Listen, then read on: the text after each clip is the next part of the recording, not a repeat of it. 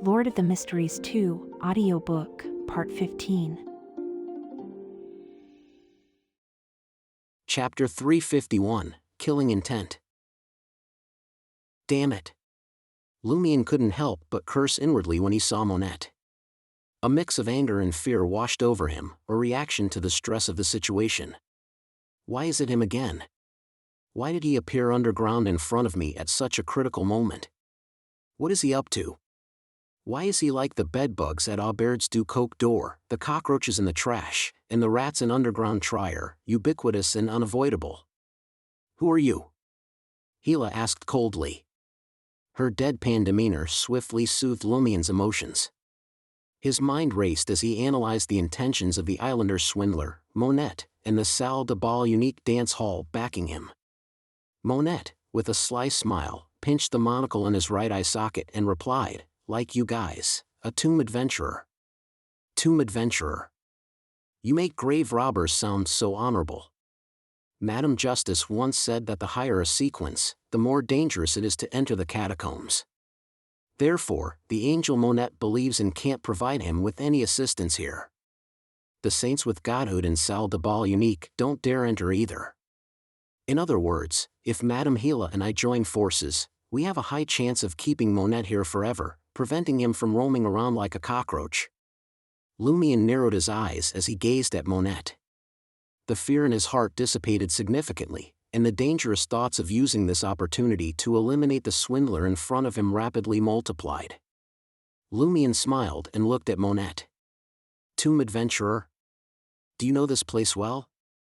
Monette smiled and said, of course. He raised his right hand and pointed at an ancient tomb at the edge of the candlelight's range. That belongs to a member of the fourth epoch Zoroast family. Immediately after, Monette pointed to a few nearby tombs. That's a member of the Jacob family, a member of the Abraham family, a member of the Blood Legion. Unfortunately, there are no Beyonder characteristics left behind. Lumion's surprise and puzzlement grew as he realized that the Islander swindler had genuinely answered his question. This raised even more questions about Monette's motives. He cautiously pointed towards the ancient tomb from which Monette had emerged. Whose tomb is that? Monette took a few steps forward, noticing the subtle shift in Lumion's demeanor. He stopped and maintained his enigmatic smile. A member of the fourth epoch Salon family. This swindler's knowledge of the fourth epoch families and the catacomb's fourth level is far more extensive than what should is written on the road signs. Amid Lumion's bewilderment, Hila spoke again. Then do you know where the Samaritan women's spring is? Monette stroked the outer edge of his monocle and wore a smirk. Why should I tell you? What kind of reward can you offer? Why should we believe you have the exact location of the Samaritan women's spring? Lumion asked instinctively. He suspected that Monette was about to embark on his habitual deception. Monette chuckled lightly. I really don't know. The name Samaritan Women's Spring isn't that impressive. It seems to come from an ancient book I once read. However, after coming to this level many times, I discovered some strange phenomena. Some occasionally animated bones will automatically gather in this area, enter a tomb, and never come out. The undead animated by the environment will be affected by this tomb's abnormality and drawn to it automatically? Or is that the Samaritan Women's Spring? Western side, some ancient tomb. The conditions match. Lumion's heart raced as he became even more vigilant. Monette, the Islander swindler, voluntarily disclosed such crucial information without receiving any payment? This was completely out of character for him. Any anomaly that occurred meant that something was wrong. Lumion suspected two potential scenarios: either Monette was luring him and Hila into the ancient tomb where the undead gathered, hoping to lead them into a trap, or he was using them as scouts to navigate this dangerous territory. Both possibilities were equally plausible. Although the former didn't benefit Monette, some people did enjoy seeing others suffer. That's all I know. Monette pinched the monocle in his right eye socket and said with a smile, I'll search the other tombs. If you can find the so-called Samaritan Women's Spring, remember to leave a note for me in the tomb of the Amon family member. Tell me what's so special about it. As he spoke, he advanced toward Lumion. In Lumien's tense state, poised to strike at a moment's notice, the islander swindler sidestepped him and headed for the distant tomb, carrying a lit white candle. Soon, his silhouette disappeared at the crossroads, plunging the area into darkness once more. Has he truly left? Lumion remained vigilant, his attention focused on Termoboros's reaction. The Inevitability angel remained silent, seemingly unperturbed by Monette's reappearance. Hela took a few steps back and positioned herself beside an ancient tomb, pushing open its rickety stone door. Confronted by the pale white bones strewn at the tomb's entrance, Hela raised her right hand.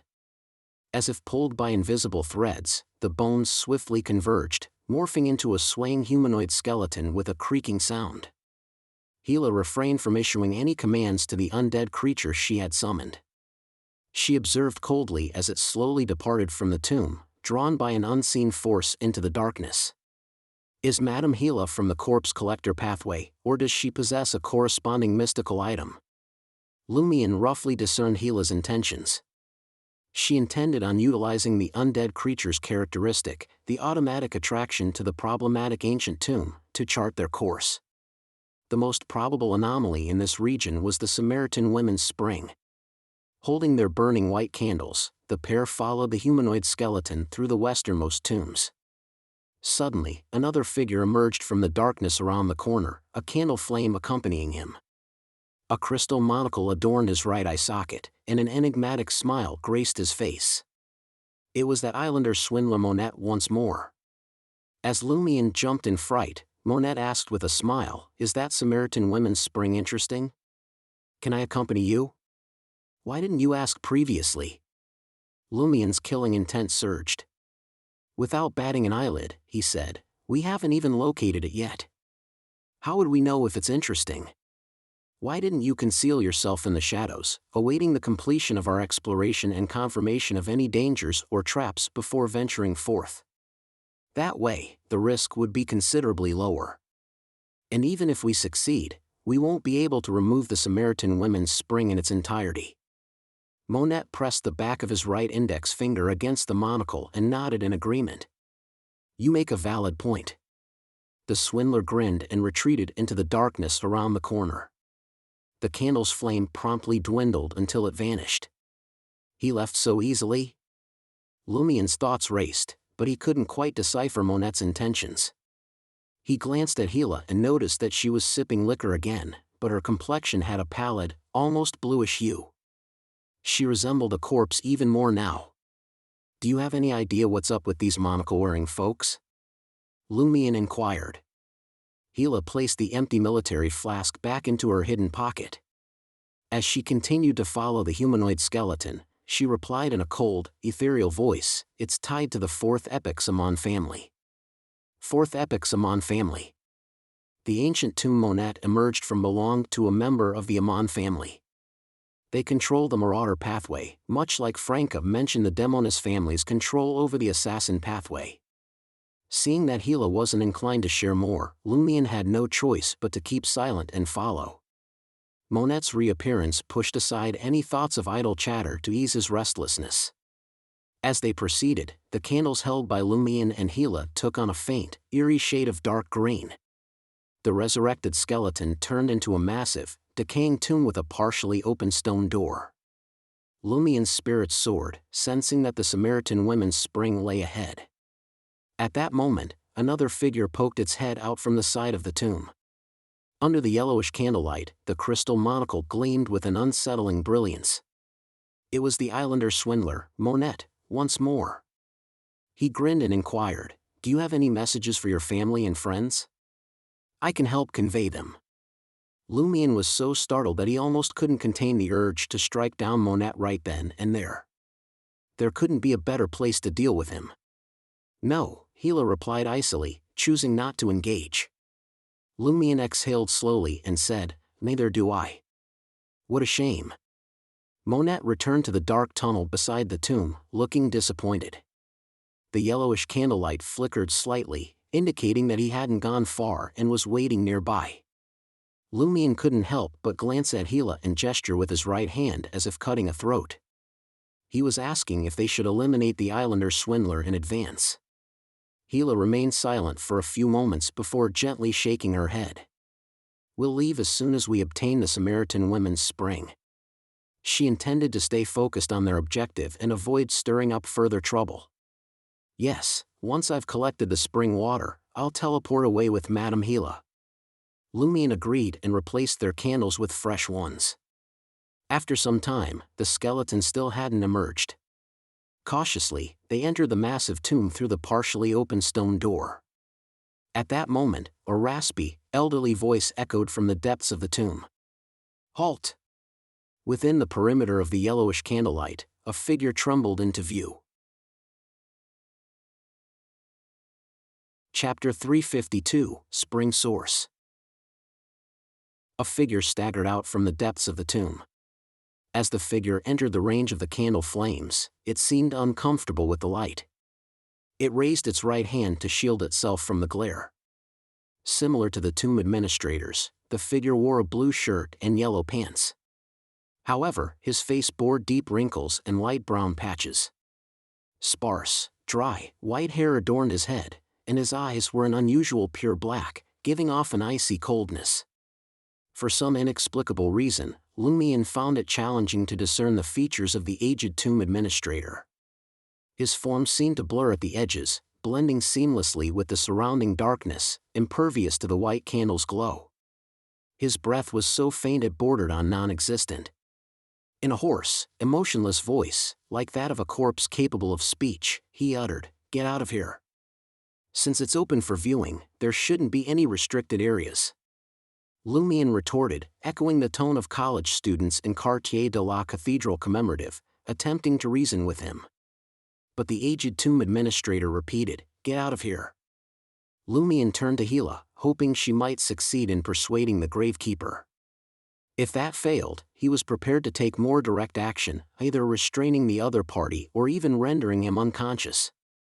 The spell of Harumph was perfectly suited for such tasks. However, Gila shook her head slowly and began to exit the tomb.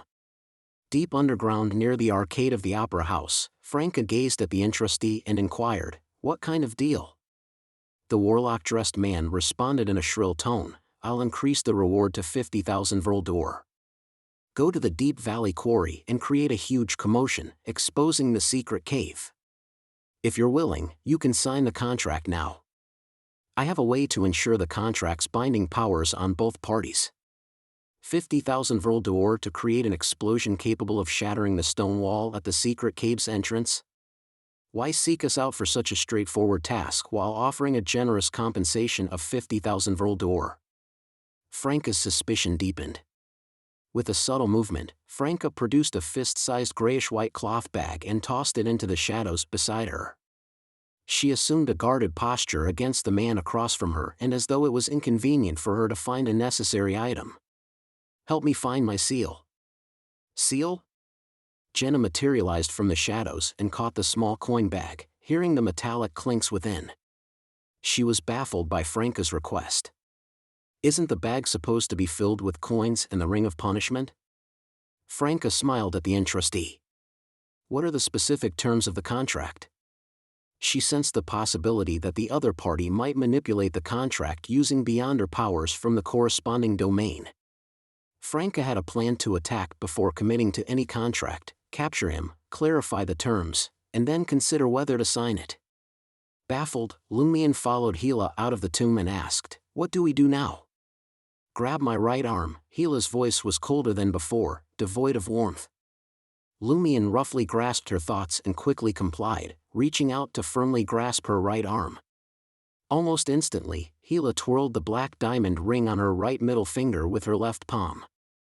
Almost simultaneously, Lumion felt a profound shift. He was no longer in the same world as the tomb entrance. Surveying his surroundings, he noticed that everything, including the dim candlelight, had become hazy, shrouded in dense fog.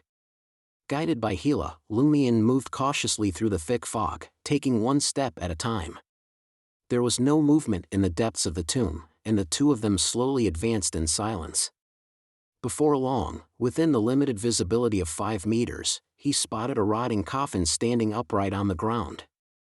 The aged tomb administrator lay motionless in the coffin, his eyes wide open and devoid of life.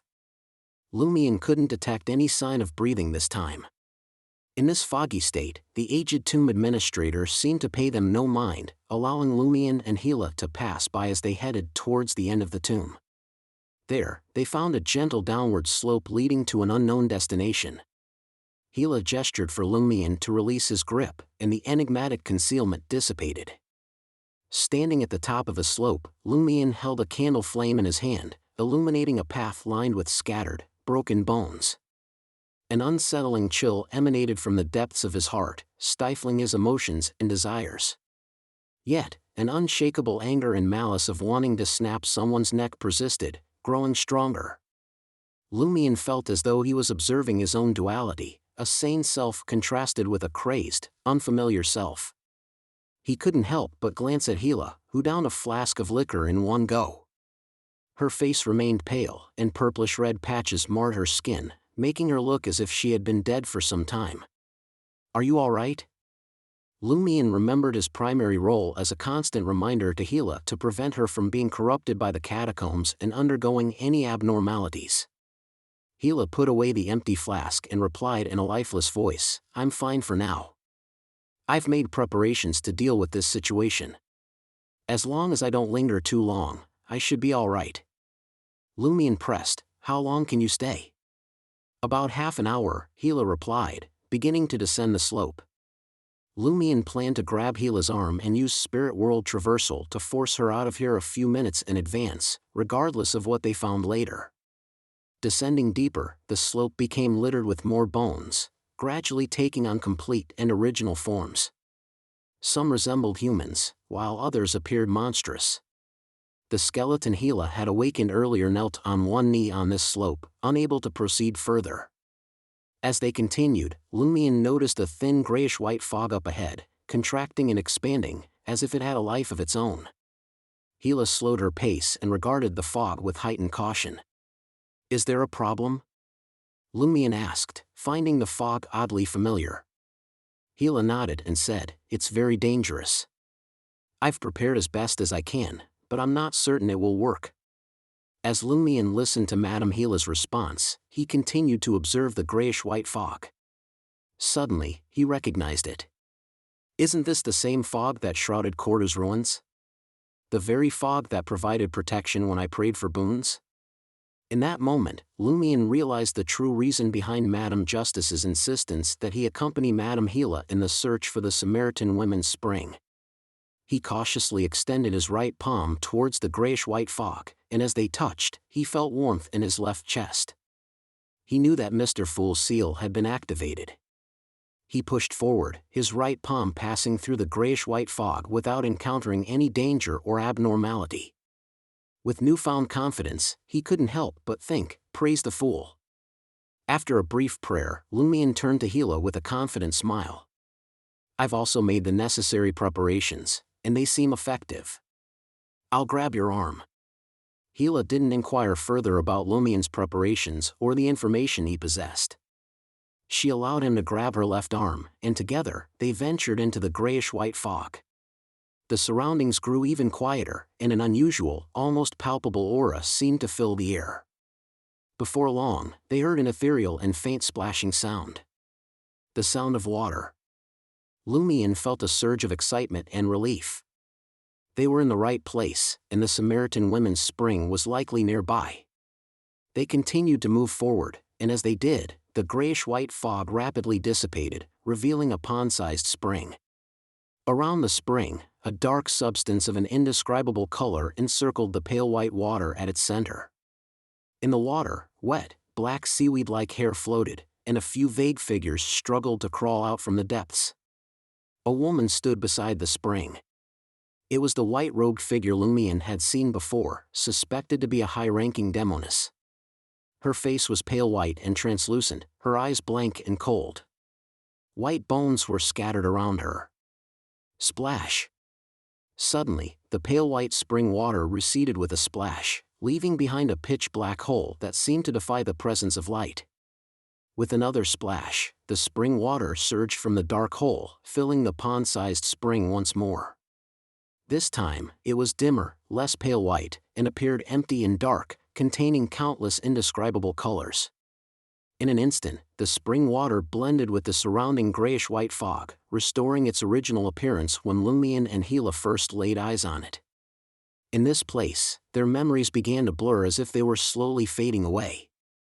In a hurry, Lumion reached into his pocket, intending to retrieve the metal canister he had prepared to collect the pale white spring water. But he touched something stone-like. He had never put anything similar into his pocket. Lumion retracted his right hand in surprise and saw a brown stone in his palm. The stone was riddled with potholes, each filled with dark red speckled spots. Earth blood ore. It was the earth blood ore he had previously lost. When did it return? Why did it suddenly appear in my possession? This is a part of underground Trier. As Lumion's pupils dilated in alarm, a frenzied, terrifying aura saturated with blood and rust emanated from the dark hole that had swallowed the pale white spring water once more. The mere presence of this aura froze Lumion and Gila simultaneously, rendering them immobile. Beside the suspected high-ranking Demoness, a skeleton raised its palm and touched its right eye. Simultaneously, it bared its white teeth and emitted a chilling, delighted laugh. You've already obtained it. How can you not give it a try? Around the spring, other white skeletons joined in, their mouths opening to produce the same voice. You've already obtained it. How can you not give it a try? Chapter 353, Crazy Figure. You've already obtained it. How can you not give it a try? The ghastly white skeletons stared at Lumion, their terrifying aura intimidating him. They laughed mockingly, their laughter exaggerated and crazed. Splash! The dark spring water, not pale white enough, gushed from the dark hole and filled the small pond. Compared to before, there was an additional figure in the water. The figure seemed to be engulfed in an intense inferno, almost colorless flames covering its entire body. Despite occupying only a corner of the spring, Lumion, frozen in fear, felt it was abnormally huge, like a mountain peak. Within the nearly intangible flames, the figure revealed long, blood-colored hair. Its sculpted face was marred by decay and pus, and its bones gleamed with a metallic luster. Its iron-black eyes seemed rusted, emitting a sinister blood-red glow. Yellowish magma dripped from the figure's body, quickly extinguished by the pale white spring water. As the Samaritan women's spring surged again, the dense white bones that had made the sound fell silent, as if they were about to decay into mud. Seeing the decomposing mountain-like figure, the stench of blood and rust intensified in Lumion's nostrils. His stunned mind was tinged with a madness that yearned to destroy everything, igniting his already violent and ferocious aura. If he hadn't been on the brink of death, his thoughts completely stalled, he might have lost his mind and become a lunatic. He could lose control at any moment if that happened. In any case, he stood frozen in place, as if facing his most feared natural enemy. All he knew was to tremble, forget to resist, and forget to escape. Splash! The highly decayed figure, shrouded in intangible flames, entered the pitch-black cave, determined to reach the edge of the Samaritan women's spring. It reached out its right palm, dripping with a faint yellowish-red liquid, trying to grab Lumion, who stood there. The spring water surged, and a faint fog gathered, preventing the figure, which appeared as massive as a mountain, from leaving the spring. A low growl escaped the figure, and its iron-black eyes emitted a corrupting redness, capable of unsettling anyone who lay their eyes on them. Under this influence, Lumion's mind buzzed, and he went blank. The Samaritan women's spring trembled violently. Although the terrifying figure couldn't break free from the spring's constraints, it successfully blocked the spring water's retreat into the dark hole. Simultaneously, the decayed and shadowy figures within the spring surged toward the shore, driven by the low growl. Among them, there was a woman filled with pus exuding a serene knight-like temperament, a decaying corpse adorned with a golden crown, an iron-colored skeleton sprouting greasy feathers, a figure entwined with countless shattered maggots, and a strange black entity. These figures, too, couldn't leave the Samaritan women's spring but approached the edge, extending pale white, pus-covered or highly decayed palms made of repulsive maggots toward Lumien's feet. The long black hair floating on the water's surface, resembling a tangle of weeds, suddenly came to life and extended rapidly beyond the spring. The white-robed woman lingering around the Samaritan women's spring was instantly ensnared by the long black hair. Lumien's figure reflected in her stiff, cold blue eyes. Bizarre and terrifying palms gripped Lumien, and the long black hair tugged at him. Slowly and uncontrollably, he slid toward the Samaritan women's spring, drawing closer to the colossal figure formed by madness and flames. His body grew colder, and his thoughts went blank. At that moment, all light suddenly vanished, and he was consumed by a most profound darkness. Melodious singing and chanting echoed from afar, soothing the area. The blurry and shadowy figures no longer displayed the same level of madness as before, as if they had been pacified. The terrifying palms that had clutched Lumien's feet and nearly froze his spirit and flesh retracted. The long black hair that had tugged at his body lost its vitality and fell to the ground, powerless. The figure suspected to be a high-ranking Demoness lingering around the Samaritan women's spring also came to a halt, as if listening to a nocturnal symphony. Even the most terrifying and frenzied figure slowed down, its terrifying aura significantly weakening. Lumien snapped out of his daze and instantly comprehended what had transpired. The thief who had stolen the earth blood ore was none other than Monette of Salle de Bal Unique. Monette had deliberately orchestrated a coincidental encounter with him on the 4th level of the catacombs. Using his thieving skills, he had surreptitiously returned the earth blood ore, enabling Lumien to bring the ore specimen to the Samaritan women's spring without detection, triggering this bizarre turn of events. Lumien had never intended to take the earth blood ore underground, deeming it too dangerous given his current abilities. Monette's theft and return of the ore had been a passive way to provoke an encounter, the nature of which remained uncertain. As for Monette's motives, Lumien knew he might only uncover them after this ordeal concluded. With his thoughts racing, Lumien instinctively reached for Hila's arm, intending to activate his contract mark and escape using spirit world traversal. In the process, he attempted to rid himself of the earth blood ore, hoping to distract the crazed figure with long, blood-colored hair. However, the earth blood ore appeared to be affected by the abnormal environment, showing visible signs of deterioration. Silently, it crumbled, dissolving into the air. The hidden bloodstains marked Lumien's palm, corroding his skin. Meanwhile, the flame of the white candle Hila held flickered precariously, on the brink of extinguishing. The black diamond ring on her right hand emitted a profound darkness. After grasping her arm, Lumien realized they were both frozen in place. This area seemed to be cut off from the spirit world, rendering escape impossible. "I can't escape." Lumien retracted his hand decisively and addressed the fiery figure, who gazed at him with madness. "Ha!" A pale yellow beam emanated from his mouth, striking the dark, mountain-like figure. The figure swayed, but remained unharmed. It unleashed an intangible roar once more. Receiving this new command, the bizarre figures, previously calmed by the tranquil night, trembled. They extended their decaying or repulsive hands once again, clutching at Lumien's feet. The black hair, previously lying dormant, rose again. Realizing evasion was futile, Lumien's body erupted in fiery flames. The crimson blossoms of destruction rapidly dimmed and faded, as if their vitality had been extinguished in an instant.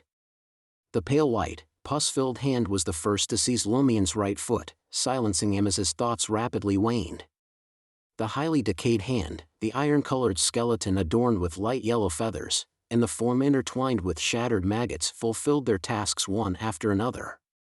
They dragged Lumien, who appeared as if in a trance with wide-open eyes, toward the Samaritan women's spring. Hila found herself encircled by layers of long black hair. It pierced through the tranquility of the night, enveloping the lady, who displayed signs of decay. Lumien stared vacantly at the rigid, decomposing countenance, at the iron-black eyes tinged with blood. He sensed an overwhelming, unadulterated madness but could summon no coherent thought. His body grew more rigid, and purplish-red livor mortis emerged on his flesh. He was now just a step away from the pale white spring. At that moment, the Samaritan women's spring, which had been held at bay by the colossal figure for an extended period, finally surged forward, breaking through the barrier. It swept all the figures, including the colossal one engulfed in invisible flames, back into the lightless abyss of the dark hole. The colossal figure emitted a furious roar, but it was helpless against the relentless flow of pale white spring water, vanishing into the depths of the abyss. Lumion woke up and spotted the white-robed woman lingering nearby. He swiftly turned and sprinted toward the crest of the slope. His plan was straightforward, since the abnormality stemmed from the earth blood ore, which had partially melded with his palm. He needed to seize this chance to escape. It was not the time to collect the remaining spring water. As long as he could make his getaway before the pale white spring surged again and the menacing figures resurfaced, Hela would be safer left behind. She could gather the water calmly and share it with him later. To escape, given that teleportation had failed, his legs were his sole option now. As Lumion ran, he readied himself for any potential setbacks.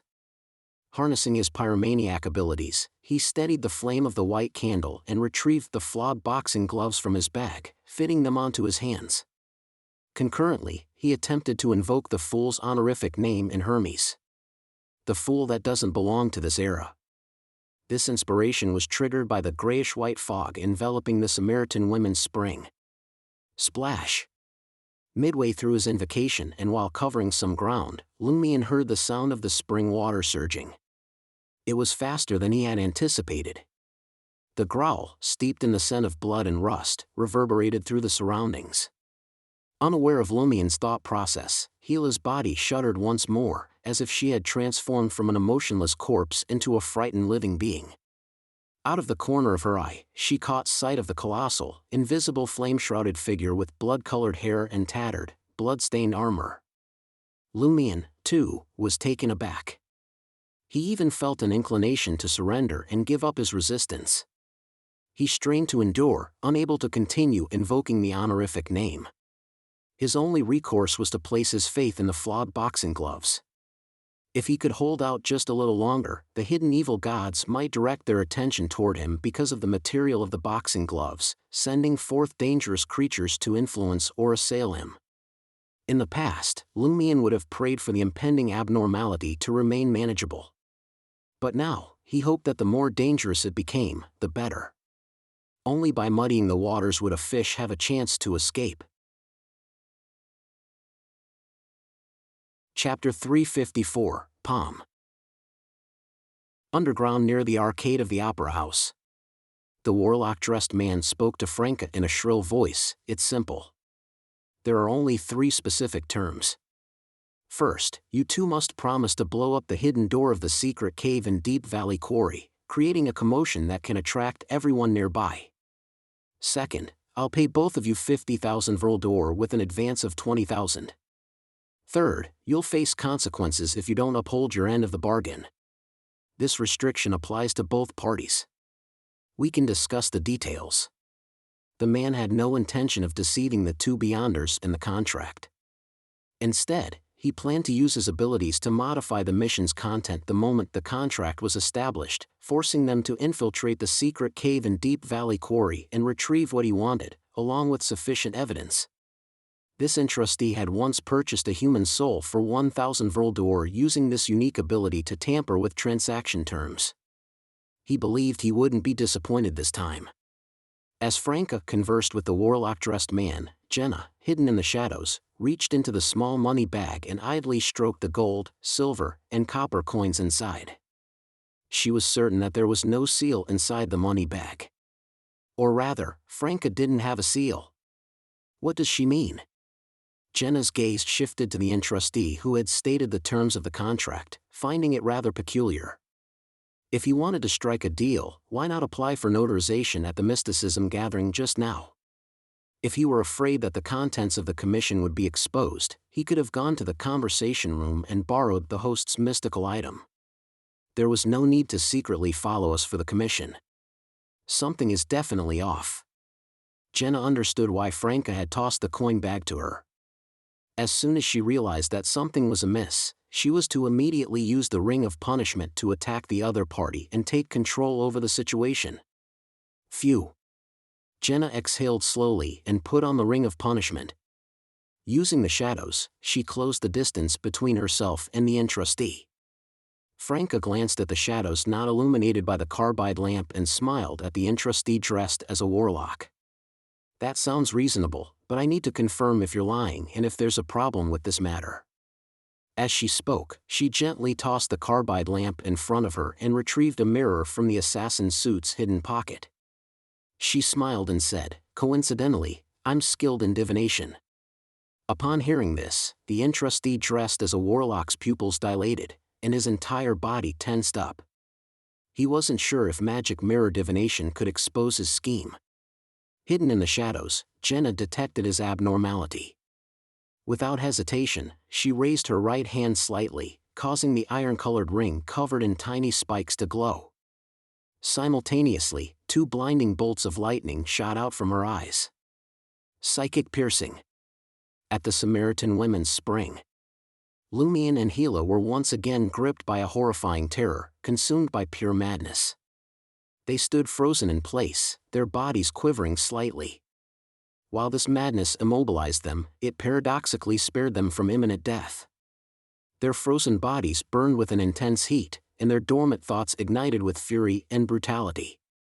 However, their purplish-red livor mortis and decaying skin continued to worsen, showing no signs of improvement. Darkness descended once more, and Gila used the black diamond ring on her right hand to try and pacify the spectral figures hovering in the Samaritan Women's Spring, including the burning giant in rotting armor. Lumion recollected his thoughts and realized that his escape with Gila had not been in vain. They had distanced themselves more than 10 meters from the spring, and the decaying, shadowy figures could not leave the Samaritan Women's Spring or reach the shore to grasp their legs and drag them underwater. These figures clustered at the spring's edge, their vacant eyes staring into nothingness. Their heavily decayed or distorted hands occasionally reached out from the water, only to be forcefully pulled back by some mysterious force. Silently, they emitted roars that made the entire slope tremble, inducing drowsiness and feelings of submission in Lumion and Gila, causing various adverse reactions. However, the madness that had ignited their thoughts and the strange effects that had led to signs of dissociative identity disorder had failed to take hold. Around the Samaritan Women's Spring, only the lingering female figure and the long black hair, resembling seaweed, could approach Lumion. One gazed at him with eerie eyes, while the other extended itself, attempting to ensnare him. Lumion was relieved. Even if his resistance failed, he would be dragged toward the Samaritan Women's Spring by the long black hair and the indistinct figure suspected to be a high-ranking Demoness. With more than 10 meters to cover, he had a chance to hold on until the pale white spring water overcame the terrifying figure with its reddening iron-black eyes and carried him back into the pitch-black abyss. When the moment arrived, Lumion could make a swift escape. In 2 or 3 attempts, he could exit the area shrouded in the grayish-white fog and return to the chamber above. Later, he would send Gila inside to retrieve the Samaritan Women's Spring's water, avoiding the adverse reaction caused by the blood ore and the colossal figure which was clearly more potent than the other water ghosts. But in the next moment, Lumion's body froze unnaturally. White frost appeared and vanished repeatedly on his body. In the blue eyes of the woman, Lumion was now imprisoned in ice. The long black hair coiled tighter around him, dragging him toward the Samaritan Women's Spring. Seeing Lumion in peril, Gila, who had remained relatively unaffected, swiftly aimed her right hand at the unknown entity, suspected to be the lingering spirit of a high-ranking Demoness, using the black diamond ring that emitted a constant darkness. The night transformed into a shroud, enshrouding the other entity and inducing slumber. Lumion seized this opportunity to release a harumph, channeling a white stream of light through his nose and into the crystalline ice that bound him, targeting the seaweed-like black hair. The black hair that ensnared him suddenly lost its strength. Simultaneously, the curtain of night that had surrounded the entity abruptly constricted, leaving it empty. Not far away, the female figure in the white robe reappeared, her gaze fixed on Lumion. Though danger still loomed, Lumion felt a surge of relief. He believed that, even if he stopped resisting now, he could hold on until the pale white spring withdrew into its depths. At that moment, the iron-colored eyes of the colossal figure floating in the spring grew wilder, and the rust-like redness became as vivid as blood. He tugged violently at the spring water, as if trying to break free from invisible chains. Finally, amid a tumultuous earthquake-like upheaval, the figure draped in tattered, blood-soaked armor and engulfed in invisible flames reached the edge of the Samaritan women's spring. Rumble! The ground quaked, sending grayish-white dust raining down. Lumien's mind buzzed, and he blacked out instantly. When he regained his senses, he found himself back at the edge of the Samaritan women's spring, having covered over 10 meters in an instant. From the corner of his eye, he saw Gila rushing back towards him, her eyes vacant and bloodshot, resembling a puppet or a mindless soldier following orders. Lumien could already guess that when he closed his eyes, he had returned to the spring's edge in a similarly empty and obedient state. At this moment, he couldn't flee upon regaining consciousness. Behind him were the coiling black hair and the figure of the supposed high-ranking Demoness. In front of him were the grotesque, decaying, and repulsive palms. Simultaneously, they clawed at Lumien, intent on dragging him into the spring. The colossal figure with long, blood-red hair hanging over it was just a step away. Gritting his teeth, Lumien seized the chance to bite the base of the white candle and reached into his pocket with his gloved left hand. As he did, he cursed internally.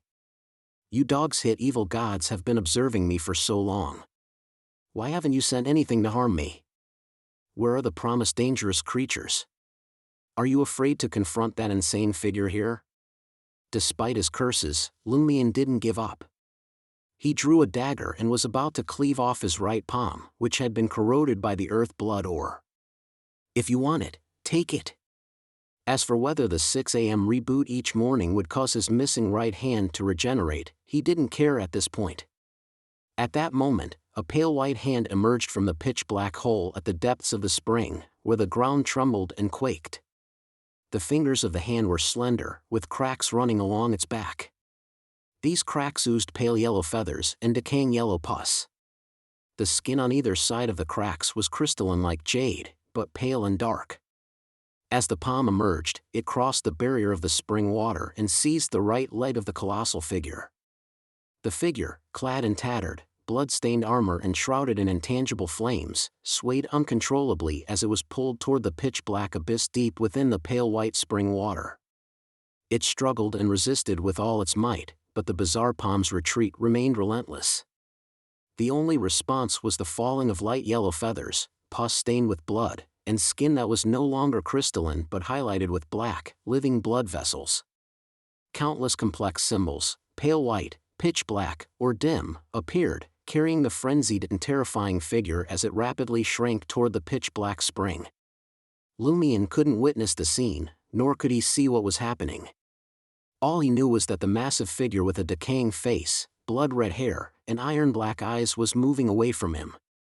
The terrifying hands that had grabbed him stopped moving, frozen in place.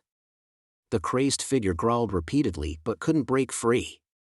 In the blink of an eye, most of its body had been dragged back into the depths of the spring. Just as it was about to disappear completely, its madness materialized. 2 dark red rust spots shot out of its iron-black eyes and darted straight toward Lumien. Instinctively, Lumien raised his right hand to block. The 2 rust marks pierced through the flawed boxing glove and into his skin, which had been corroded by the earth blood ore. Splash! The pale white spring water receded entirely, pulling all the floating figures into the pitch-black abyss. The vicinity of the spring fell eerily silent. Chapter 355, The Real Spring Water. In the midst of the eerie silence, Lumien sensed an unusual heat in his right palm, as though it were ablaze. Swiftly, he stripped off his boxing gloves and inspected his palm. The earth blood ore's corrosive touch had left it bright red, radiating waves of excruciating pain that left him seething with frustration and anger. Aside from this, nothing appeared out of the ordinary for now. Given the circumstances, Lumien couldn't afford a detailed examination. Ignoring the cold creeping through his body and his calm thoughts, he retreated to assess the situation at the Samaritan Women's Spring. Indistinct figures in the long, weed-like black hair submerged in the water were drawn into a lightless abyss, swaying relentlessly, as though a fierce battle raged within.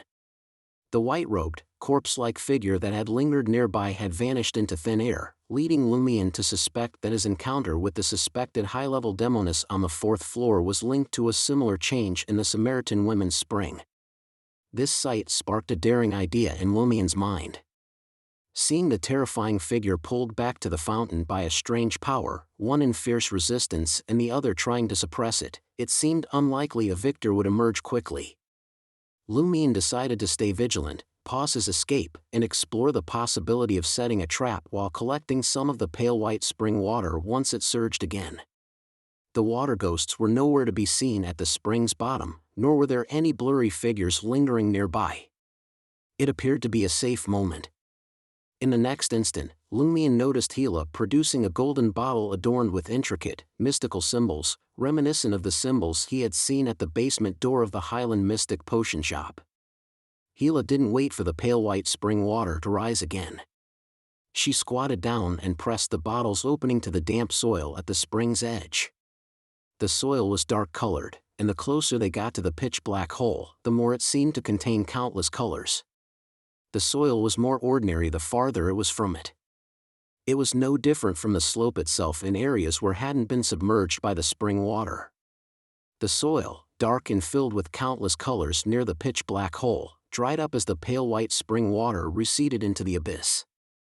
However, the periphery remained slightly moist, producing droplets that were more tangible than the pale white spring water and resembled the color of a nocturnal lake. Seeing that Gila's target was the liquid, Lumion asked in confusion, "Aren't you going to wait for the Samaritan Women's Spring to resurface?" Gila shook her head.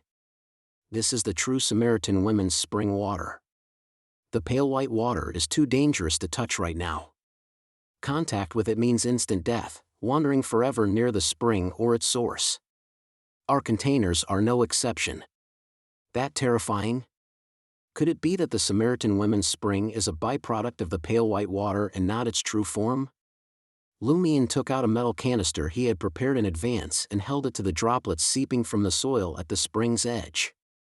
With just one drop, the canister showed signs of rust and decay from prolonged submersion.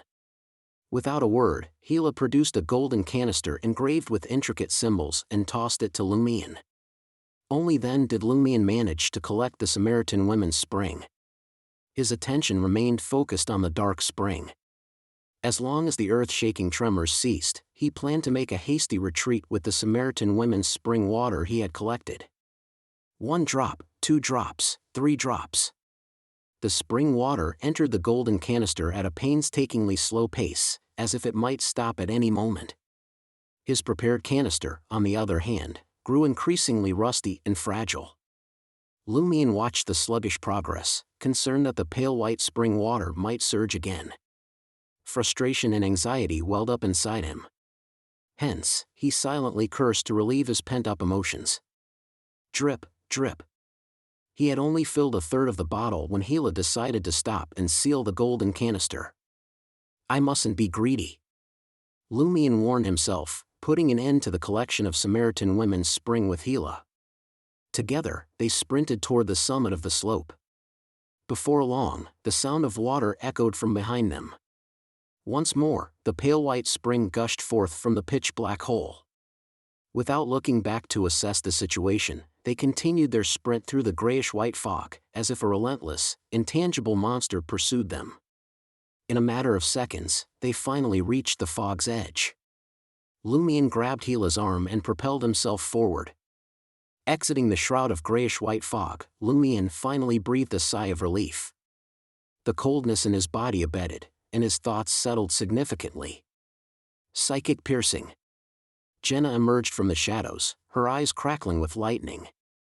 The man in the warlock robe heard a surreal crack and felt an intense surge of pain radiate from the depths of his spirit body, gripping his mind. Instinctively, he crumpled to the ground, curling up in an attempt to alleviate the agony. Franca wasted no time and seized the moment. She pointed the mirror she held at him. As the warlock-clad entrustee appeared in the mirror, black flames ignited in Franca's palm and spread across the glass. Demoness curse. Black flames erupted from the man's body, weakening his struggling spirit.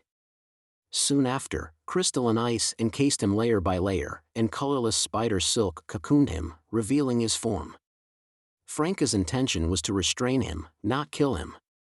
After all, nobody knew if he was involved in any corruption or high-level matters, and reckless spirit channeling could lead to accidents.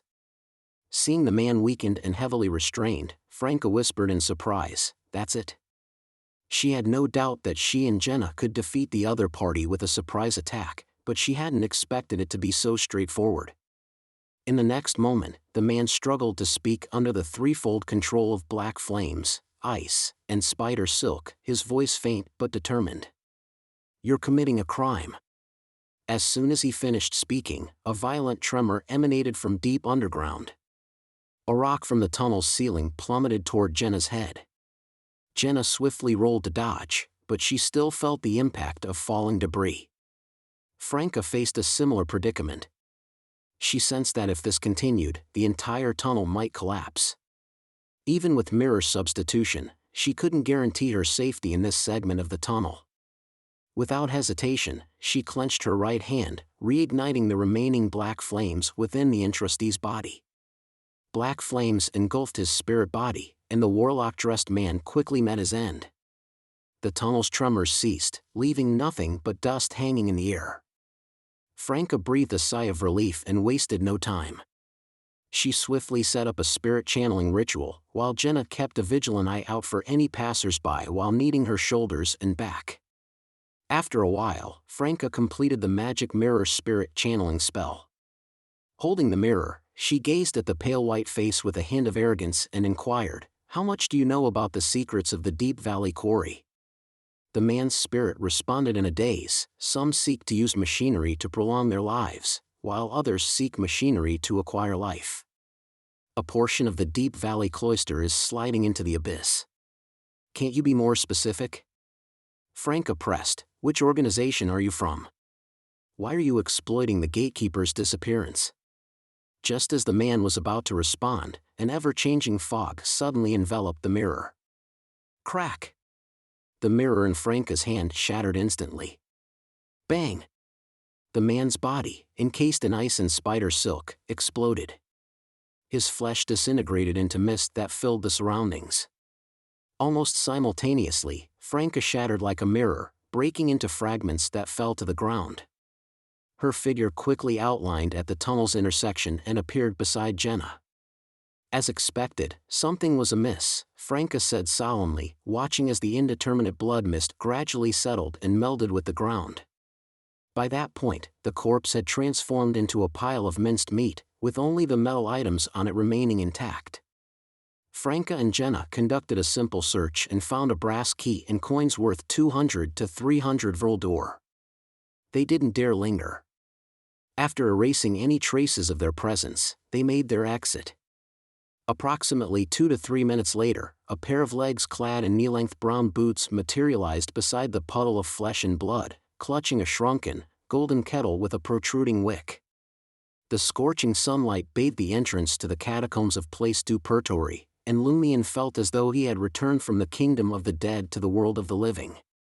The chill that had permeated his body gradually dissipated. Turning to Gila, whose pale white complexion, purplish-red livor mortis, and signs of decay had yet to fully heal, he smiled and remarked, "Even though it wasn't a real battle, it's the closest I've come to death." Gila replied simply, "Those who can retain a mark in the pale white spring water for a long time were once formidable individuals." As Lumion strolled to the edge of the square, he casually inquired, "What's the purpose of the Samaritan Women's Spring? You can't actually use it to forget the past and pain, can you?" Gila shook her head. "For me, it can serve as a replacement for a certain ritual, or rather, become the central element of another ritual." Lumion didn't fully grasp the concept, so he didn't press for more details. Soon, however, he noticed that the residual chill in his body and thoughts hadn't completely vanished just because he had left the catacombs. While it had mostly dissipated, it seemed to linger within him, resurfacing gradually as night fell. The abnormality in our bodies is still present, Lumion reminded Gila with a solemn tone. Gila nodded. I have a solution. The one who tasked you with obtaining the spring water should have a solution as well. Lumion acknowledged her words briefly and bid farewell to Gila, making his way toward the public carriage stop. Compared to the abnormality of gradually dying, he was more concerned about the earth blood ore that had corroded his palm, as well as the bizarre rust. Chapter 356, Scar. As time ticked away, Lumion sensed his body temperature slowly dissipating. Even the blazing sun outside the public carriage window couldn't stave off this change. His thoughts dulled, and the skin on the back of his hand turned a pallid white. At last, Lumion made it to the market district. As he disembarked from the public carriage, his limbs seemed to stiffen. Just as he turned onto Rue de Blouses Blanches, a man who approached him was taken aback. He let out a quiet gasp, his eyes filled with fear. Lumion instinctively glanced to the side, assessing his reflection in the cafe's glass window. His blonde-black hair appeared as if it hadn't been washed for days, and his face had turned a sickly shade of pale blue. There were purplish-red patches and signs of decay on his neck, and his eyes mirrored the cold emptiness of a corpse that had lain dead for many days. Lumion smirked at the man and remarked, "Well, what do you think?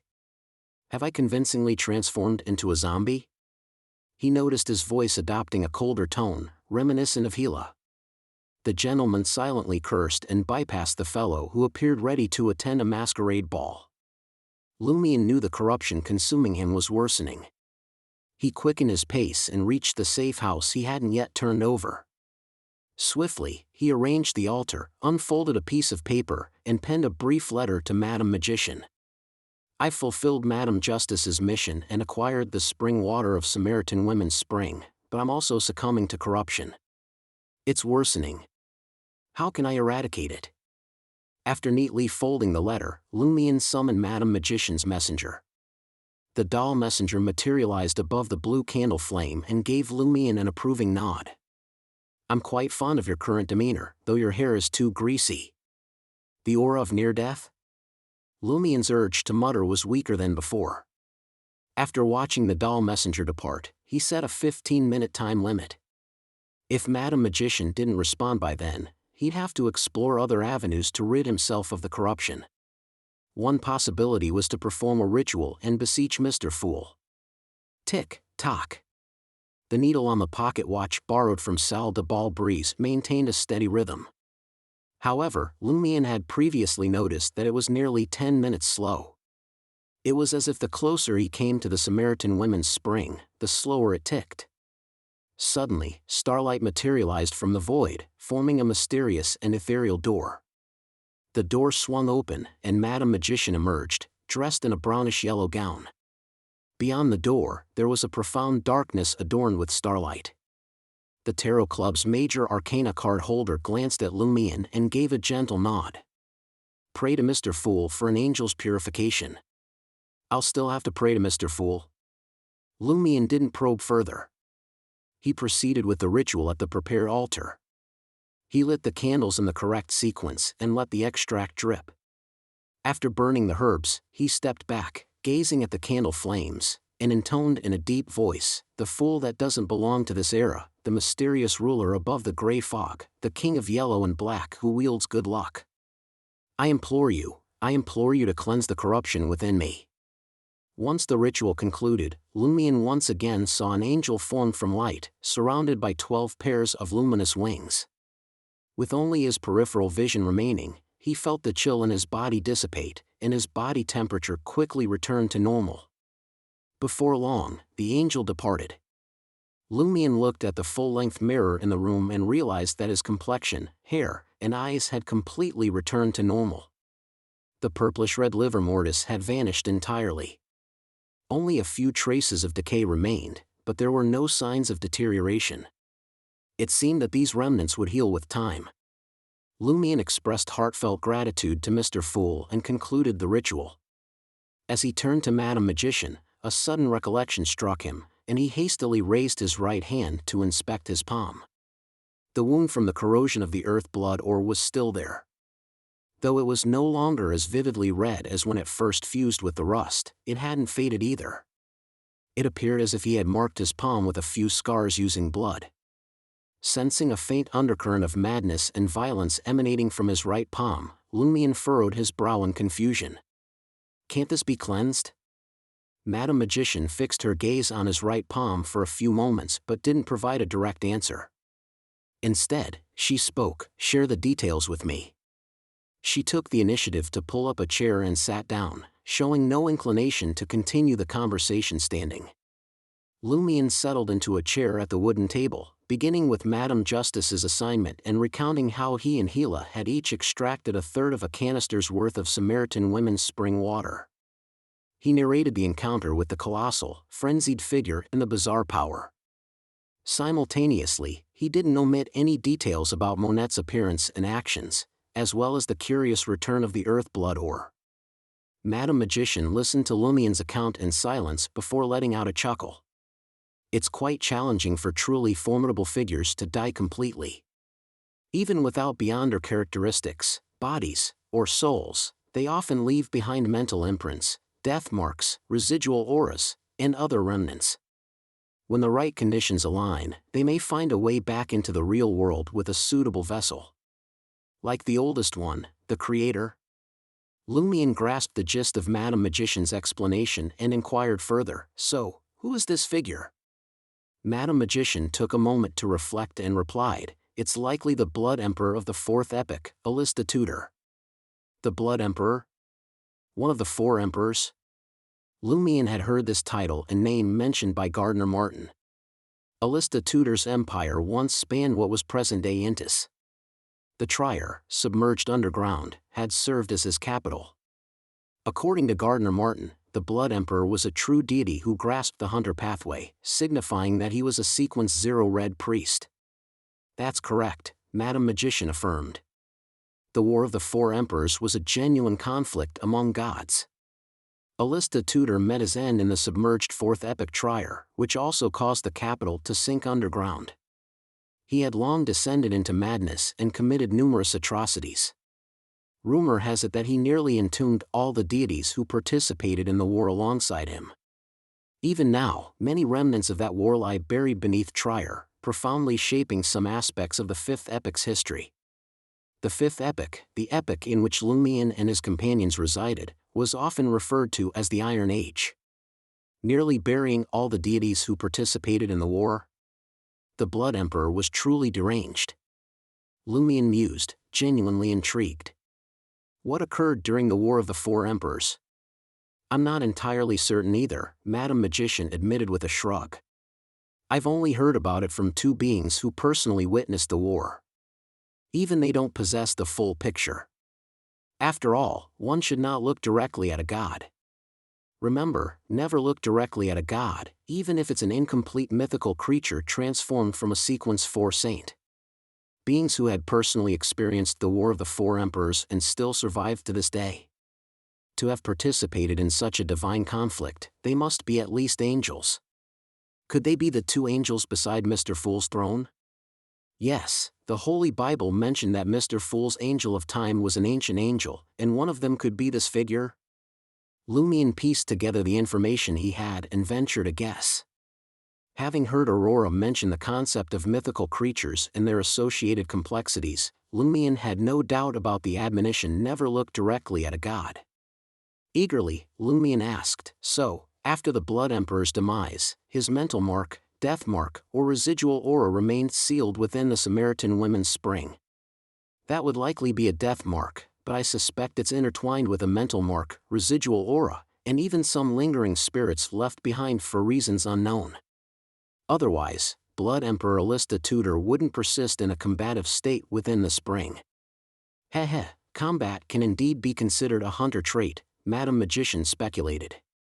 As Madame Magician spoke, she extended her hand into the void, disappearing from Lumion's sight. After a brief search, she reappeared, holding a tempting glass of Kirsch. "Didn't your sister teach you? When you have a guest, remember to ask if they want tea or wine, or perhaps offer snacks," Madame Magician chided playfully as she took a sip of the light red wine and shook her head. How could I remember at a time like this? Where did she get her wine? Only then did Lumion realize that he had forgotten to ask about the most important thing. He sincerely acknowledged the lesson and then raised another query. What's the origins of the strange power that dragged the Blood Emperor back into the spring?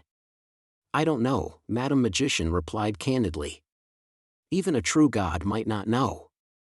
All I can be certain of is that it has no connection to the War of the Four Emperors. Lumion decided to put this matter aside for now and turned his attention to his right hand, where the mysterious traces remained. What are these marks? Can't Mr. Fool cleanse them? If this isn't corruption, it can't be cleansed, Madame Magician explained while sipping her kirsch. It's more similar to a mystical item embedded in your hand. It will bring about certain adverse effects, and these effects can't be cleansed unless the item itself is removed. A mystical item. What's its purpose and what dangers does it hold? Lumion hadn't anticipated this revelation. It's useless. Madame Magician chuckled. I mentioned it's similar, but not equivalent. It certainly isn't a direct source of power enhancement. Rumor has it that in the underground of the Fourth Epoch's Trier, there are numerous treasures left behind by Blood Emperor Alista Tudor in various hidden locations. Only those with the Tudor family's bloodline can unlock them. And now, you can unlock them as well. So, it's like my palm contains some of Tudor's blood and aura, unrelated to beyond her powers? Lumion tried to probe the bright red scars on his right palm with his consciousness. As soon as the two connected, he was abruptly engulfed by a surge of frenzied, violent, terrifying, and dominating aura. The entire room, and even the entire apartment, quaked uncontrollably. Chapter 357, Monette's True Identity. The sudden change in the frenzied aura that had affected Lumion instinctively made him withdraw his consciousness from the scar on his right palm. The anomaly ceased, and everything returned to normal. Lumion surveyed his surroundings, concerned that the aura might attract unwanted attention. At that moment, the room fell unusually silent, and the surroundings dimmed slightly, as if a layer of dark-colored soundproof glass had been added. Lumion relaxed and turned his gaze back to Madame Magician. What happened? The trace carries the aura of Alista Tudor, but it has no practical effect. It can't intimidate others or make them submit. Madame Magician held a cup filled with kirsch and smiled. With Denise's face, you can act as the Blood Emperor at Theatre de l'Ancien Cage aux Pigeons. It could only be used for acting or to frighten people under specific situations. Lumion nodded thoughtfully. What kind of negative effects will these traces have on me? Madame Magician chuckled. You'll become crazier, more ferocious, and more impulsive, but you're not lacking in those qualities already. What she meant was that you have many similar negative effects. As long as they don't exceed the limit, there wouldn't be any problems. Or rather, you are already used to it, so it couldn't get any worse. That's good. Lumion heaved a sigh of relief. Madame Magician took a sip of kirsch and reminded him, for now, you mainly rely on your perseverance and alms monk endurance to suppress the negative effects and maintain your normal state. However, when the time is right, you need to vent. It's like a reservoir. You can't keep accumulating water. You have to find an opportunity to release a portion. Otherwise, if you accumulate it day by day, it will either break the dam or spill out of the reservoir, leaving behind psychological problems. That's true. While alms monk's subsequent advancement to ascetic emphasizes endurance and accumulation, there's also an explosive aspect. Lumion understood Madame Magician's words. Simultaneously, he thought of something. After joining the Iron and Blood Cross Order, he would inevitably explore underground Trier. Although he possessed the Blood Emperor's aura and had the qualifications to enter specific places and open certain treasures, would he trigger more abnormalities and encounter more danger? Lumion expressed his concerns, and Madame Magician nodded slightly. This is a completely foreseeable discovery. As the saying goes, it's both a boon and a curse. If you don't want to take such a risk, pray to Mr. Fool again in 2 or 3 days and ask him to help you eliminate Alista Tudor's aura. Remember, you must specify that it's the aura of a high-level Beyonder of the Hunter pathway to prevent any misunderstandings of removing any unnecessary things during the surgery. Can I clear it with my daily 6 a.m. reset? Lumion asked out of habit. Madam Magician shook her head. It can't reset an aura of this level. Lumion fell into deep thought, contemplating whether to retain Alista Tudor's bloodline aura or use a ritual to remove it. Recalling that entering the underground to search for the 4th Epic Trier would undoubtedly be a mission assigned by the Iron and Blood Cross Order, and triggering an abnormality was highly likely, he steeled his resolve and chose to keep the bright red scar on his right palm. Unlike other members of the Iron and Blood Cross Order who had been corrupted by the building at 13 Alista, only Alista Tudor's bloodline aura could allow him to withstand the same underground treatment as the corrupted without losing his sanity. As for the potential dangers, he was concerned, but he could only choose the option with fewer disadvantages. In any case, searching for the entrance to the 4th Epic Trier wasn't his sole mission. When the time came, many members of the Iron and Blood Cross Order would undoubtedly join the effort. Gardner Martin might even lead the team. If the sky collapsed, they would all face it together. Seeing that Lumion had made up his mind, Madam Magician didn't say anything else and quietly savored her kirsch. Lumion then inquired about something else. That group of Monette Islander swindlers, or rather, the people at Salle de Bal Unique. Could it be that they want me to obtain Alista Tudor's bloodline aura and open a treasure trove in the future? But why not obtain it themselves? They've already stolen the Earth Blood ore, and they can clearly enter the area around the Samaritan Women's Spring. Perhaps it's too dangerous for them, and they don't want to try it themselves. If you fail, it could unleash the Blood Emperor's remnant spirit. If you succeed, they just have to wait until you find the treasure, Madam Magician replied with a smile. Ushering in the Blood Emperor's remnant spirit? Lumion expressed his puzzlement. Back then, I felt that as long as I came into contact with the pale white spring water, I would die immediately and completely. I probably can't become a vessel for the Blood Emperor's resurrection. Madam Magician pondered for a moment and said, normally, that should be the case, but since you're a hunter and possess Mr. Fool's seal and an angel from the Inevitability domain, once you're dragged into the spring and fused with the Blood Emperor's remnant spirit, it might trigger an unpredictable explosion, allowing Alista Tudor's figure to escape its restraints and prevent death from imprisoning him. Lumion pondered Madam Magician's words and felt that the more he thought about it, the more questions arose, making him feel more terrified. Madam Magician gently swirled her glass. That was just my guess. The true motives of those at Salle de Bal Unique remain to be confirmed. It might even be a prank that could endanger your life to interfere with our judgment of other matters. In short, you have to be vigilant. Don't relax just because you feel that the other party has achieved their goal. Lumion tersely acknowledged, indicating that he wouldn't let his guard down. In fact, even if Madam Magician hadn't mentioned it, he would have taken precautions against the Islander swindler who always appeared underground at critical moments. This guy was close to traumatizing him. Should we report the anomaly at Salle de Bal Unique to the 2 churches? Lumion inquired. Madam Magician wore a peculiar expression as she replied, I've been observing the dance hall for some time and realized that most of the people wearing monocles in their right eyes are normal. Only a few are problematic, and the few who are problematic are irregular. It's difficult to lock onto them as they can be one thing today and something else tomorrow. Furthermore, no one knows if he is among those who don't wear monocles with their right eye.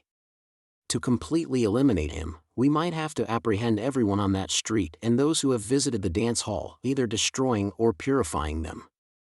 However, this won't truly finish him. It will only force him into the shadows. Mr. Fool's Angel of Time is keeping an eye on this matter, hoping to find his most important avatars. Only then can we inflict pain and keep him in check for a while. Lumion was abnormally confused. Puzzled, he asked, what do you mean if he is among those? Madam Magician spoke as if the abnormal ones were the same person. Madam Magician pondered for a few seconds and said, he has already interacted with you several times. It's necessary for you to understand him to a certain extent. He is the great noble of the fourth epoch's Tudor Empire, Amon. He is also the child of the ancient sun god, who ruled the entire world in the third epoch. He's Amon? Lumion recalled that the islander swindler, Monette, had crawled out of the tomb of a member of the Amon family. The person behind him was an ancient angel. It's no wonder he knows so much about the fourth epoch tombs. Madam Magician nodded. He was once a king of angels and ascended the throne of a deity, but he was defeated by Mr. Fool. Now, he is an ordinary angel. He belongs to the Marauder pathway. High-ranking individuals of this pathway have a special ability called parasitism. It is the separation of a portion of themselves and parasitize the bodies of others. There are shallow levels of parasitism and deep levels of parasitism. The latter can allow the host to become an avatar. The higher the sequence, the more targets they can parasitize. Lumion was alarmed and afraid as he blurted out, "Island swindler Monette has been parasitized by him?" He was actually a formidable figure who had once fought Mr. Fool. Madam Magician agreed with Lumion's guess. That's right. Every member of the fourth epoch Amon family is Amon. The abnormal ones in Salle de Bal Unique are also Amon. The ones who haven't shown any abnormalities are potential Amons, or potential believers of Amon. Lumion was rendered speechless. He found it fitting to describe those wearing monocles with their right eyes as bedbugs and auberges du coq d'or and cockroaches from the trash. It was too similar. Monette had, in a way, risen from his own grave. How many avatars does he have? Lumion inquired after a brief pause. Madam Magician shook her head and replied, "Since the fourth epoch, he has been hunting beyonders of the Marauder pathway for ages, gathering many characteristics. No one knows how many avatars there are. What you need to remember is that when you encounter an Amon, there are already many Amon lurking around. They can be rats, bedbugs, or even smaller creatures. Isn't this perfect for monitoring others?" Lumion's hair stood on end. He roughly understood why Amon knew he had the earth blood ore and could grasp his movements. He also understood why he had felt that something was amiss when he prayed for the boon the last time, the illusion of someone watching him. What's the approximate sequence of Amon's avatar? Lumion asked with lingering fear, recalling his desire to eliminate Monette in the fourth-level tomb. Madam Magician finished the remaining kirsch and tossed the glass back into the void. He has a way to weaken his avatar, but he's still an angel. You can't underestimate his avatar because of this. Yes, it's similar to a special scene on the third level of the tomb and below. You can determine and treat it according to the specific situation. Lumion rubbed his temples, feeling a headache brewing. Without a clear understanding of Amon's intentions, every venture into the depths of underground Trier was risky. He changed the subject. What's the purpose of the Samaritan Women's Spring? Chapter 358, Negligence. Madam Magician chuckled. Why do you care? You can't use it. You can only use it to forget all your memories and original feelings and become a new person. Right, in the Corpse Collector, Sleepless, and Warrior pathways, the Samaritan Women's Spring has different uses depending on usage, ritual, and compatibility. It includes, but isn't limited to temporarily clearing memories, healing essential damage to the spirit, improving one's spiritual perception, becoming an ingredient for important rituals, and unlocking various abilities, among other things. Corresponding to the three neighboring, exchangeable pathways, Corpse Collector, Sleepless, and Warrior, Lumion extracted crucial information. At that very moment, Madam Magician glanced at him, her smile restrained yet knowing. Are there any more questions? Lumion took a moment to contemplate before responding, not for now. Madam Magician nodded. Then it's my turn to ask. Ask what? Lumion was puzzled. He had recounted all the details. Madam Magician tapped her finger against the empty air in front of her. Why didn't you inform me that Miss Justice sent you to the Samaritan Women's Spring? Lumion was taken aback. I thought she would have informed you herself. Moreover, since she's also a major arcana card holder in the Tarot Club, I didn't see any need to confirm it with you. Madam Magician wore a thoughtful expression. Normally, there would be no issue, but this world is filled with anomalies. Lumion, now feeling bewildered, asked, "Is something wrong with Miss Justice?" Madam Magician shook her head. "No, that's not it.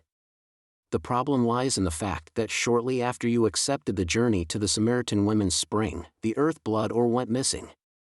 I had no knowledge of your impending trip to the 4th level of the catacombs, and Miss Justice wasn't aware that the Earth Blood Ore had fallen into someone else's hands. It's not a matter of whether you wanted to take it with you or not. If we had communicated beforehand, I could have delayed the mission to ascertain the whereabouts of the Earth Blood Ore or made suitable arrangements." Lumion reflected on her words, realizing the truth in them.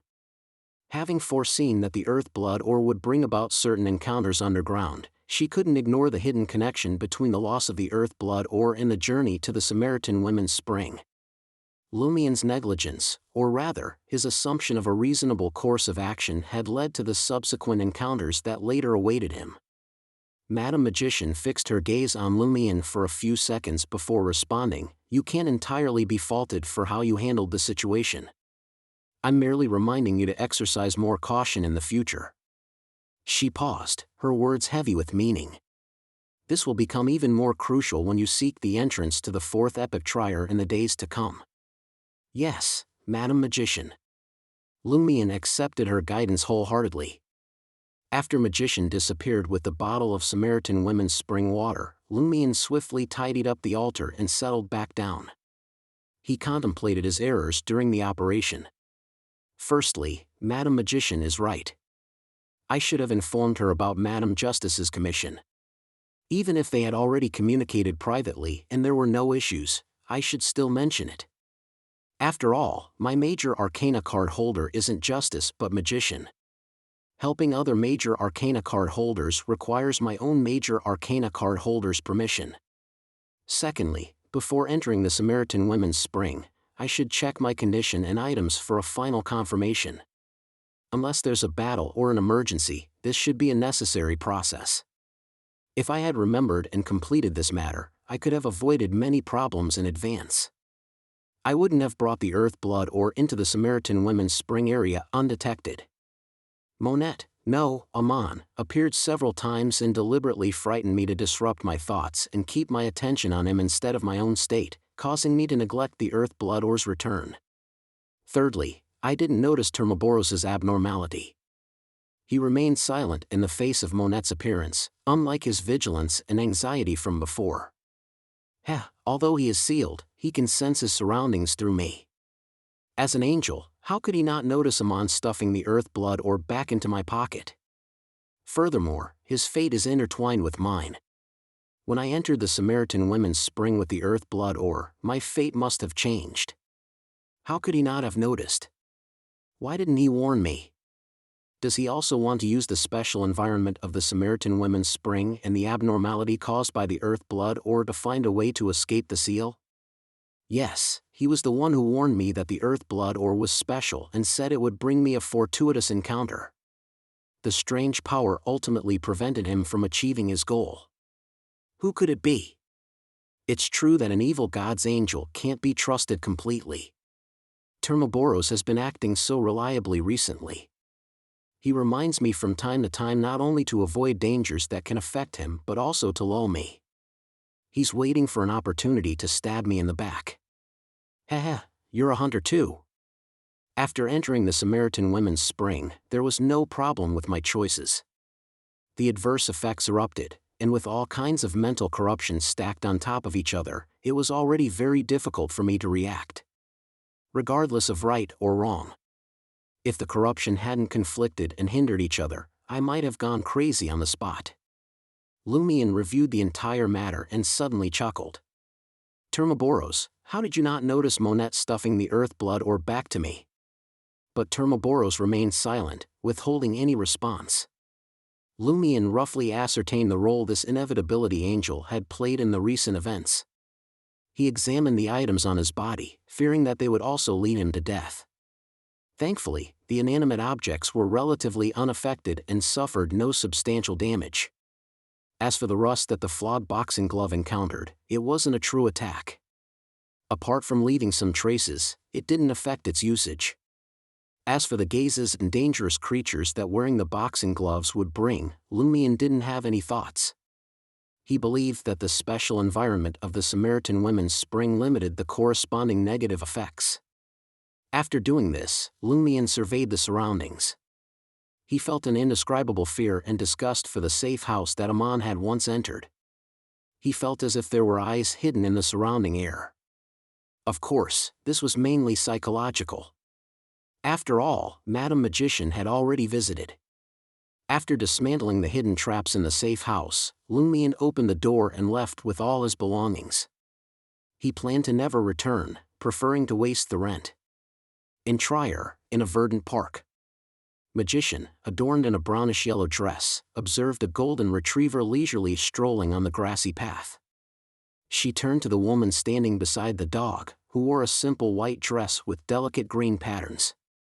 Her long blonde hair flowed casually down her back, tied loosely. Her eyes resembled sparkling emeralds, mirroring the nearby trees in their clear depths. The Samaritan women's spring has been retrieved. The woman smiled and said, "Did something happen? You should have gotten a messenger to bring it over." Magician nodded and summarized the key information. Finally, she said, "Coincidentally, we haven't met in the past few days and haven't communicated. This led me to know that he had lost the earth blood or suspected of being stolen by Amon, but I didn't know that he was going to retrieve the Samaritan women's spring. You, on the other hand, knew that he was going to retrieve the Samaritan women's spring, but you didn't know that the earth blood or had been stolen." Justice listened in silence for a few seconds before sighing. "It's very similar to that person's style." "Is it really that person?" Magician frowned slightly. "When did he cast his gaze over? Did we fail to hide from him since the beginning?" Justice pondered for a moment and said, "That's not surprising. The most important thing now is what arrangements he has in mind." "I don't know," Magician replied with a self-deprecating smile. "But since the Samaritan women's spring incident has already occurred, I can foresee." As she stepped into the void, surrounded by starlight, she sighed and said, "It won't be long before Fourth Epoch Trier's door truly opens."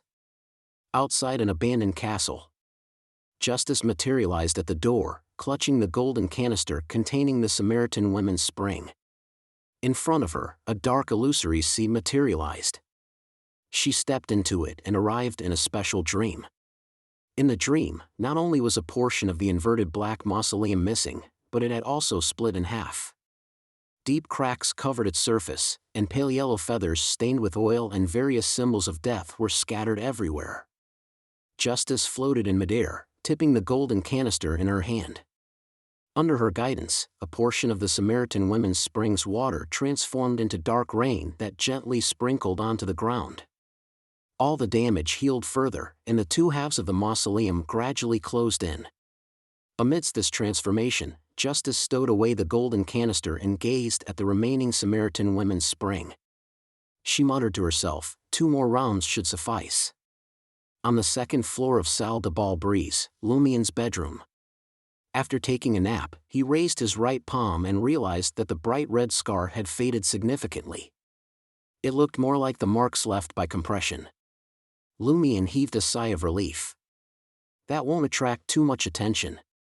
His original plan was to wrap his right palm in a white bandage to prevent the boss and the others from spotting anything amiss. As for now, Lumion thought for a moment and wrapped the bandage around his left palm, which appeared normal. After completing this task, he eagerly awaited the compensation Madame Justice had mentioned. He wondered when it would arrive. He believed it wouldn't take more than a few days. Suddenly, Lumion turned his head and looked at the window in the alley behind him. Bang! Bang! Bang! There were knocks on the glass. Chapter 359, Malady God. Lumion glanced over and noticed Franca, clad in a blouse, patting the glass. He opened the window, a grin on his face, and asked, Why didn't you use the front door? Don't you often resort to window climbing antics? Franca leaped into the room with Grace, followed by Jenna. Jenna observed for a moment and pointed at Lumien's left palm. Are you injured? Why is it bandaged? Lumien chuckled. I headed into the 4th level of the catacombs and crossed paths with a creature that seemed like an evil spirit. I had an intense battle with it and ended up with a few scratches. Franca examined Lumien's left palm, perplexed. Really? The 4th level of the catacombs? Believe it or not, that's your choice, Lumien replied with a smile. Franca got the message and dropped the subject. Jenna, however, muttered under her breath, I think it's a mix of truth and lies. Lumien chose to ignore Jenna's comment and asked, did something happen to you guys too? That's right. Franca proceeded to recount their encounter in detail and produced a brass key. She eagerly suggested, should we try to divine which door this key opens? Whoever's offering a bounty of 50,000 Vril door must be loaded. Lumien scoffed. You've got an adventurous spirit, all right. Of course, a matter this dark should be left to the purifiers for investigation. Besides, it involves some monks from the God of Steam and Machinery Church descending into the abyss. You don't really want to explore the secret cave in the Deep Valley Quarry on your own, do you? Franca admitted sheepishly, to be honest, I'm tempted. The idea of extending life through machinery and giving life to machinery fascinates me. But my rationality keeps me in check. Jenna stayed silent, indicating that she had discussed this with Franca on the way. After sharing her delusions, Franca agreed to let Jenna find a way to hand over the key to the purifiers and report their encounter. She then turned to Jenna. I plan to head to Rue de Fontaine's. What about you? Jenna had already made plans. She said to Lumien, didn't you ask me to find out where the factory owner lives? Well, I've followed him and gathered plenty of information. Now we can locate the families awaiting compensation and guide them into demanding what's rightfully theirs. Lumien replied with a smile, I didn't ask you to do it, you wanted to. Franca acknowledged his response curtly before proceeding with her plan to visit Rue de Fontaine's. In Quartier du Jardin Botanique, at the intersection of Rue Pasteur and Rue Evelyn. The buildings bore a mishmash of components that seemed like they didn't belong, like building blocks assembled by a careless child. The place exuded an unsettling vibe, akin to a wild and unstable forest. Jenna pointed toward a woman crouched by the street, washing clothes, and said, that's Madame Morgana. Her husband also perished in that accident a few years ago. Madame Morgana wore a worn-out grayish-white patched dress, her face marked by wrinkles that spoke of over 50 years of life. Lumien, having digested a bit more of the potion's effects after igniting the bottle of fiction, was in no rush. He replied, you handle it. Jenna gazed silently at the gaunt, high-cheekboned Madame Morgana. After a few seconds, she spoke, truth be told, I don't really like her. Curiosity piqued, Lumien asked, why is that? Jenna let out a sigh and explained, she's quite malicious. The kind of person who wishes ill upon her neighbor when she's going through a tough time. She does despicable things even when there's no gain for her. As you know, my mother was a theater actress and was somewhat literate. She used to work as a tutor for a middle-class family. It was a respectable job with good pay. But when Madame Morgana found out about it, she followed my mother and discovered the family. She told the servants who were out running errands that my mother was moonlighting as a street girl, that she was immoral and skilled at seducing her male employer. Before long, my mother was fired. She had to settle for jobs as a cleaning lady, a dishwashing maid, or even working in a chemical plant. Madame Morgana, illiterate as she is, had no chance of getting the job my mother lost because of her actions, but she seemed oddly pleased. Lumien nodded in understanding. Jealousy is indeed one of humanity's cardinal sins. Why didn't you take revenge on her? Jenna whispered with a chuckle, that was a long time ago. Besides, in a place like this, similar things are bound to happen sooner or later. When my father passed away, my brother was considered a strong lad. Otherwise, our family would have been in an even worse state. If a widow moved in with her daughter, someone would come knocking on your door the next day, cursing you and claiming that her husband stole a few glances at you.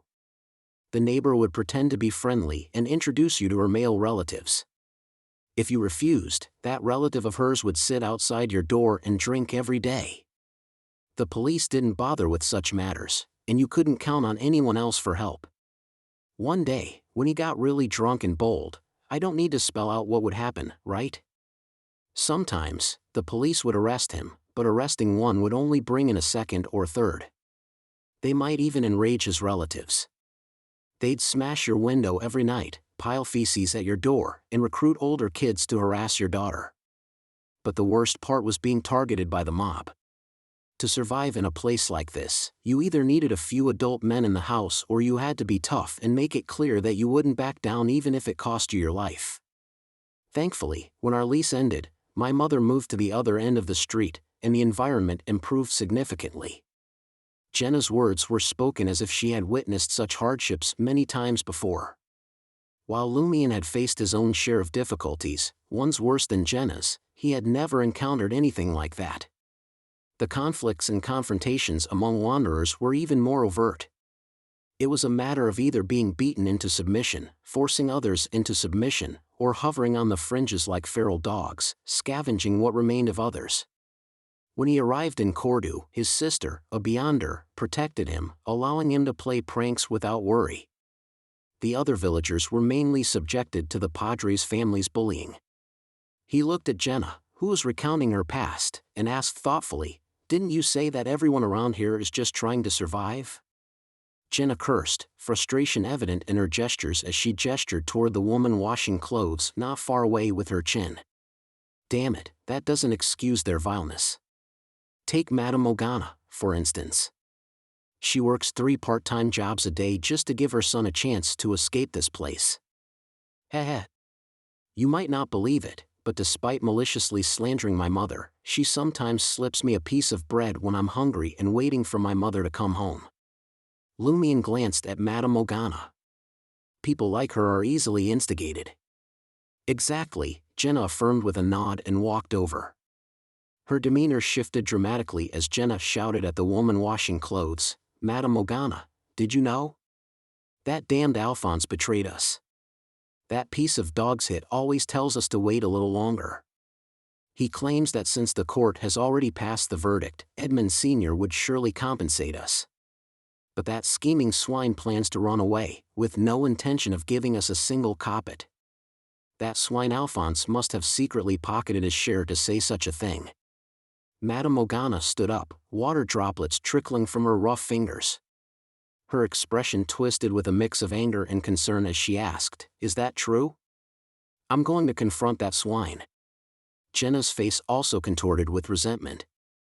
"We can't waste time on him now. Edmund Sr. is on the verge of escaping. Let's hurry and stop him. I know where their family lives." Lumian stood about 5 to 6 meters away, listening as Jenna stirred up the locals who were waiting for compensation. He casually surveyed the area and realized that this place was similar to Ruanarchy. Vendors, children, women, and a few men mingled together, crowding most of the road. Occasionally, regular carriages passing by would alter their route after a brief observation. In the midst of this bustling scene, one individual stood out noticeably. Draped in an old linen shirt and dark pants, his face was relatively clean, and his hair neatly combed. He contrasted sharply with the surrounding vendors and residents. At that moment, the man was engaged in conversation with a few women holding long sticks of rye bread. He presented a stack of banknotes, not too thick or thin, and counted them meticulously, one by one. 195, 200. Check if it's 200 vril d'or. If you don't trust me, you can count it yourselves. The smallest denomination of the banknotes was 5 vril d'or. The women had likely never held so much cash before. They trembled as they counted and confirmed that it was indeed 200 vril d'or. The man took the banknotes back and counted them again. 195, 200, 205. See, As long as you sincerely utter God's name, you get an extra banknote with each count. Impressive magic tricks. A swindler? Whenever Lumion encountered swindlers, he couldn't help but recall Monette and the Salle de Bal unique. Anger and hostility welled up within him. The women recounted the money and realized there were indeed 41 banknotes. There was an extra note, an extra 5 vril d'or. Upon seeing this, the middle-aged man said with solemnity, "My Lord is the ruler of all diseases. If you believe in him, you'll never fall sick again. Even if you do fall ill, you'll recover quickly. Illness is the punishment of the Malady God. If you have faith in the Malady God and devoutly worship him, he will spare you." Hearing these words, Lumion's eyes narrowed as he approached. He drew his revolver, flipped it skillfully, and then swung it at the middle-aged man's head. Bam! Instinctively, the middle-aged man crouched down, clutching his head. He couldn't even scream. Between his fingers, bright red blood began to flow. Amidst the bewildered and fearful gazes of the surrounding crowd, Lumion crouched down, shaking the barrel of his gun. He smiled at the middle-aged man and remarked, "Come, let's see how the Malady God heals you." The middle-aged man yelled in shock, fear, and anger, "Malady God, hiss, the Malady God will punish you." Lumion picked up the banknotes that had fallen and handed them back to him. "If you can't count an additional 100,000 vril d'or today, don't even dream of leaving." With that, he raised his revolver and struck the man in the side of his face, causing blood to splatter in all directions. His face caved in, and his teeth were sent flying. Chapter 360, Physical and Mental Well-Being. The middle-aged man's fear-filled gaze locked onto Lumion, uncertain about what had triggered this sudden confrontation. He wasn't the one being deceived, nor was he one of the mobsters who held sway over this neighborhood. He wasn't a relative or a friend of theirs. So, why was Lumion rushing up to assault him like this? Adding to the confusion, Lumion didn't even give him a chance to defend himself. He unleashed a blow after each sentence. His eyes fell upon the revolver, and he discreetly glanced at his aides concealed in the shadows. Their hesitance to intervene weighed heavily on his heart.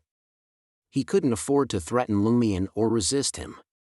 Trembling, he stammered, I can't produce that much money.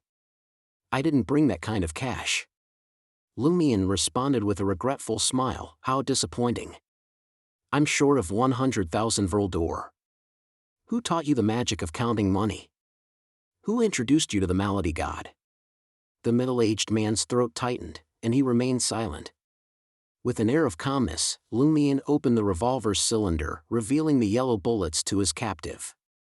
He then closed the cylinder and pressed the muzzle against the middle-aged man's forehead. 3, 2. Lumion's finger on the trigger moved back with each count down. Panic and terror swelled within the middle-aged man's eyes. Though he doubted anyone would dare to shoot him in broad daylight, this man had started the encounter with an inexplicable beating. It was impossible to predict how much further he might go. Just as Lumion reached the final count, the middle-aged man cried out in desperation, "It's the envoy." Envoy? Lumion arched an eyebrow. With his psychological defenses shattered, the middle-aged man abandoned any hope of escaping unscathed. He blurted out, "The envoy of the Malady God. He approached me, taught me some tricks, and told me about the Malady God. He asked me to help him recruit believers, promising a share of the profits. Is he a genuine believer in an evil god, a swindler exploiting a deity's name for riches, or perhaps a blend of both?"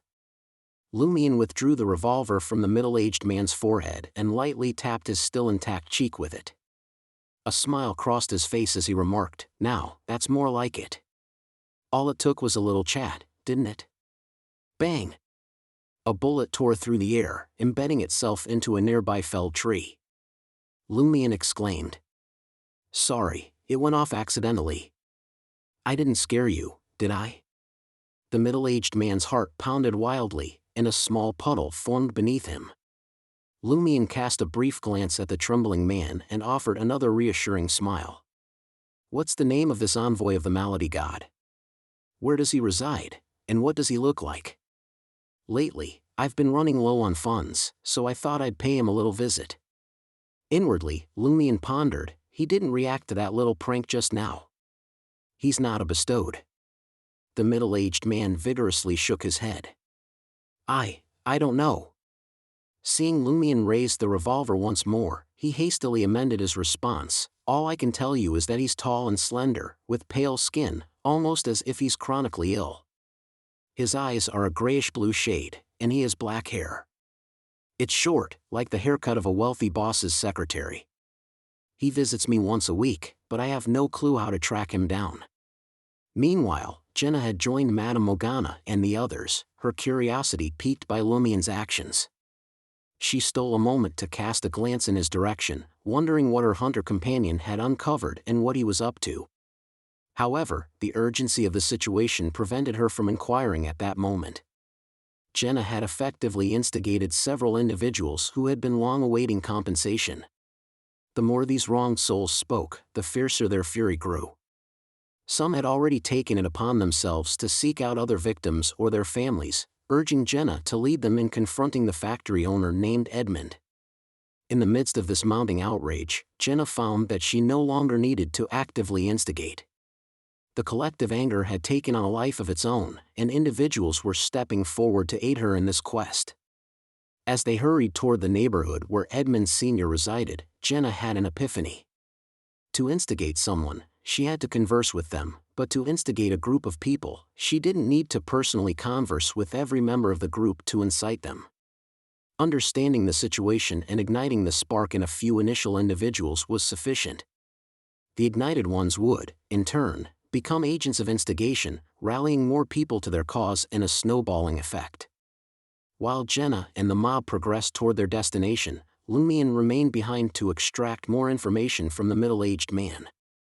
After confirming that he couldn't elicit any further details, he rose to address the deceived women who had been observing the unfolding events. You heard him. This guy is trying to deceive you. Do you intend to let him off the hook? Lumion had discreetly employed the Ni's face to alter his appearance slightly when confronting the middle-aged man, ensuring that no one would associate him with the wanted criminal, Lumion Lee. One of the women present had actually been the middle-aged man's collaborator, assisting in the preaching and swindling of money. In this dire situation, she dared not utter a word and looked to the others for guidance. Among the women, some were brimming with anger, ready to hand the con artist over to the authorities, while others cowered, fearing that the swindler might have dangerous accomplices who would seek revenge. Lumion observed in silence as they voiced their opinions, casually scanning the onlookers nearby. Among the bystanders, he noticed 3 men attempting to slip away unnoticed. These 3 were the accomplices of the swindler, responsible for resorting to violence when required. Without hesitation, Lumion raised his revolver and discharged 3 rounds. The trio let out cries of pain and crumpled to the ground, suffering from wounds to their legs and calves, blood streaming freely. No need to worry about them seeking revenge, Lumion assured the women with a grin. The victims, their emotions running high, fell silent, almost like statues. After a few seconds, they stammered, "It's up to you." Lumion nodded with satisfaction and motioned for the trembling cheat and his injured accomplices. Take them to the nearest. Steam Cathedral. At the intersection of Quartier de l'Observatoire and Quartier du Jardin Botanique, 5, Avenue Selbu, a swarm of men and women dressed in tattered attire surged toward a beige 3-story building. The 2 guards stationed at the entrance observed the approaching, agitated crowd and swiftly withdrew their legally owned semi-automatic revolvers. Their voices rang out, commanding, "Halt!" Confronted with the sight of firearms, even Madame Morgana and her determined followers involuntarily slowed their advance. The presence of the weapons was undeniably daunting. Sensing the hesitation, Jenna rushed to the forefront and hollered at the 2 guards, "We're here to demand our rightful compensation. The court has already rendered its verdict. You sons of bitches, go ahead and shoot if you dare. Do you even have enough dogs hit bullets?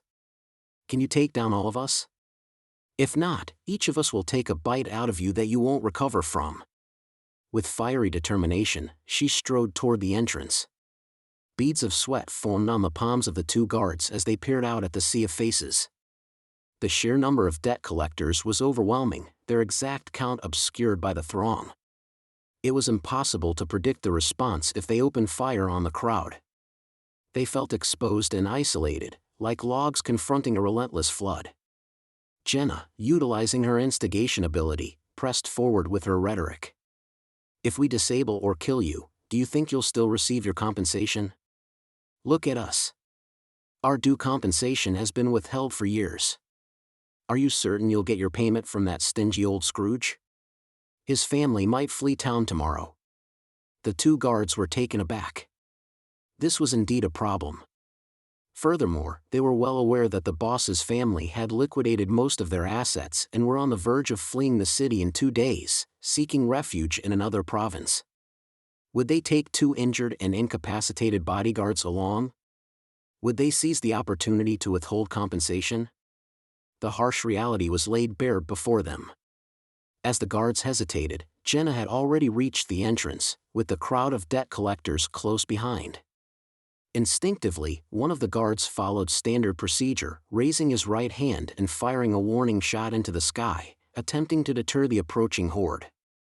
The other guard tried to subdue an elegant-looking young woman who appeared to lack substantial combat prowess. Jenna recoiled momentarily, grabbed hold of the guard's arm, and unceremoniously brought him crashing to the ground, causing his firearm to skid away. Spurred by the gunshot and Jenna's boldness, Madame Morgana picked up the semi-automatic revolver. Although she wasn't familiar with its operation, her resolve surged, and she sprinted toward the entrance, cursing all the way. The remaining guard hesitated for a fleeting moment before relenting, opting not to open fire on the advancing crowd and instead allowing them to swarm into the house. Inside the living room, Edmund Sr. and his family, on the brink of departure, found themselves instantly encircled by Jenna's nearly 100-strong assembly of debt collectors. It was an impenetrable wall of humanity.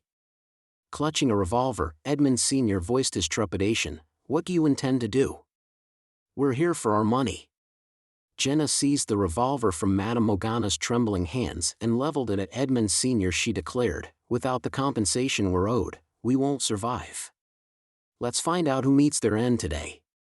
Edmund's hand trembled, as though he had contracted an incurable ailment. Outside a steam cathedral that bore a resemblance to a small factory, Lumion gave instructions to the woman assisting the injured swindler. "Take them to the Padre and have them explain the money-conjuring magic and their association with the Malady God. If they refuse to talk, provide an account on their behalf." The women nodded solemnly and, with their black eye, guided the swindlers' group into the cathedral, a trail of blood marking their passage. Lumion holstered his revolver and observed silently from the doorway. He reflected with a touch of amusement, Madame Magician's suggestion is indeed on point. It's healthy both physically and mentally to let off some steam now and then. Of all things to believe in, they choose an evil god, and on top of that, they're swindlers. After a mere 2 minutes, Lumion casually strolled away, while the police officers hurriedly arrived on the scene. Lumion unexpectedly crossed paths with Jenna and the jubilant debt collectors outside 5 Avenue Selbu. So quickly, he inquired, surprise evident in his tone. Jenna pursed her lips. "I didn't anticipate it happening this swiftly either. I was prepared for someone to call the police and handle the situation accordingly. However, once we had Edmund Sr. and his family surrounded, and we issued our threats, he yielded and began paying according to the list. Damn it, his family's cash, gold, and other valuables added up to more than enough for our compensation. There's even a surplus. And that doesn't even account for his assets that haven't been liquidated yet. He delayed our compensation for so long." Lumion chuckled. "Giving always stings. Sometimes things seem complex, but when you truly commit to them, they become simple. And then there are situations that seem straightforward but turn out to be fraught with twists and turns that nearly cost you everything." His words carried the weight of experience. Jenna knew that Lumion needed gold, and the compensation she had received came in the form of various types of gold jewelry, which were collectively worth 3,000 vril d'or at their pure gold value. She offered, "Here, I'll sell these to you. Lumion fell briefly silent before responding, I'll withdraw the money from Sal de Balbrise. He only had banknotes and silver coins totaling just over 600 vril d'or on him.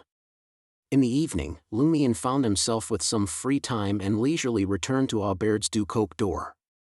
He descended to the basement bar and spotted Charlie, beer in hand, regaling a group of patrons with stories. Lumion grinned and declared, drinks are on me. Amidst the cheers of 20 to 30 people, Lumion added a playful twist, Charlie's footing the bill. Charlie's expression froze. Lumion chuckled and shouted again, and if he does a strip dance, I might even cover that too. Chapter 361, Farewell. Recently, those who frequented the basement bar had grown indifferent to Charlie's lectures on respectability and civility. Now, with a chance to tease him, they became exceptionally excited and engaged in a shouting match. Dressed in a white shirt and an unbuttoned black vest, Charlie hesitated between buying drinks for nearly 30 people or performing a striptease. Swiftly, he set down his beer and leaped onto a small round table. In the past, when he was drunk here, he had done all sorts of foolish things. Why should he be afraid of a striptease?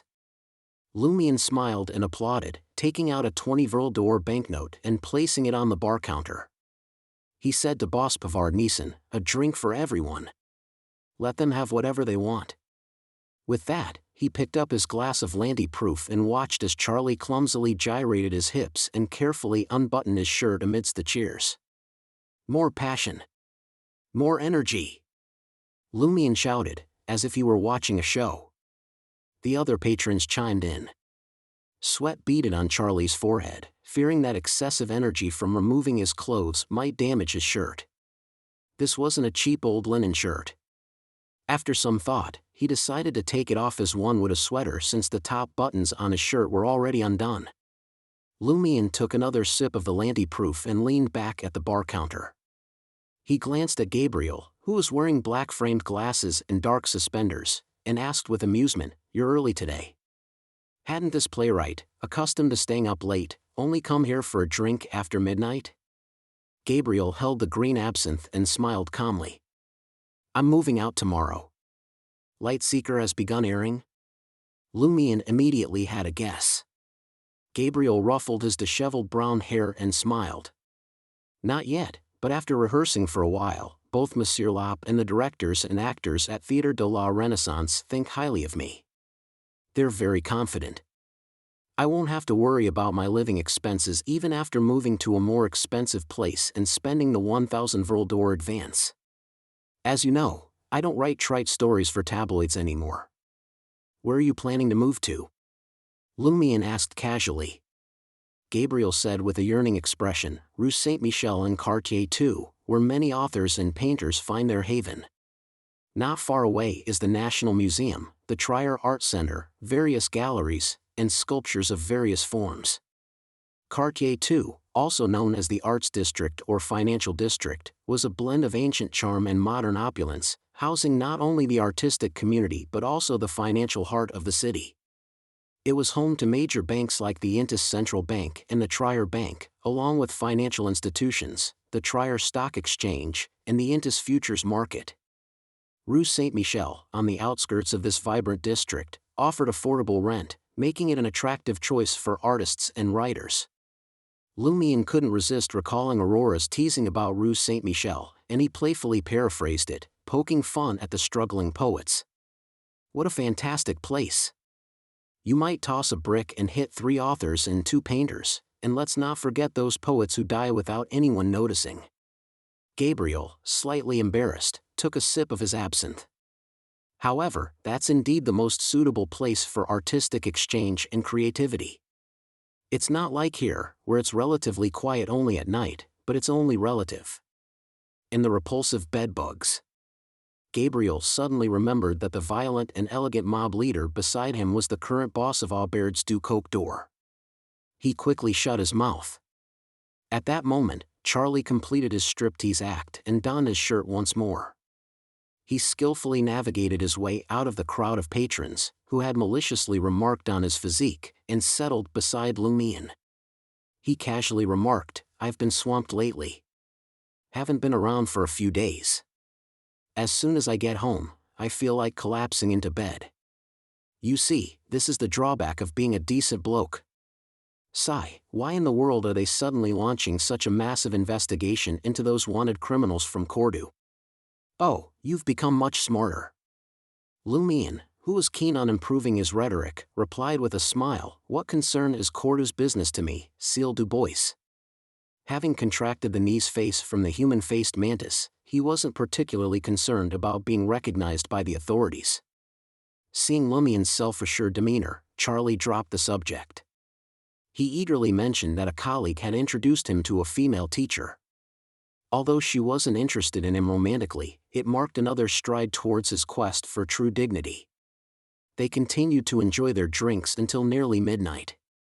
Lumion and Gabriel, who was set to move the following day, bid Charlie farewell and ascended the stairs to the second floor. Gabriel's gaze fixated on the corridor wall, illuminated solely by a gas wall lamp and adorned with newspapers and faded pink paper. Suddenly, he let out a heartfelt sigh. "It's only when I'm on the verge of leaving that I realize there's something worth reminiscing about here. When I first moved in, I thought it wouldn't be long before I'd escape this dump, well, this wretched motel, with my talents. Who would have guessed I'd end up staying here for 10 whole months? Even if I moved to Rue Saint-Michel, I'll often think of that cozy little bar downstairs.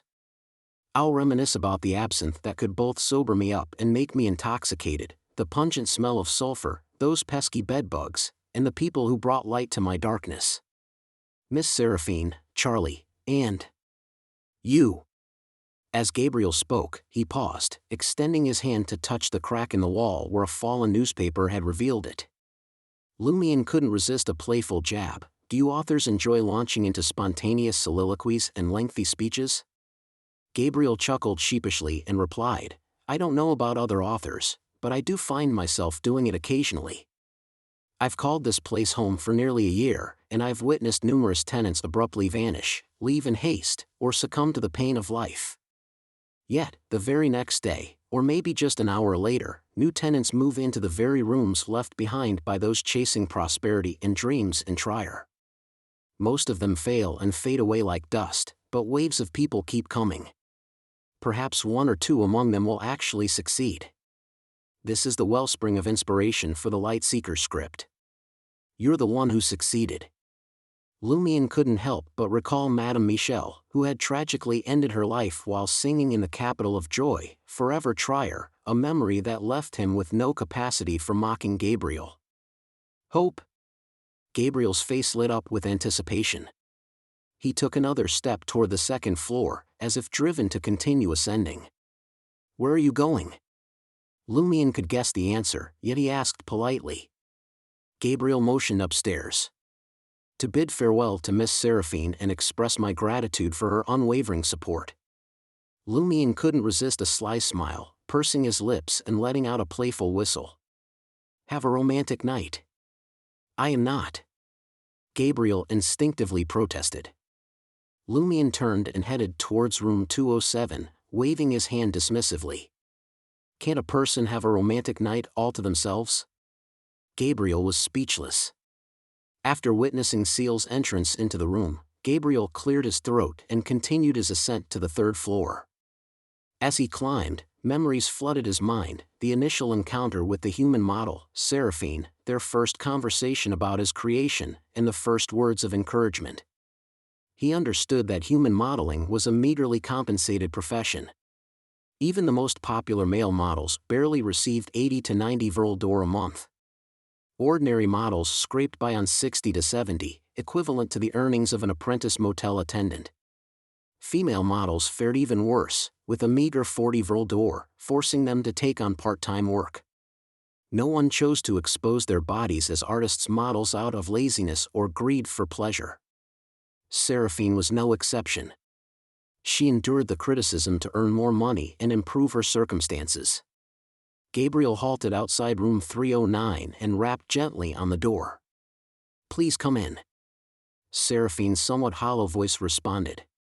Gabriel pushed the door open and found Seraphine standing by the wooden table near the window. Her lake blue dress had slipped from her form and lay in a heap on the floor. In the crimson moonlight, Seraphine's brown eyes flickered, and her brown hair cascaded down her back. Her fair body bore the imprint of human faces. Some were stunning, some sinister, some handsome, and some wicked. They all fixed their gaze on Gabriel simultaneously. Gabriel nearly let out a startled cry. "What's the matter?" Seraphine's voice, tinged with detachment, rang out once more. Gabriel shook off his stupor and realized that the faces were nothing more than lifelike oil paintings. The canvas was Seraphine's body. Remembering that she was a human model, Gabriel refrained from probing further. He exhaled and expressed, "I'm moving out tomorrow. Thank you for your encouragement these past few months." As soon as he finished speaking, Seraphine extended her right hand, her eyes distant. Gabriel couldn't resist complying. Half an hour later, Gabriel lay on the bed, holding Seraphine close, and spoke with sincerity, "Come with me to Rue Saint-Michel." Seraphine shook her head resolutely. "I'm moving as well." "Somewhere else." Gabriel persisted. "Where to?" "To a place called the hostel. My friends are there." Seraphine's voice turned hollow once more. Gabriel made several attempts to convince her, but the human model remained steadfast. He had no choice but to leave disheartened. Seraphine rose from the bed, entirely unclothed, and watched him as he walked towards the door. In that instant, the crimson moon was veiled, plunging the room into an unnatural darkness. The oil-painted faces on Seraphine's body suddenly appeared to come alive, their mouths opening as Gabriel retreated. Eventually, tranquility returned, and Gabriel respectfully closed the door. The following morning, Lumion stuck to his routine, going for a run, practicing his boxing, and hunting for breakfast in his customary fashion. Upon his return to the Auberge du Coq door, he noticed that Gabriel's neighboring room was already open. There was no sign of Gabriel, nor any trace of luggage. Intrigued, Lumion made his way to the third floor and discovered that room 309 was in the same state. He clicked his tongue and returned to room 207 with a wry smile. Before long, the doll messenger made an appearance, tossing a neatly folded letter and a silver mask onto the wooden table. "Madam Justice's reward has arrived?" Lumion's delight was palpable. Chapter 362, Lie. Lumion hesitated briefly before touching the silver mask. He carefully opened the letter and began to read the elegant handwriting, which was quite different from Madame Magician's. "This is the promised reward. Lie. It allows you to truly transform your appearance, adjusting your form within a certain range, and altering your height. At the same time, it grants you the ability to use flame controlling and damage transfer like a magician. You'll also have an enhanced sense of danger, as well as improved balance and agility. It can change its appearance at will. It can become anything you desire. But, when you wear it, your emotions will be amplified. You must learn to control yourself, or there will be significant problems. Also, remember, don't lose yourself in lie. It's actually pourable without any negative effects." Lumion's initial reaction after reading the letter wasn't one of delight that Lie's effects suited his needs, but rather one of surprise that the mystical item's negative effects were far weaker than he had imagined. It only amplified one's emotions when worn. In other words, Lumion could store it in a bag, wallet, or any other container and carry it with him at all times without facing any side effects. Compared to Lie, decency had to be ensconced in liquor, making it rather troublesome to retrieve and safeguard. Flog also exerted an influence while being carried. With a sigh, Lumion couldn't help but make a self-deprecating remark. "Why does it always have to be something that messes with my emotions?" With this combination, even Om's monk would explode on the spot. This combination of dark corruption from the contracted creatures, the fluctuations in desire stemming from Flog, and the gift bestowed by the Blood Emperor Lista Tudor was sure to wreak havoc on his emotions. When you added Lie to the mix, the equation became something like 1 + 1 + 1 + 1 greater than 4. Having just finished psychiatric treatment for his past wounds and painful memories and returning to his normal state, Lumion realized that if he wanted to avoid descending into madness and losing control, he shouldn't let Flog's boxing gloves and lie take effect simultaneously. Lie is meant for the curly-haired baboons research society gatherings. It's for socializing. I don't need Flog for that. And when I'm not using lie, I have the knees face to replace it, Lumion thought, pondering for a moment before tossing the satchel containing the Flog boxing gloves onto the bed.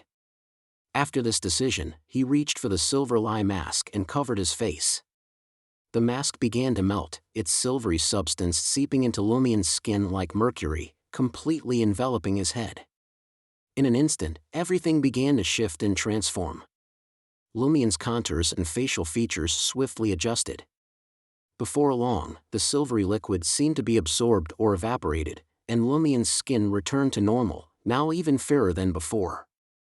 Then, his body underwent a sudden change, and his white shirt strained against his bulging chest. Lumion lowered his head and scrutinized his appearance for a few seconds before muttering to himself, "There's a limit of 10 centimeters for becoming shorter or taller.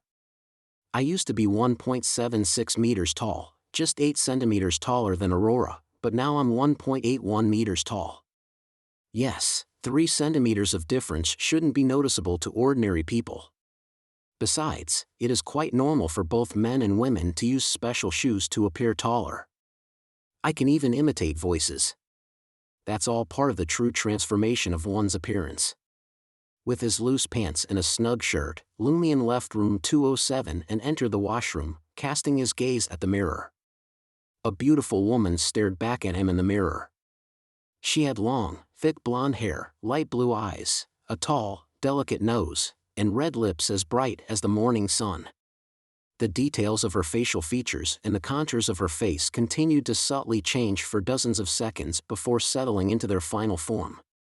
Lumion gazed at the woman in the mirror, his eyes gradually softening as the corners of his mouth curled up. After a few seconds, he chuckled and said, "Long time no see, Aurora."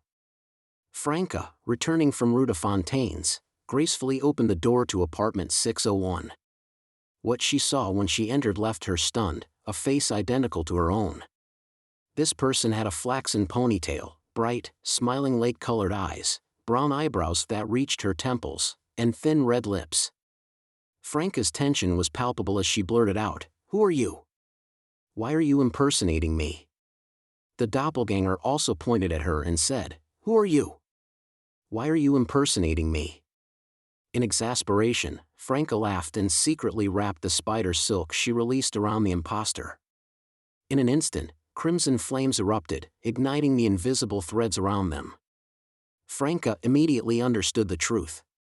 She pointed at the fake Franca and said, "You six-eared macaque, how dare you impersonate me?" The fake Franca's face squirmed as she transformed back into Lumion. His body grew taller. After removing the lie earring, Lumion asked curiously, "What's a six-eared macaque?" Franca hesitated for a moment, debating whether to keep it a secret, but then she realized that Lumion already knew everything he needed to know. There was no need to hide such trivial details. She replied, "Back home, there are many myths and legends for your sister and me. The six-eared macaque is one of them. It can hear all your secrets and become identical to you." Without waiting for Lumion's response, Franca asked excitedly, "Did you acquire a mystical item that can alter your appearance and figure?" Lumion raised his left hand, wrapped in a few white bandages, and replied, "Can't you see I'm injured? I accepted Madame Justice's commission and helped her retrieve an object from the 4th level of the catacombs. This is the reward, lie." As he spoke, Lumion flicked the earring-shaped mystical item with his right hand. "Is that so?" Franca had suspected that Lumion's visit to the catacombs was likely arranged by the Tarot Club, so she hadn't inquired further in front of Jenna. Curious, she asked, "What was the object?" Lumion pondered for a moment and realized that neither Madame Magician, Madame Justice, nor Madame Gila had asked him to keep it a secret. Hence, he replied, "The spring water of the Samaritan Women's Spring." "Is there really a Samaritan Women's Spring?" Franca was astonished. She had read Trier's mysticism magazines and heard rumors about the Samaritan Women's Spring. She even went to the catacombs to find the one named by the administrators but found nothing magical. Yes, Lumion confirmed after some thought. It's deep in the catacombs and has something to do with Fourth Epoch Trier. Franca's eyes sparkled as she inquired, is it magical? Lumion glanced at her. It's magical, but it's only for Beyonders of the Corpse Collector, Warrior, and Sleepless Pathways. If you want to give it a try, there's only one outcome. You'll forget who you were in the home you keep talking about. From then on, you'll become a true Trier Demoness. Franca shuddered and subconsciously shook her head. What's the difference between that and being dead? She stopped asking about the Samaritan Women's Spring and said excitedly, can you transform into Muggle? Let me take a look. Lumion gazed at Franca for a few seconds before finally donning the silver-white earring again. Soon, Aurora, clad in a white shirt, black vest, and simple pants, appeared before Franca. Wow! Franca exclaimed. She's even more beautiful than I imagined. Is that the point? Lumion asked in Aurora's voice. Franca smiled sheepishly. I'm not sure how close this is to the real Muggle, but we disguise ourselves at gatherings. This is enough. Lumion reverted to his original form. As he removed the lie earring, he said, I've already written a letter to Madame Hela. She said she'll inform me about the next gathering and bring me there. Franca averted her gaze in disappointment. Then there's no need for me to worry. Yes, let me tell you about the different methods of the gathering and the characteristics of the members of the Research Society. Franca's supplementary class continued until noon. Seeing Lumion preparing to leave, she hesitated for a moment and said, can you transform into me again? Lumion, puzzled but not refusing, frowned. Before long, with a reference, he accurately transformed into another Franca. Franca gazed at her face, seemingly intoxicated. Suddenly, she extended her right hand and touched Lumion's cheek. Hey! Lumion took a step back. Franca snapped out of her daze and smiled sheepishly. The feeling of a real person and a mirror is indeed different. However, I feel that you're still lacking something, but I can't tell what. Lumion pondered for a moment and asked with a smile, lacking a feminine charm? Maybe. Franca exhaled and watched Lumion walk towards the door. Just as Lumion opened the door, he heard the Demoness of Pleasure shout from behind, damn it, were you secretly cursing me? What feminine charm?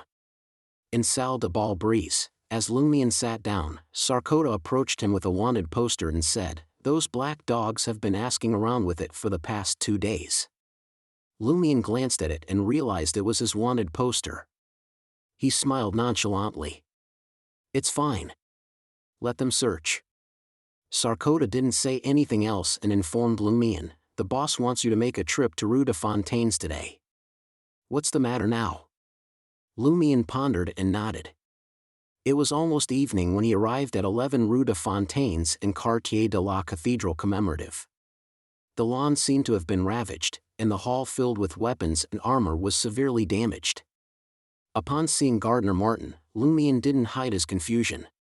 Did something happen? Gardner Martin, his face glowing, smiled and said, after the werewolf incident, they launched a sneak attack and were forced back. They suffered a loss. The Rose School of Thought ultimately fell into the boss's trap? Seeing that Gardner Martin didn't want to elaborate, Lumion asked, Boss, why did you summon me? Gardner Martin produced an exquisite invitation. Count Puffer invites you to his Red Swan Castle for a salon this weekend. Red Swan Castle? Lumion frowned slightly. Chapter 363, Studying Leads to Improvement. Lumion still vividly recalled the night he played King's Pie. Nightmares haunted him repeatedly, and every time, he found himself in an ancient beige castle, its surface tainted with the marks of ages-old blood, its interior a horrifying canvas of madness. Seeing his silence, Gardner Martin flashed a reassuring smile. Just remember to let Puffer choose first in situations like the King's Pie game, and you'll be fine. but I'm no longer the same person I used to be. Can I really depend on being the last to choose to avoid the problem when there's the Blood Emperor's aura corrupting my right hand? Lumion silently pondered for a moment before responding, "Yes, commanding officer." He then inquired, "Where's Red Swan Castle?" He intended to scout the area when the opportunity arose. At the very least, he needed to pinpoint the location of the nearest cathedral. Quartier Erast, near Emperor Rosel's summer palace in the West Lawns forest, Gardner Martin replied succinctly. Quartier Erast was designated as 17. In Rosel's time, it served as a suburban retreat for nobles and royalty, but now it was enclosed within the city walls, becoming one of Trier's largest districts. Known as the Barracks District due to its multiple army encampments, it was situated in the northwest, boasting a national park, West Lawns Forest, a conference center, and numerous arsenals. Additionally, it was home to the Church of the Eternal Blazing Sun's largest cloister in Trier, the Sacred Heart Cloister. Lumion recalled a map of Trier he had seen and nodded in acknowledgement. It's near the Square District. Emperor Rosel's summer palace wasn't situated in Quartier Erast, it resided in the Square District, nestled between West and East Lawns Forest. Gardner Martin cast a glance at Lumion's left hand. "Why are you injured?" Lumion smiled candidly and said, "I recently delved into the catacombs with a friend I met at a mysticism gathering and got injured." He couldn't shake the feeling that the Iron and Blood Cross Order had an interest in the underground world, possibly with spies lurking around the tombs. It was safer to focus the lie on something else. The Curly-Haired Baboons Research Society also doubled as a mysticism gathering, after all. Gardner Martin nodded with approval. Avoid unnecessary explorations and risks in the future. They won't bring you the mystical knowledge you seek, nor will they yield valuable items. Only danger, danger, and more danger awaits. Is that so? Does the Samaritan women's spring count as a high-value item? Lumion inwardly criticized. Nevertheless, he earnestly agreed, "Yes, commanding officer." Had it not been for Madame Justice's request, he would have had no inclination to venture into the catacombs' 4th level. Now, the odds drew closer to 0. He couldn't help but wonder if he might stumble upon another of Amon's tombs. After bidding farewell to Gardner Martin, Lumion hopped onto a public carriage headed back to Avenue du Marquet. As the carriage rumbled along, he leaned against the wall, letting various thoughts swirl through his mind. He used this time to relax and ponder any potential issues he might have overlooked. Amidst the rhythmic sounds of horses' hooves and the carriage's wheels, a sudden thought struck Lumion. Could the Rose School of Thought, after suffering another setback at the hands of Gardner Martin, decide to seek out others who were involved in the Tree of Shadow incident? The Bliss Society only lost Charlotte Calvino and Susanna Mattis, the High Priestess. There are still other members to contend with, such as Maipu Meyer, the former manager of Theatre Delancey and Caja Pigeons, or the actresses who had once played lead roles there before departing. I wonder if Susanna Mattis had divulged the details of the Tree of Shadow to these members. If she had, they would likely know that the High Priestess's true target was either me, Seal Du Bois, or rather, Lumion Lee. If that were the case, the Rose School of Thought and the Bliss Society might redirect their focus towards me. That could spell trouble. How annoying. I really wish I could eliminate every member of the Rose School of Thought and the Bliss Society. Towards the end, upon realizing the various negative effects on him, Lumion cursed inwardly before controlling himself. If it weren't for the actors' remarkable skill in disguise and concealing themselves, he might have seriously contemplated eliminating all members of the Bliss Society to eliminate any hidden threats. He suspected that the flawed boxing gloves might have a miraculous effect on individuals with twisted desires, like those in the Bliss Society. How should I find them? Lumion fell into deep thought. Just then, as the public carriage pulled into a halfway stop, a passenger boarded. It was a boy, around 7 or 8 years old, dressed in a white shirt and a miniature black formal suit with matching shorts. He wore white socks and black shoes, had short blonde hair, and his brown eyes held determination. His chubby cheeks suggested he still had traces of baby fat. "Oh, Isn't this Baron Brignase's godson, Ludwig? Lumien's mood brightened as he smiled. Almost simultaneously, Ludwig noticed him and his expression turned to panic. He swiftly attempted to disembark from the carriage. He was still carrying the heavy dark red hard school bag. Running away from home again? Lumien thought as he stood up, alighting from the carriage ahead of schedule. The boy had already disappeared from the vicinity of the stop sign. He's quite fast. Lumien identified the nearby footprints and calmly chose a direction. Escaping a hunter's pursuit without addressing tracks promptly was nearly impossible. After trailing the footprints for a couple of streets, Lumien turned into a secluded alley and approached a half-broken barricade that barely reached waist height. He couldn't help but chuckle as he said, "Come out." Ludwig cautiously peeked his young face out from behind the barricade, a mixture of nervousness and resentment evident in his voice as he said, "You swindler, stay away. If you come any closer, I'll devour you." Lumien raised his right hand and stroked his chin thoughtfully. "Why did you run away from home again?" Ludwig responded angrily, "It's all because of all that damn homework." Lumien couldn't help but tease, "Yo, you've learned to curse. You've improved since last time."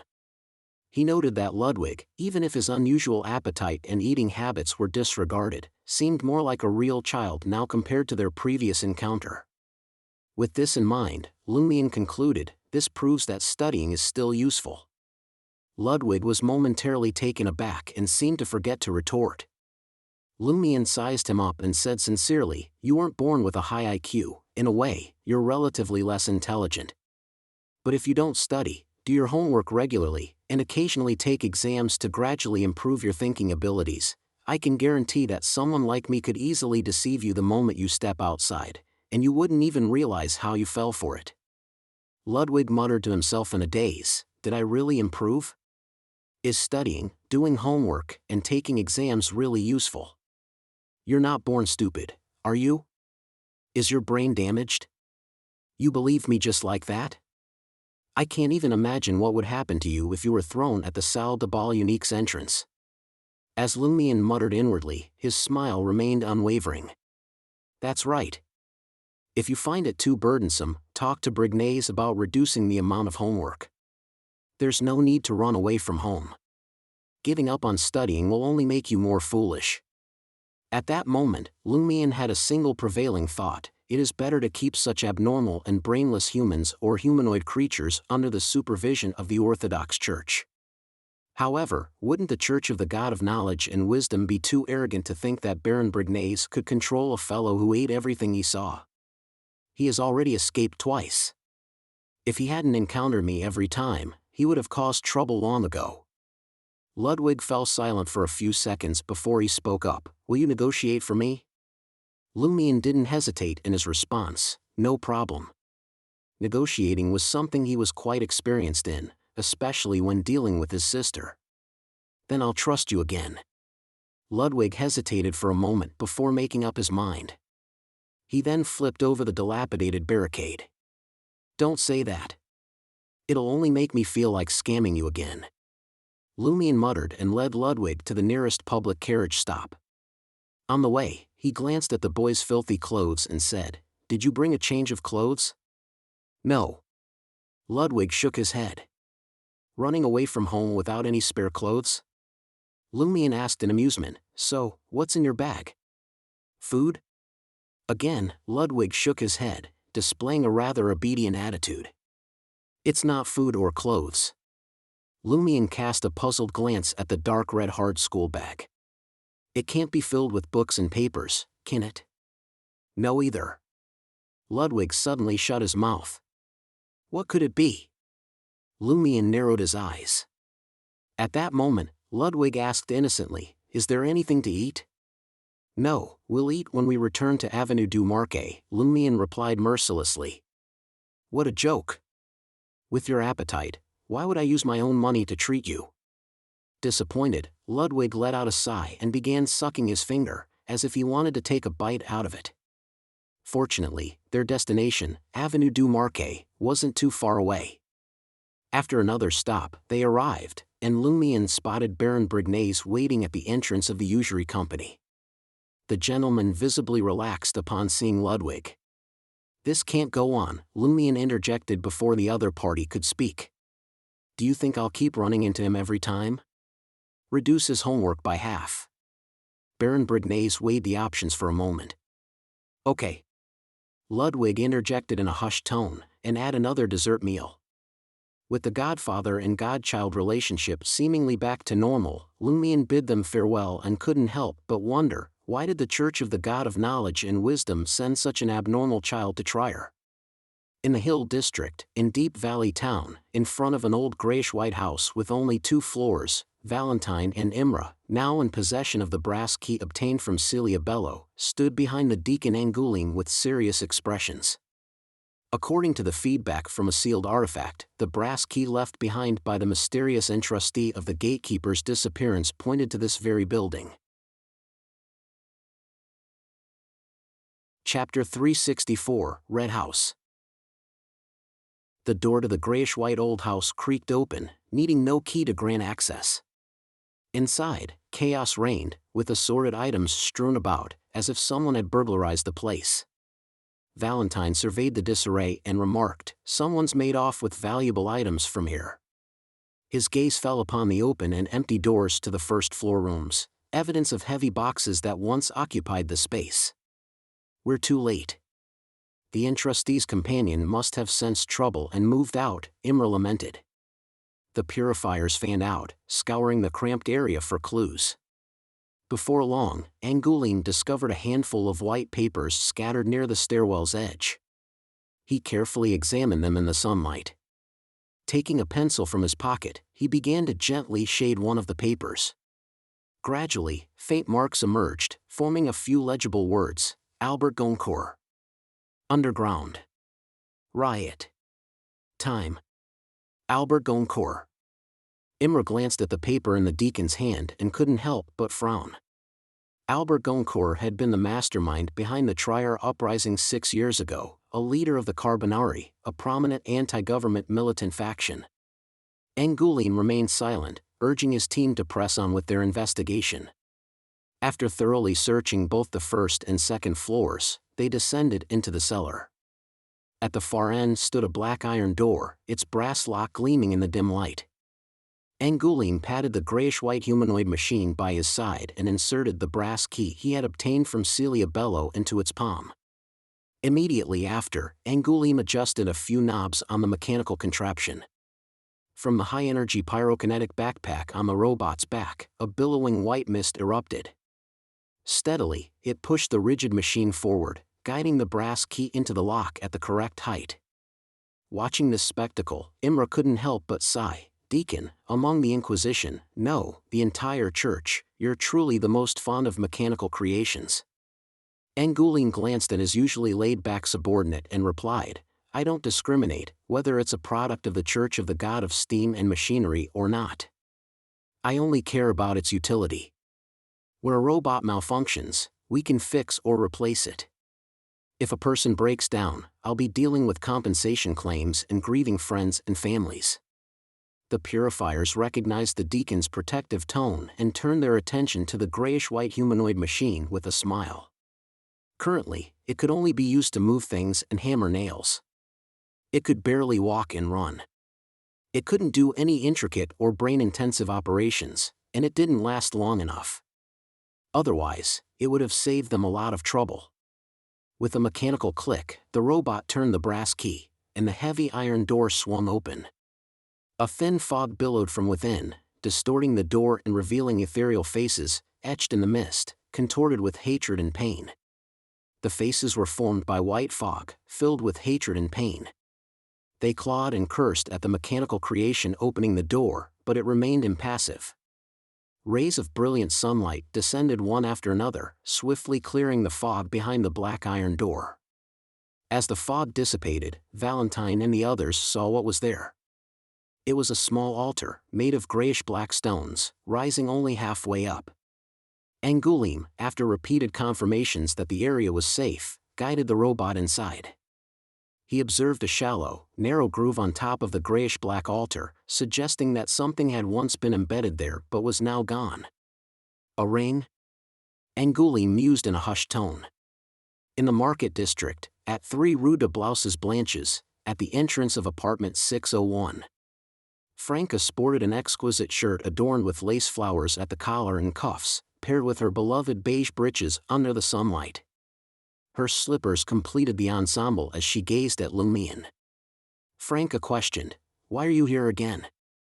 Not wasting any time for his response, she raised her hand and quipped, "If you transform into Muggle, you're more than welcome." Lumion pushed his way into the room and scanned his surroundings. "I need to discuss something with you." "What's the matter now?"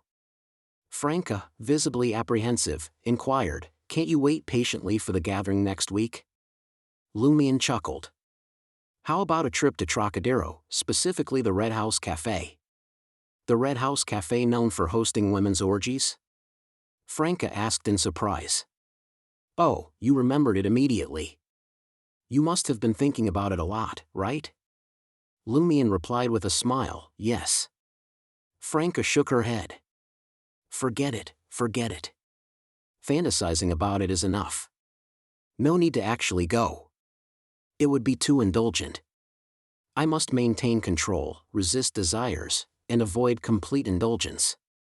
Then, she scrutinized Lumion and remarked critically, "Don't tell me you intend to use lie and transfiguration to disguise yourself as a woman and infiltrate the orgy for first-hand experience?" Lumion mocked, "Did you truly think that through, leading you to believe I'd consider such a plan? This is a serious matter." He recounted the Rose School of Thought's failure and his concerns. Someone from the Bliss Society mentioned that they're in contact with members of the Moment Society and the Narcissus Society, who also participate in the Red House female orgies. They want to convert them into believers of the Mother Tree of Desire.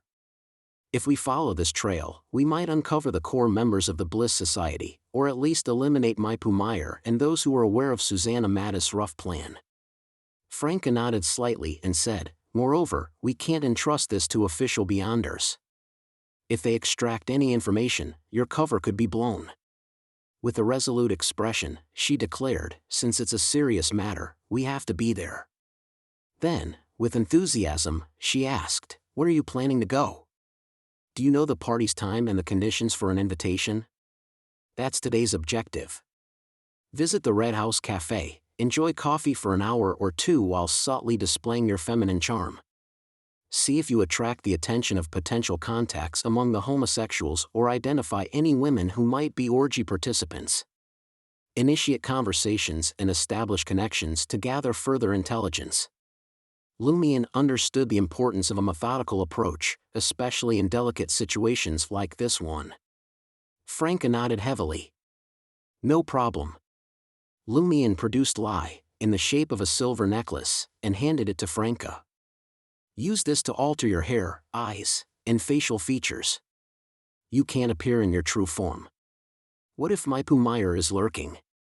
He'd recognize you as the current boss of Theatre Delancey and Cage Pigeons in an instant." As soon as Franca finished donning lie, she said eagerly, "Let's go now." Lumion's lips curled up. "I forgot to mention that this mystical item amplifies the wearer's emotions." Franca was taken aback. "No wonder I've been feeling so anxious." Lumion added with a smile, "Emotions that weren't there before won't be amplified." Franca, clenching her teeth, retorted, "Well, my desire to punch you has definitely been amplified." Lumion ceased his mockery and began to earnestly explain the functions and precautions of lie. Franca walked to the full-body mirror and observed her hair rapidly turning black, her pupils turning dark brown, her skin becoming more delicate, and her lines softer. Compared to her flamboyant beauty, she now appeared more composed and mature. Her facial features leaned towards elegance, giving her an indescribable charm. Gazing at her altered reflection in the mirror, Franca remained silent for a prolonged moment. "It doesn't resemble your true appearance, but it's still beautiful and charming," Lumion complimented objectively. He wanted to say that she had the charm of a Demoness, but he chose not to agitate Franca. Franca snapped out of her daze and silently changed into non-red boots before walking towards the door. Upon entering the corridor, she snapped out of her daze and glanced at Lumion beside her. "If you're giving me lie, how do you plan to disguise yourself as a woman? Are you relying on the transformation illusion?" Lumion replied with a hint of amusement, "Who says I'm masquerading as a woman?"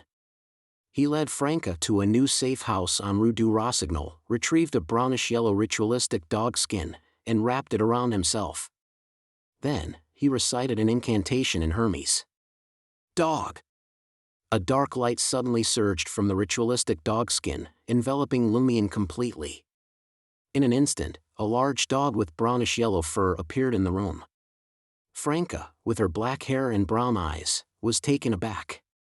She finally understood Lumion's plan for monitoring the situation at the Red House Cafe. After a moment of curiosity, Franca asked, "What does it feel like to become a big dog? Are you sure you don't feel burdened?" The brownish-yellow furred dog rolled its eyes at Franca and opened its mouth. "Woof! Are you stupid? Do you think dogs can speak and answer your questions?" Franca clicked her tongue and, with Lumion in brownish-yellow dog form, hired a rental carriage to head to Trocadero Town, west of Lavini Docks. Along the way, Lumion had the urge to bite her several times. From time to time, she would curiously stroke his dog fur, stomach, and head, hoping to find something distinct from a real dog. After more than an hour, the carriage arrived outside Trocadero. Franca paid the fare of 2 d'or, and Lumion, in his dog guise, hopped out, behaving as if he had no connection to her. He began to scout the streets for the Red House Cafe, which emitted a distinctive aroma of fermented grapes. Soon, he located the establishment near East Lawns Forest. While the entire building wasn't red, it sported a magnificent mushroom-shaped red roof. The main structure was beige, adorned with bold graffiti on the walls. Lumion settled near the cafe's entrance, lying down quietly, and watched as Franca, transformed into a black-haired beauty, entered the establishment. Chapter 365, Observation. The ambience at the Red House Cafe radiated a small-town charm.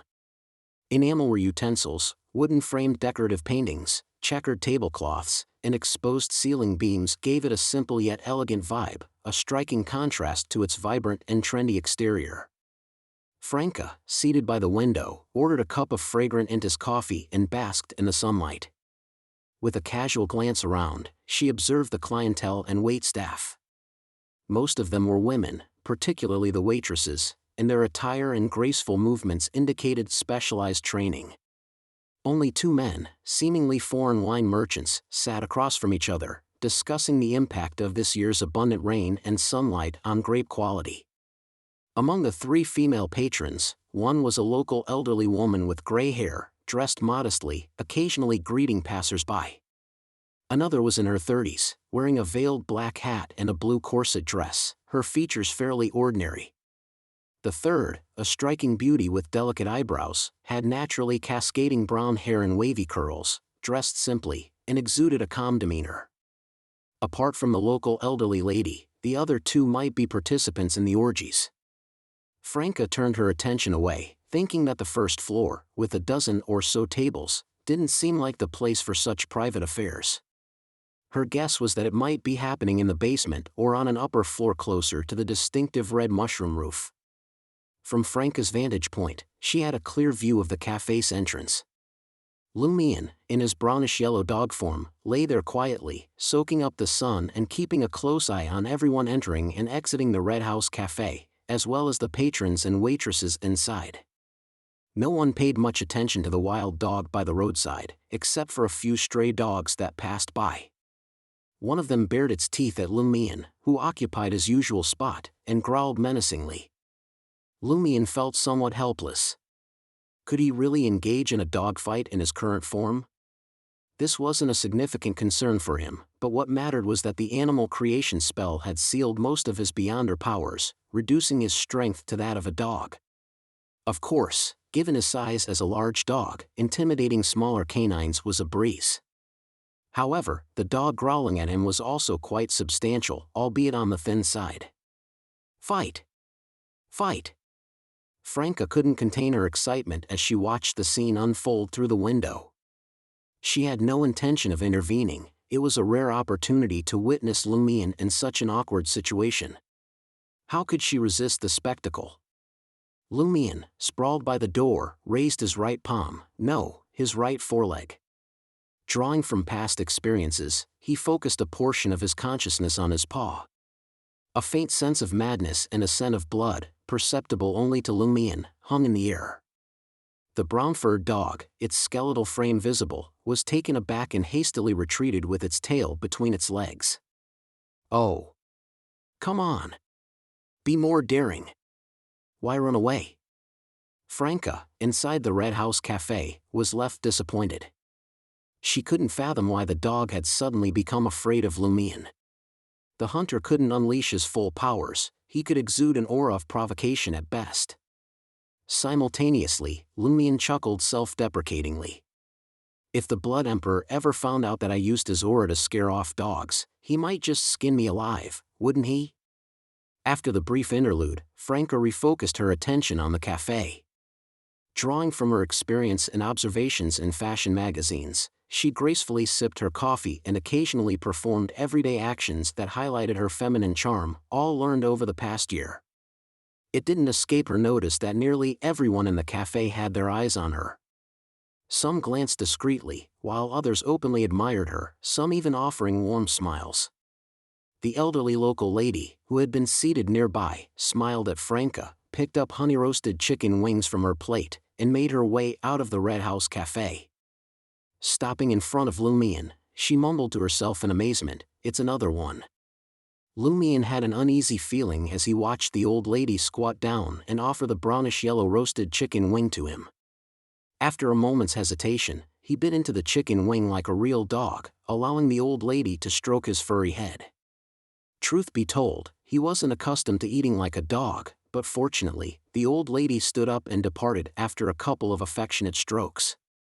Inside the Red House Cafe, Franca couldn't help but burst into laughter as she watched Lumion awkwardly nibble at the chicken wings. Unable to resist her amplified emotions, her body trembled with laughter. If she didn't need to maintain her image, she might have doubled over in laughter. She also wanted to take something to feed Lumion. In her natural state, Franca's true charisma shone through. Her black hair, brown eyes, and effortless elegance captivated those around her, giving her a unique and magnetic presence in the cafe.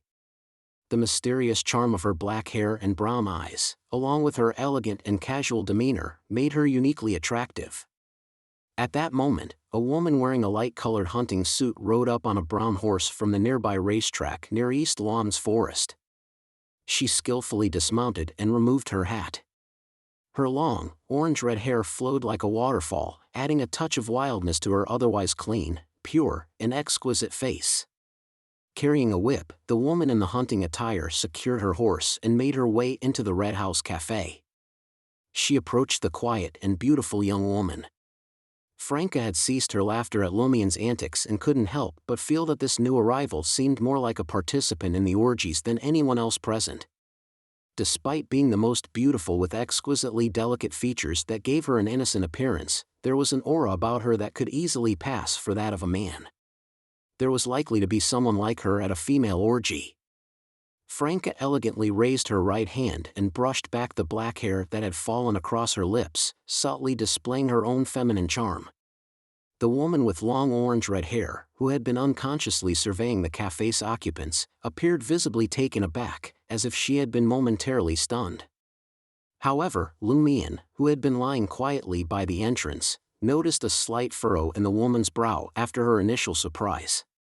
She averted her gaze and continued her approach toward the quietly elegant woman with wavy hair. They engaged in light banter before they ascended the wooden stairs to the second floor amidst some chatter.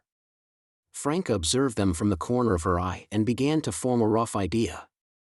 There is a strong likelihood that these two are indeed participants in the female orgies, though whether they belong to the Moment Society or the Narcissus Society remains uncertain.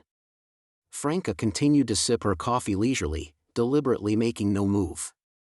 After more than half an hour had passed, and with no sign of the women descending, she decided to leave her seat and walked out of Red House Cafe. She planned to call it a day, so as to not risk arousing suspicion by approaching them too hastily. Her plan was to maintain her cover as a resident of the nearby Lavini docks and return to Trocadero every 2 or 3 days, or even more frequently. After all, this area was renowned for its wine production and scenic beauty, attracting numerous tourists daily. It would be entirely plausible for a lady who had recently moved nearby to explore the area. Lumian, stationed at the entrance of the Red House Cafe, appeared disinterested, as though he had no connection to Franca's actions. Almost simultaneously, his sharp senses detected the beautiful woman with long orange-red hair standing behind a glass window on the second floor. The woman observed Franca's departing figure with a solemn, vigilant, and contemplative expression, devoid of any apparent homosexual romantic interest. Why is there such a reaction? Did she discover something amiss with Franca? How did she discover it? Lumian felt puzzled as he stood up, as if he had soaked up enough sun, and moved to the alley between the Red House Cafe and the neighboring building, which was closer to Franca's departure direction. Before long, the woman with long orange-red hair reappeared behind the second-floor window. She carefully scanned her surroundings, confirming that no one was paying attention. There was only a brownish-yellow dog dozing off in a corner. Gently, she pushed open the window and gracefully descended to the alley below, as light as a feather.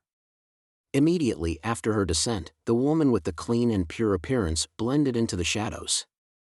Lumian, pretending to be in a state of drowsiness, silently observed this unfolding scene, his mind racing. Featherfall. Shadow concealment. Beauty. Remarkable charisma. Could she be a Demoness? Was it precisely because she is also a Demoness that she sensed something unusual about Franca's appearance and demeanor, prompting her to follow and observe? Lumian discreetly stood up and began to follow Franca from a distance, giving the appearance of a leisurely stroll. The orange-red-haired woman remained hidden in the shadows, elusive and difficult to pinpoint.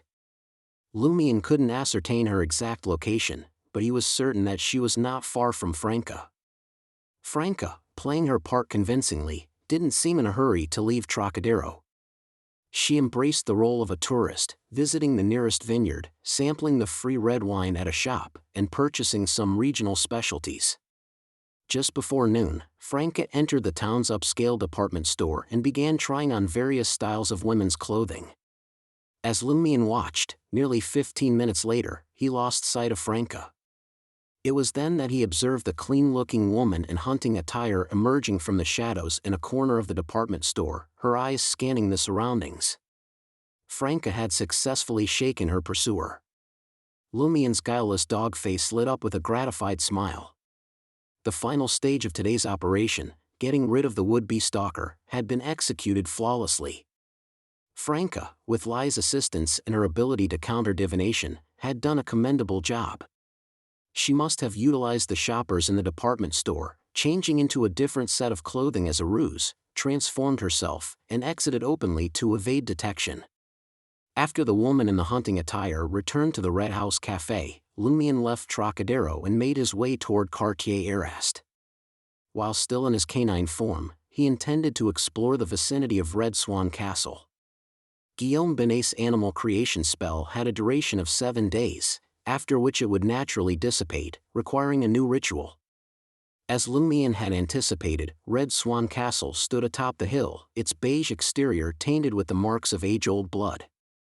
It stood in eerie silence, surrounded by a small river.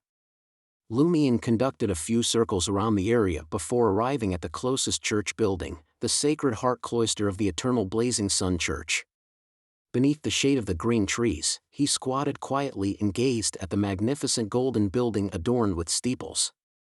During his observation, Lumian couldn't help but notice a golden retriever squatting more than 10 meters away, its attention also fixed on the Sacred Heart Cloister.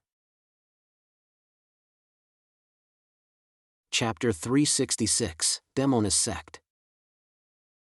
Are all the dogs around the cloister so devout? He retracted his gaze while criticizing. He quickly left the forest behind. His primary concern was to chart a route from Red Swan Castle to the Sacred Heart Cloister, taking note of any advantageous terrain and hiding spots along the way. What the Sacred Heart Cloister actually looked like or if it held any special significance was of little concern to him. By mid-afternoon, Lumion had thoroughly scouted the area surrounding Red Swan Castle. He discovered several potential escape routes, some following the main road, some along the freight railways, others winding through forests, past lakes, or over hills. Not only were they well concealed, but they also featured natural traps. Initially, Lumion had contemplated infiltrating Red Swan Castle in his canine form, but he soon realized that security was exceedingly tight. Stray dogs were not tolerated, and intruders faced certain death. Unfortunately, the animal creation spell only permits transformation into larger animals. The implicit requirement is that the hide must be able to envelop a curled-up human. Otherwise, I could transform into a rat. I don't believe they could guard against that. He sighed and retreated to a nearby secluded spot. With his spirituality, Lumion manipulated the air within the dog hide and murmured 2 words of Hermes. His Grace. Creating a sound in this manner was not challenging for Lumion. What proved difficult was that his spirituality was constrained by the animal creation spell. It could not extend beyond his body or the dog hide, and it was in limited supply. Thus, any sound produced remained confined to the dog hide, hidden from others' ears. Furthermore, he could dispel the incantation after uttering a few words. In a swift, shadowy motion, the brownish-yellow dog's skin split open, revealing Lumion's human form. He crawled out, carefully folded the hide, and cradled it against his chest. Though it had lost its mystical properties, Lumion had no intention of discarding it. Finding such a complete and large dog hide was a rarity. I only have one ritualistic dog hide left. I must conserve it. Lumion muttered these thoughts as he resumed his journey along the familiar road toward the nearest town. In a bustling metropolis like Trier, ritualistic dog hides proved more practical than ritual sheepskin or cowhide. Donning the latter too and transforming into the corresponding animals would undoubtedly draw attention. After all, who wouldn't be tempted to guide a lone sheep wandering the streets home to prepare it into various delicacies? Moreover, in Trier, there were those with perverted inclinations, ones who fancied sheep buttocks. As Lumion returned to apartment 601 at 3 Rue de Blouses Blanches, the night had already fallen, casting a dark veil over the city. Franca swiftly changed back into her usual attire and settled into the recliner, her gaze fixed warily on the lie necklace resting in a corner of the coffee table, as though it might spring to life and ensnare her at any moment. What's wrong? Lumion closed the ajar door behind him and casually stowed away the lie necklace. Franca's expression shifted, and she sighed, confessing, "After I returned, I found myself with idle time, so I attempted to adjust my appearance, but..." At this point, she let out another sigh, her emotions a mixture of fear and nostalgia. "I became entranced by my own reflection in the mirror. I've never seen such a flawless woman. Just by gazing at her face, I could do so for an entire day, no, for eternity." Lumion contemplated her words for a moment before responding, "You can use lie to deceive others, but never deceive yourself." "I understand, but the allure of the Demoness of pleasure and the effects of lie are genuinely potent," Franca admitted earnestly. "It wasn't easy for me to regain control. I forcibly removed the necklace and tossed it onto the coffee table. While my fixation may be partially due to its amplification properties, I can't help but reminisce. I can't help but yearn to give it a try. My mind has passed the test." With the lie necklace out of her sight, Franca visibly relaxed. She chuckled and remarked, "Were you using your sister's way of speaking to caution me?" "Yes, in preparation for your upcoming gathering," Lumion confirmed, making no effort to conceal the fact that he had been practicing Aurora's manner of speech recently. Franca nodded thoughtfully and commented, "It felt quite natural. If it remains at this level, deceiving them shouldn't pose a problem." Without awaiting Lumion's response, the Demoness of pleasure playfully inquired, "So, how did the honey-roasted chicken wings taste?" Lumion provided an objective assessment, "They were decent." Franca's curiosity and teasing spirit persisted as she asked, Could it be that your taste buds were improved due to your canine senses? Had your sense of smell become more acute? Lumion replied with an experimental tone, "It does have some influence on me, but I haven't transformed entirely into a dog. I still retain a significant portion of my human senses." Franca continued, "And what about other aspects?" After a moment of contemplation, Lumion explained, "Other aspects? It's more like my soul is confined within a real dog's body. Everything I do is restricted and influenced by my physical form, including..." Seated on the divan, he raised his leg, mimicking the posture of a canine taking a leak. Franca exclaimed, "You really don't care about your image at all, do you? It doesn't bother you?" Lumion shrugged, responding, "What's there to be concerned about?" Franca thought for a moment before posing her final question, "One last thing, will you be affected by dog hormones and react strangely to other dogs? The body is mine, and the dog is just a disguise. It's merely an external constraint." Lumion's expression suggested he wasn't a fool. He then adopted a mimicry of Madame Magician and asked, "Are there any more questions?" "I'm done." Franca was satisfied. Lumion chuckled. "Then it's my turn to ask. What are your thoughts on the ladies you observed today?" Franca absently twirled a few flaxen-colored strands of hair that had come loose from her ponytail as she replied, "There are two potential suspects." She proceeded to recount her speculation and added, "That woman with the orange-red hair still gives me an odd sensation, as if she's drawing me in." Lumion smiled approvingly. "You're onto something. She's at least a Demoness of pleasure or a Beyonder with a corresponding mystical item." After identifying that the Beyonder belonged to the Demoness pathway, Lumion sensed a magnetic allure in every gesture she made, similar to Franca's. It was a bit challenging for him, with most of his abilities sealed, to resist such temptation. Fortunately, Monk's endurance held firm. Demoness? Franca pondered the possibility and mused to herself, "That makes sense. How could a gathering of females dedicated to pleasure not attract one or two demonesses?" Lumion had a moment of realization and posed a question, "Is it to bring pleasure to others and oneself?" He sensed that this might be a fundamental requirement for their acting. "That's one aspect of it. Even if it weren't for the potion, I'd still want to attend. However, I can control myself, but the same can't be said for other demonesses," Franca said with disdain and a sigh. Lumion, not fully grasping the implication behind her words, remarked, "She followed you but you managed to shake her off." "Ah." Franca was momentarily surprised. "She should be from the Demoness family." "The Demoness family you mentioned?" Lumion had previously heard Franca briefly mention this secret organization. He had always been curious about how demonesses could form families. Matriarchal society? Franca sighed and said, "Yes, it's also known as the Demoness Sect. Its origins trace back to the descendants of the primordial Demoness during the Fourth Epoch. The primordial Demoness is a sequence 0 of the assassin pathway, essentially a true deity. She's widely regarded as an evil god, also known as the Chaos Demoness. Primordial Demoness." Lumion committed the name to memory. Franca continued, "The core of the Demoness family always includes a descendant of the primordial Demoness, but they also recruit or cultivate assassins with different surnames. It's essentially a sect that controls all the potion formulas and most of the resources related to this pathway. Only a Demoness from the Demoness sect would tail a wild Demoness upon their first encounter." "To retrieve the Beyonder characteristic?" Lumion inquired. Be it recruitment or elimination, it was a way of reclaiming Beyonder characteristics. Franca pursed her lips and responded, "Exactly. They don't want the Beyonder characteristics of the Demoness pathway to be lost outside their section.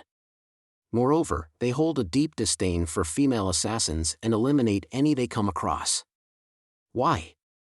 Lumion couldn't comprehend. Franca shot him a resentful glance, as if blaming him for asking such a question. She sighed and said, "It's because the primordial Demoness was originally male. During the process of attaining godhood through the assassin pathway, she transformed entirely into a woman. This transformation left her mind twisted and filled with agony.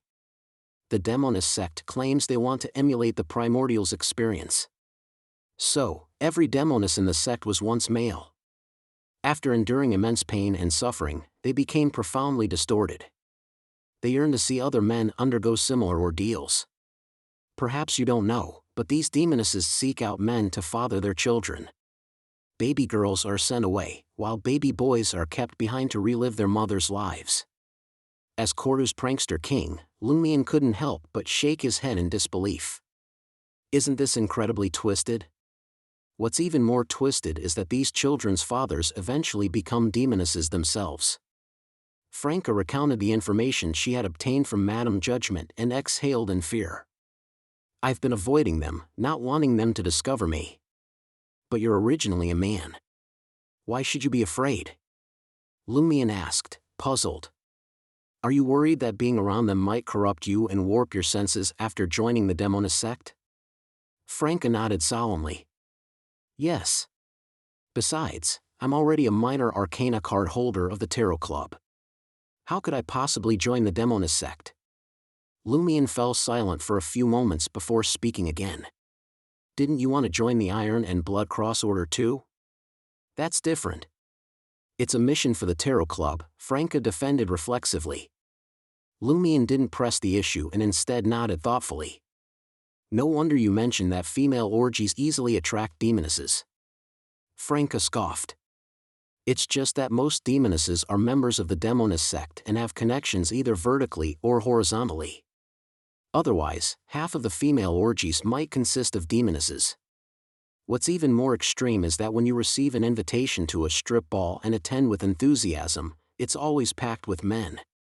After muttering a few words, Franca looked at Lumion and asked awkwardly, so, what should we do next? Chapter 367, Salon. Lumion understood Franca's concerns and smiled. 2 directions. First, consult with your major arcana card holder about the possibility of establishing contact with the Demoness sect. Remember, you originally were a man, so there's no need to fret about being eliminated. As long as you can pass their background checks, you can tap into their resources to enhance yourself. And when pretending isn't an option anymore, have your major arcana card holder assign you a mission to steer clear of Trier and make a swift getaway.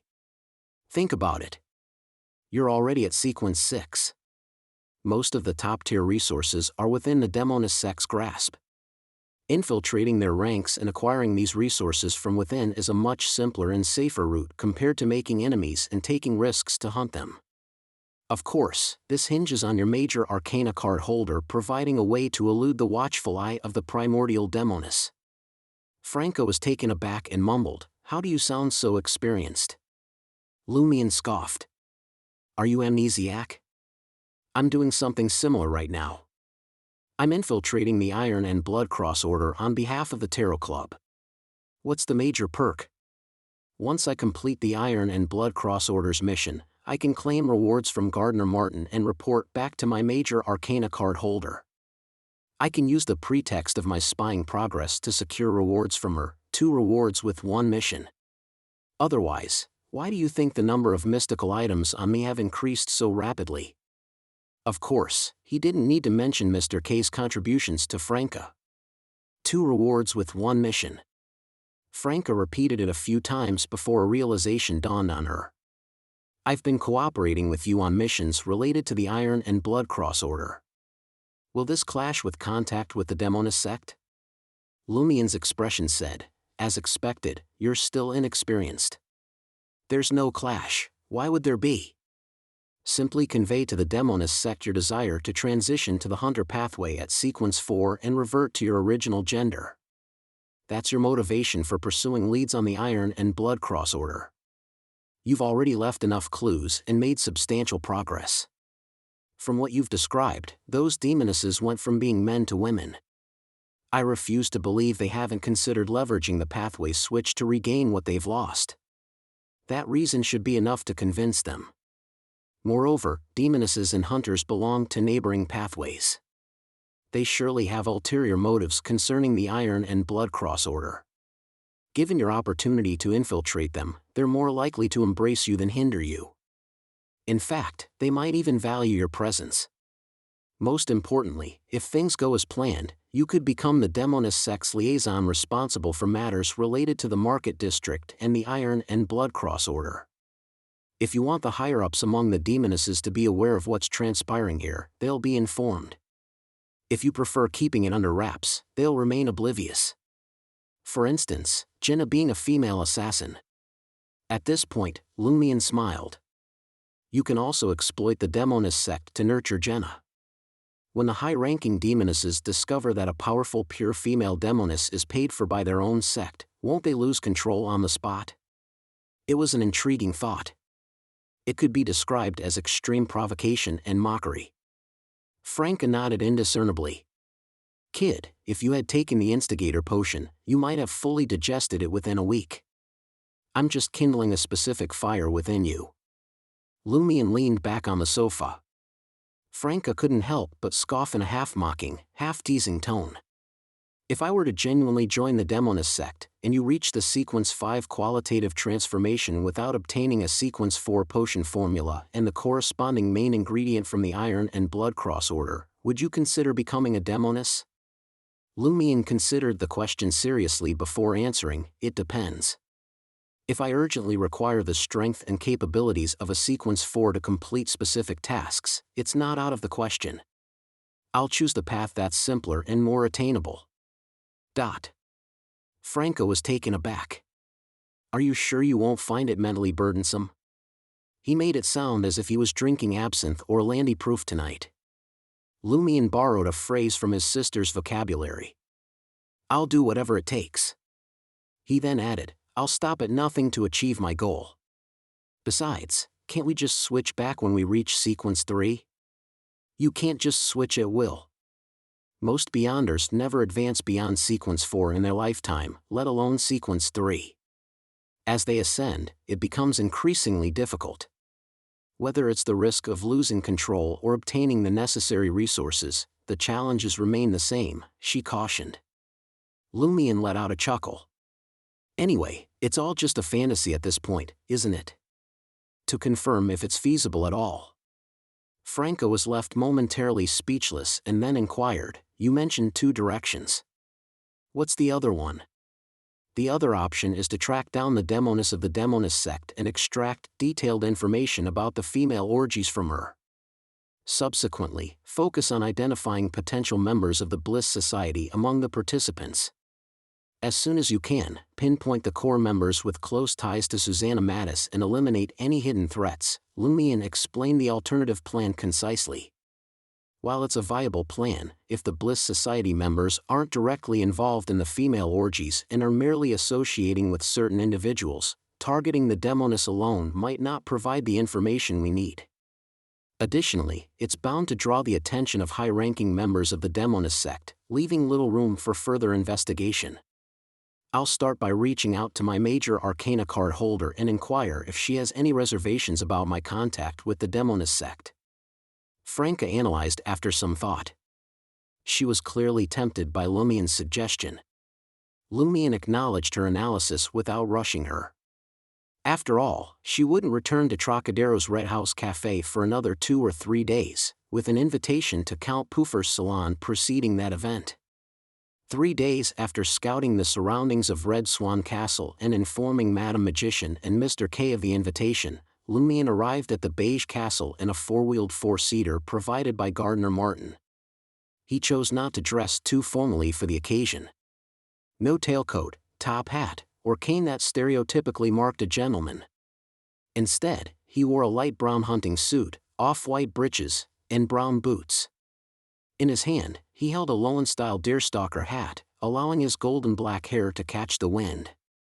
Lumion was aware, through Aurora's gossip, that appearing overly grandiose in a literary and artistic salon like this would make him appear out of place among the other participants, possibly even a laughingstock.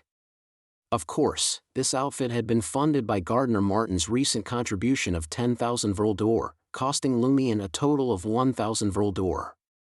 Holding the invitation letter, Lumion underwent the guard's scrutiny and passed through the imposing several-meter-tall door. In this area, there was a hall, but it was relatively modest.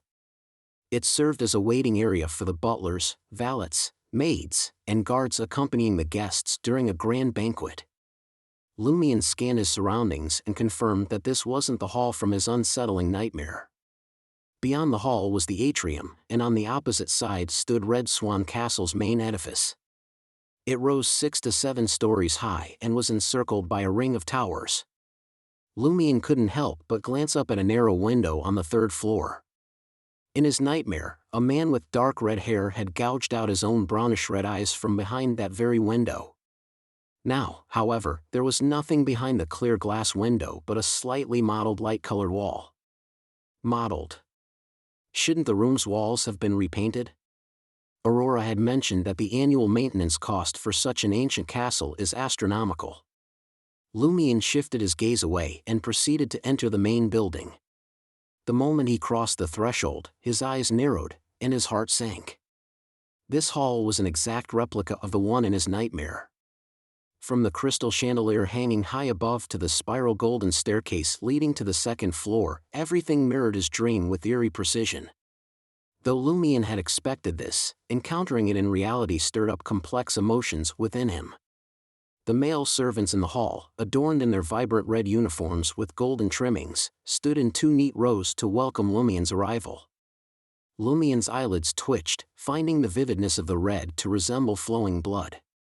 The salon was situated in a spacious living room on the 1st floor, elegantly decorated with a thick, dark red carpet adorned with intricate patterns. A set of plush sofas graced one side of the room, and bar stools and armchairs were scattered around them. On the opposite end of the living room, a tall young woman sat at a brown piano. She wore a simple yet pristine sky-blue patterned white corset dress, and her auburn hair cascaded gracefully down her back. As Lumion entered the living room, the girl's fingers danced gracefully across the piano keys, conjuring a sprightly melody. Count Puffer occupied an armchair, engaged in conversation with an elegant lady with black hair, blue eyes, and an air of refinement as she leaned against the armrest in a crouched position, chuckling merrily. Novelist Anori, painter Mullen, critic Ernst Young, and poet Irita, each accompanied by their female companions, were either gathered on the sofa, engaged in conversation, or lingering near the table adorned with desserts and roasted meats. In addition to these well-known figures, other guests filled the room. Lumion scanned the crowd and spotted a familiar face. It was Laurent, the inhabitant of Aubert's du Coq d'Or, rumored to have used Madame Lacazan's hard-earned money to frequent upscale cafés and mingle with high society. Laurent still donned the same pristine black tailcoat, and his neatly combed brownish-yellow hair followed a precise 30 to 70 cut. He stood out amidst the casually attired authors, painters, poets, and critics surrounding him. He displayed no restraint in his interactions, his dark brown eyes sparkling as he exchanged pleasantries with the gathered guests. Within moments, Laurent locked eyes with Lumion, and his pupils dilated, as if he had encountered an evil spirit. Is this not Cécile Dubois, the current owner of Aubert's du Coq d'Or and the infamous mob leader? In an instant, fear coursed through Laurent's veins. He worried that Lumion might expose his true identity, jeopardizing the connections he had painstakingly cultivated. He was on the verge of success. "Oh, you're doing quite well. You've even received an invitation to such a salon," Lumion remarked with a smile, pointing to himself as if to suggest that they both belonged to a certain type and could feign ignorance of each other. A sigh of relief escaped Laurent as Lumion approached Count Puffer. With a hint of annoyance, he grumbled, "You didn't inform me about bringing a female companion. You're making me look like a fool." "Ha!" Count Puffer and the others chuckled, delighted that their prank had succeeded. After the laughter subsided, Count Puffer gestured toward the girl at the piano. "If you don't mind, you can invite my cousin, Miss Elrose." Chapter 368, Speculator. Lumion settled into an armchair with a polite smile aimed at Count Puffer. He responded, "That would be my honor." With a graceful gesture, he extended an invitation to Miss Elrose. Count Puffer, dressed in a crimson shirt, waved his hand. "After she finishes playing this piece." Lumian shifted his gaze towards the piano, finally getting a clear view of Miss Elrose. Her chestnut eyebrows framed her expressive brown eyes, which sparkled with a youthful vibrance. The delicate curve of her cheeks and gentle facial contours suggested her age to be under 20, and there was no apparent trace of Sauron lineage. Lumian surmised that Elrose likely inherited her Sauron lineage from her maternal side. He turned away briefly, his fingers wrapping around a glass of red, white, and blue liqueur resting on the coffee table. Engaging in lively conversation with Count Puffer, novelist Anori, and others, Lumian discussed the latest trends and scandals circulating in their circle. He had been diligently reading newspapers like Novel Weekly, Journal de Debats, Youth of Trier, and Ghost Face to keep himself well informed for occasions like these. The black-haired lady who had been kneeling beside Count Puffer had already moved away to observe the newspaper editors engaged in a game of billiards. Lumian was aware that she couldn't be Count Puffer's wife. Aurora had once enlightened him about the peculiar customs of Trier. In intimate gatherings and small-scale balls, the male and female hosts refrained from appearing together. It was considered improper and might invite unnecessary gossip. Therefore, when one of them hosted a salon, their spouse would attend someone else's event. Back when Lumian first learned of this, he was barely 15, and it struck him as a bizarre set of rules. Now, reflecting upon it, he couldn't help but think, you Trierians have devised such absurd and comical unwritten rules to facilitate discreet affairs, and everyone willingly adheres to them. As the musical piece concluded, Elrose gracefully left the piano and made her way to the sofas. Her cousin introduced her to Lumian, pulling over a barstool for her. She sat with her legs neatly together, a silent observer of the ongoing conversation. As time flowed by, others gradually converged in their direction. Loran followed a casually dressed, middle-aged man who sported an impressive beard. Count Puffer took it upon himself to make introductions, saying, "This is Cornell, the editor-in-chief of Le Petit Triarien." Lumian had perused the newspaper before, and he vividly recalled the advertisement for the interstellar bridge to the Crimson Moon featured in its pages. Now, with that memory in mind, he couldn't help but suspect that it might be a cleverly disguised scam or perhaps a piece of Triarian performance art. He also harbored suspicions that it might be connected to devotees of some evil god.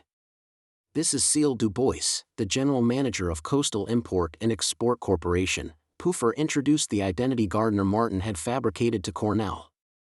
Cornell extended his right hand with a look of surprise as he greeted Lumian. "You're quite the young lad." Lumian accepted the handshake, offering a charming smile. "This is the result of my unwavering diligence and hard work." Just as poet Irita was on the verge of commenting on the diligence of most individuals present without becoming the general manager of a large company at such a young age, Lumian added a touch of self-deprecation to his tone. "It's precisely because I excelled in both areas that my father appointed me as the general manager of the import and export company." The room erupted in laughter as everyone grasped Lumian's meaning. Their perception of Cécile Dubois underwent a positive transformation. In their social circle, there was no shortage of individuals who had landed important positions at a tender age due to familial connections. These people typically either avoided mentioning their parents and elders, striving to demonstrate their self-proclaimed abilities, or they struggled with confidence and maturity, endlessly fixating on their fathers or uncles. There were very few who exuded the kind of openness, honesty, and humor that Lumian effortlessly radiated. Back then, Count Puffer could scarcely be counted among them. Lumian, with a touch of mischievous humor borrowed from his sister, turned his gaze toward Loran and inquired, "Who might this be?" "Thud. Thud." Lauren's heart raced in response. While they had an unspoken agreement not to reveal each other's true identities, Loran lacked a thorough understanding of Cécile Dubois, the mob leader, and worried that Lumian might suddenly change his mind. Cornell, the editor-in-chief of Le Petit Triarien, gestured to the young man by his side. "This is Loran.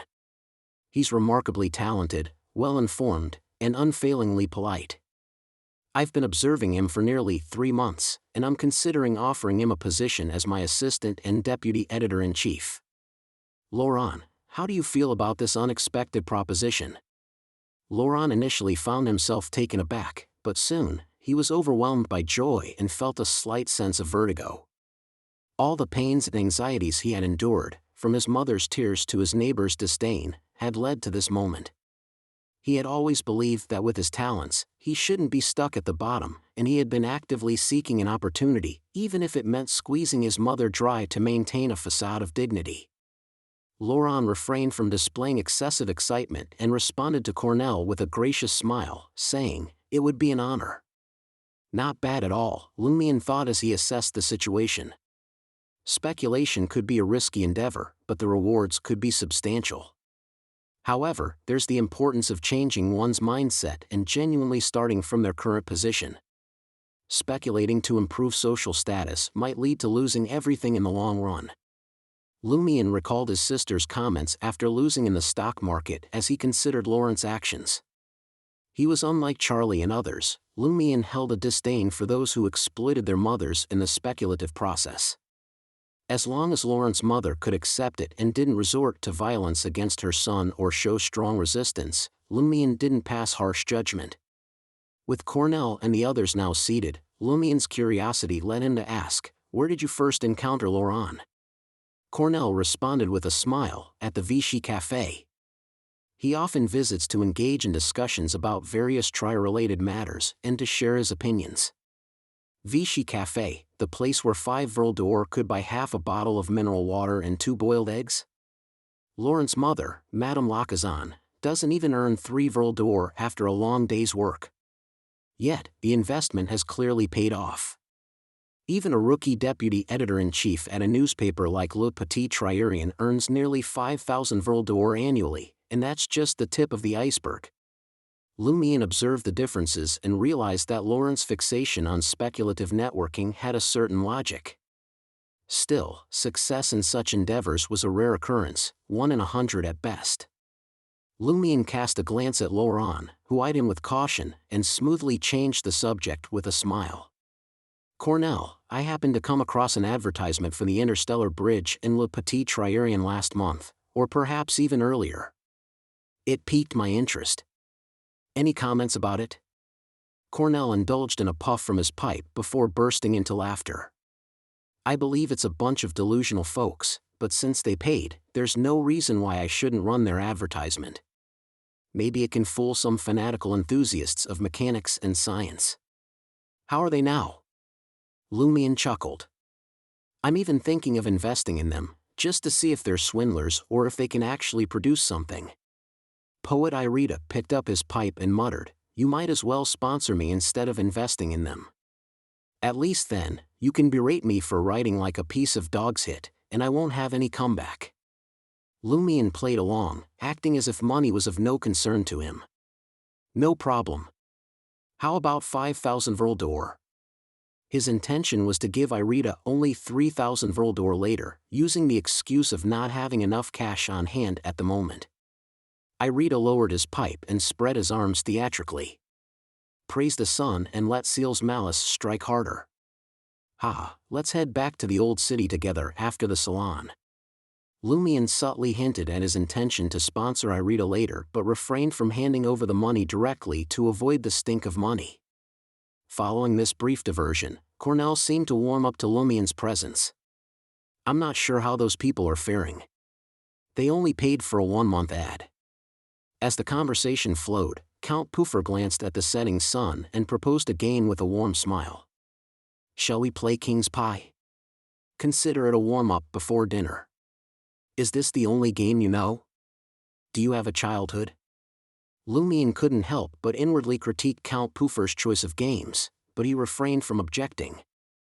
The others readily agreed, and Count Puffer promptly instructed his valet to bring out the sizable king's pie that had been prepared in the kitchen. It resembled the lid of a grand saucepan, emitting a tantalizing aroma and color. "Who shall be in charge of the cutting?" Count Puffer surveyed the participants, his gaze sweeping over each of them. After a moment's thought, he decided, "Elrose, you do the honors. You're the youngest and most beautiful lady here." Elrose, seated on a bar stool beside Lumion, gracefully rose and took up the table knife to start dividing the king's pie. "Rather obedient of your cousin." Living off the Sauron family, off Count Puffer? Lumion realized that Elros's techniques were deft, perhaps from frequent practice. In no time, the colossal king's pie was divided into roughly 29 portions. As was customary, Count Puffer proposed offering the extra slice to his ancestor, Vermanda Sauron, and no one voiced any objections. After completing this part of the ritual, the living room seemed to descend into an eerie silence, as if the very atmosphere outside the castle had solidified. Count Puffer then turned his attention to Lumion and Lauron. "Lauron, this is your first time attending my Saturday salon with Seal. You'll be the first to choose." Lumion laughed and said, "Of course, the host should be the first to choose. Don't you all think so?" Instigated by him, the other participants readily agreed that the male host should have the honor of making the initial selection. Count Puffer didn't insist and took up a slice of king's pie, addressing the group, "Whoever bites into the gold coin shall be king." Seeing that the Sauron family member had made the first choice, Lumion felt more at ease and leaned forward to survey the slices. This was double insurance. First, he would let Count Puffer make his selection. Then, while there were still plenty of slices left, he would exploit Termoboros's aversion to the matter to choose a slice without the gold coin. This time, Termoboros remained silent, not offering any warnings. Lumion naturally picked up the king's pie slice he had personally selected. But as he settled back into his seat, his mind spun unexpectedly. It was as if he saw the narrow glass window once again, and the image of the dark red-haired man who had gouged out his own eyes intruded upon his thoughts. Chapter 369, King? No, Emperor. Compared to his previous nightmare, Lumion could now see him more clearly. The dark red-haired man behind the narrow glass window bore a striking resemblance to Count Puffer. As he raised his right hand to dig at his eyes, his facial muscles twitched, and his facial contours transformed, instantly becoming identical to Lumion's. It was identical to Lumion Lee from Corda Village, not the current Seal Du Bois. When the dark red-haired man with Lumion's face gouged out the bloody eyeball, Lumion's eyes ached, and his vision darkened. Simultaneously, wild laughter echoed in his ears, infecting him to the point where he wanted to release his frustration, unleash violence, and satisfy his bloodlust. Suddenly, his right palm heated up, and pure madness surged into his mind. Out of nowhere, frustration, violence, and bloodthirst surged out of him as the maniacal laughter instantly ended. Lumion's vision returned to normal, and he saw novelist Anori sitting across from him, with Count Puffer beside him. They grinned as they observed the other participants selecting slices of king's pie, completely unaware of the unusual changes happening to Lumion. Lumion counted the king's pie slices that had vanished and glanced at Lauron, who was engrossed in his choice. He realized that only a few seconds had elapsed, but it felt like an eternity. Drawing upon his Am's monk abilities, he resisted the emotional turmoil stirred by the Blood Emperor's presence. He faintly perceived a peculiar, insane, bloody, and ruthless mental impression lingering in the void above him. The desire to infiltrate Lumion's body, sending shivers down his spine, remained suppressed by Alista Tudor's hidden aura. It dared not descend. Instead, it circled above the living room, akin to vultures eager to feast on carcasses but cautious of nearby predators. None of the participants in the King's Pie game detected the existence of such a manic spirit glaring fiercely at them from above. They giggled and selected their slices of King's Pie. "Come, dance with the Blood Emperor. Let's see who's crazier, you or Alista Tudor." Lumion scoffed inwardly, his emotions in turmoil. Of course, he understood that his Blood Emperor aura was a mere facade. If the spirit were to forcefully enter his body, he wouldn't have the power to resist it. All he could do was hope that Mr. Fool's seal would activate and yield some effect. However, judging by appearances, the frenzied and cruel spirit lacked any rationality. It operated solely on instinct and harbored an innate fear. Lumion took a moment to collect himself. While observing Elros and the others choose their King's Pie slices and sensing the frenzied spirit's erratic movements, he contemplated the corresponding dilemma. This appears to be the core of the Sauron family's King's Pie game. Puffer employs his bloodline and a simplified ritual to summon the lingering spirit of his ancestor, allowing it to inhabit the person who consumes the symbol and becomes the king. If a frenzied and bloodthirsty spirit were to truly take control of my body and corrode my mind, I might lose my sanity instantly. It's nearly impossible for ordinary individuals to resist such a force. What does Count Puffer rely on to maintain his composure? At the very least, he seems normal and has become king countless times. No wonder Termoboros insisted I switch slices last time. If I were to lose control, he wouldn't fare any better. Son of a sow! Why didn't you warn me today? Did you choose to remain silent because you knew I possessed the Blood Emperor's aura and wouldn't succumb to this insane mental invasion? Where does this frenzied spirit originate from? It's been 200 to 300 years, how can it still exist? Could it be that the Sauron family has a special method for preserving the spirit of a high-ranking individual across generations? Or could Vermonda Sauron actually still be alive? Or perhaps the Beyonder trait he left behind has become too corrupted? Is the Sauron family attempting to gradually eradicate it using this method?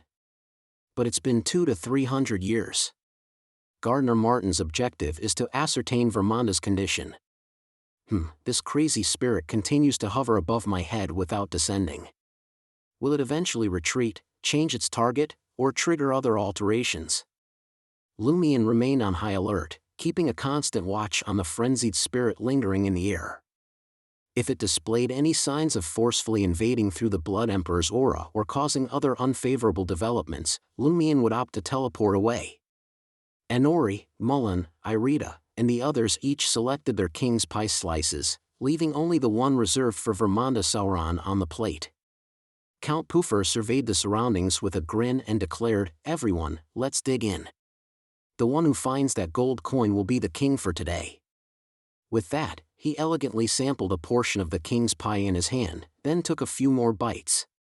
His countenance gradually shifted from one of confidence to one of blank panic. There was no gold coin. Count Puffer stared at the other participants in disbelief, his assurance of control crumbling. In that moment, a single thought consumed his mind: no, this can't be. I'm the one who most closely resembles my ancestor. His eyes fixed on Elros, the sole guest possessing the Sauron family's bloodline. Though Elros was perplexed by her cousin's frantic and intense gaze, she still took a few bites of her king's pie slice. Yet, still, there was no gold coin to be found. Count Puffer's confusion deepened. His gaze darted around, his mind racing with conjectures. Could there be an illegitimate son of a family member here? No, even if there were, I bear the closest resemblance to the ancestor. Could a high-ranking member of the Hunter pathway be present? Impossible. Or perhaps someone here has been tainted in the underground world? Lumion noticed Count Puffer's distressed head scratching, and most of the game participants had sampled their king's pie slices. He gradually lifted his right hand and took a bite. As anticipated, his teeth encountered a solid metallic object. He spat out the item onto his left palm. It was, without a doubt, a 10 Vrildor gold coin. Count Puffer's pupils widened as he fixated on Lumion's visage, a burning desire to dissect every inch of his flesh evident in his gaze. Novelist Anori let out a chuckle. Ah, a new king at last. It being always Puffer tires me out. He was getting rather dull with his pranks. Lumion picked up the gold coin and cast a cold glance at Anori. Who gave you permission to speak? Anori's body quivered, and he instinctively clamped his mouth shut. Lumion struggled to maintain control over the influence of the Blood Emperor's aura. He sensed the frenzied spirit above him spiraling faster and faster, as if growing more impatient and savage.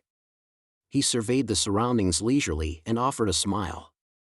From this moment forward, I am your king. Or would you prefer to address me as emperor? For some inexplicable reason, all the participants, including Count Puffer and Miss Elros, experienced a stirring in their hearts, as if they were compelled to heed Lumion's commands. Of course, it was merely a pulsing sensation, induced by the combined impact of his words and aura. Among them, poet Irida, who had recently entered into a sponsorship agreement with Seal Du Bois, rose nonchalantly, pressed his hand to his chest, and bowed. "Indeed, Your Majesty." The others followed suit, either embracing the spirit of the game or yielding to the pulsing sensations in their hearts. They stood and offered their bows in their own unique ways. "Indeed, Your Majesty." Lumien's lips curled into a satisfied smile as he signaled for everyone to retake their seats. Then, he turned his gaze towards Count Puffer and raised his chin slightly. "I command you to present 30,000 Vril d'Or worth of gold." Count Puffer was taken aback, a whirlwind of complex emotions surging within him. This was the first time he had been subjected to the king's pie commands. He had an urge to respond with a jest, but he remembered the gravity of the consequences if he disobeyed the king's orders during this mystical game. He would meet a dreadful fate. Count Puffer clenched his teeth and rose from his seat. "Indeed, Your Majesty." Exiting the living room, he ascended to a floor of the castle's main building and retrieved 5 hefty gold bars from a secure vault. For him, parting with 30,000 Vril d'Or wasn't a significant loss. Seeing Count Puffer offering him gold bars totaling 30,000 Vril d'Or, Lumien couldn't help but feel a pang of regret. Had he known that his orders would be followed to the letter, he might have demanded even more.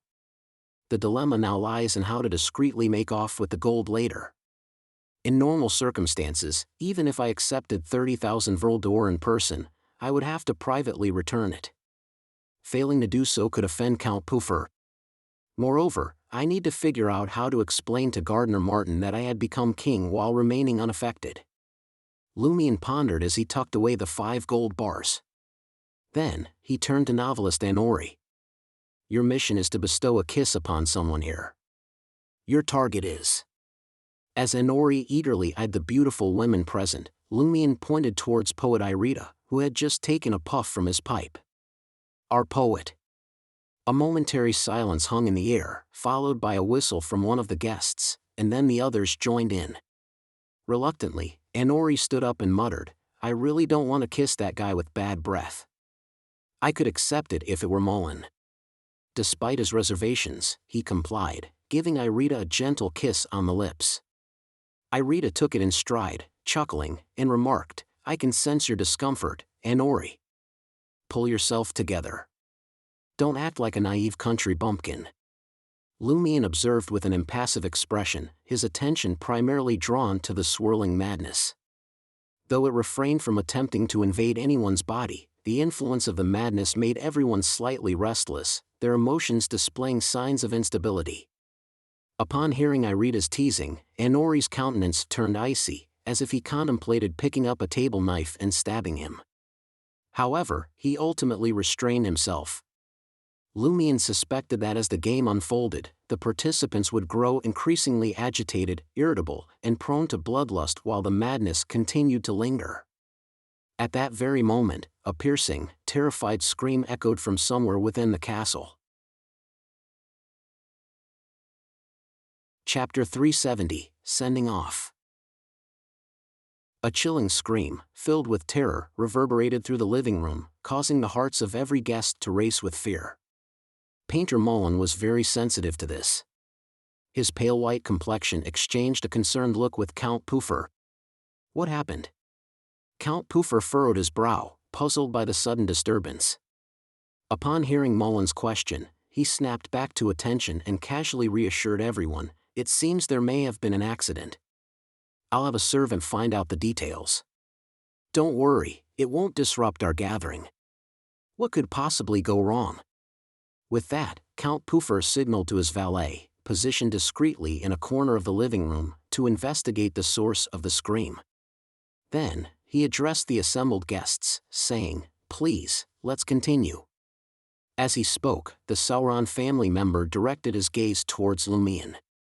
Ever since presenting the gold bars, he had been closely watching Emperor Lumien, analyzing every subtle movement and expression.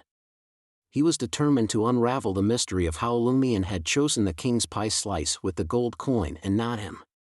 Lumien fought to keep his composure in the face of the madness that seemed to consume him and turned his gaze towards Painter Mullen. "Create a piece of art using your buttocks. In his role as Cordu's prankster king, Lumion had an array of tasks in his arsenal to assign to each participant in the game, ensuring that none of them would forget their missions. Yet, Lumion's main concern wasn't the playful antics but the malevolent presence that loomed over the sofas. This sinister entity refused to dissipate, even after failing to infiltrate Lumion. It hovered in the air, exuding an impatient, bloodthirsty, and irritable aura. Lumion suspected a connection between the earlier scream and this ominous mental vortex. The handsome yet pallid and weary painter, Mullen, stood in bewildered silence, grappling with this bizarre request. Painting with one's buttocks was entirely uncharted territory. Novelist Anori and the others, having readily accepted their own missions, not only cheered with enthusiasm but also summoned the servants to bring paint and drawing paper. They even assisted Mullen by loosening his belt. With no escape, Mullen reluctantly covered his posterior with paint and made a few awkward imprints on the drawing paper. The result resembled a child's crude doodle. Observing this spectacle, novelist Anori was struck by an idea. Why don't we frame it and send it to art critics? Let's see their reaction to such a unique creation. The painting's signature is the word "the Emperor." For the title. Right, Mullen, any suggestions?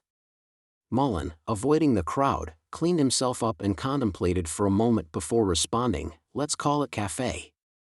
Curious, Cornell, the editor-in-chief of Le Petit Triarien, asked, what does it signify?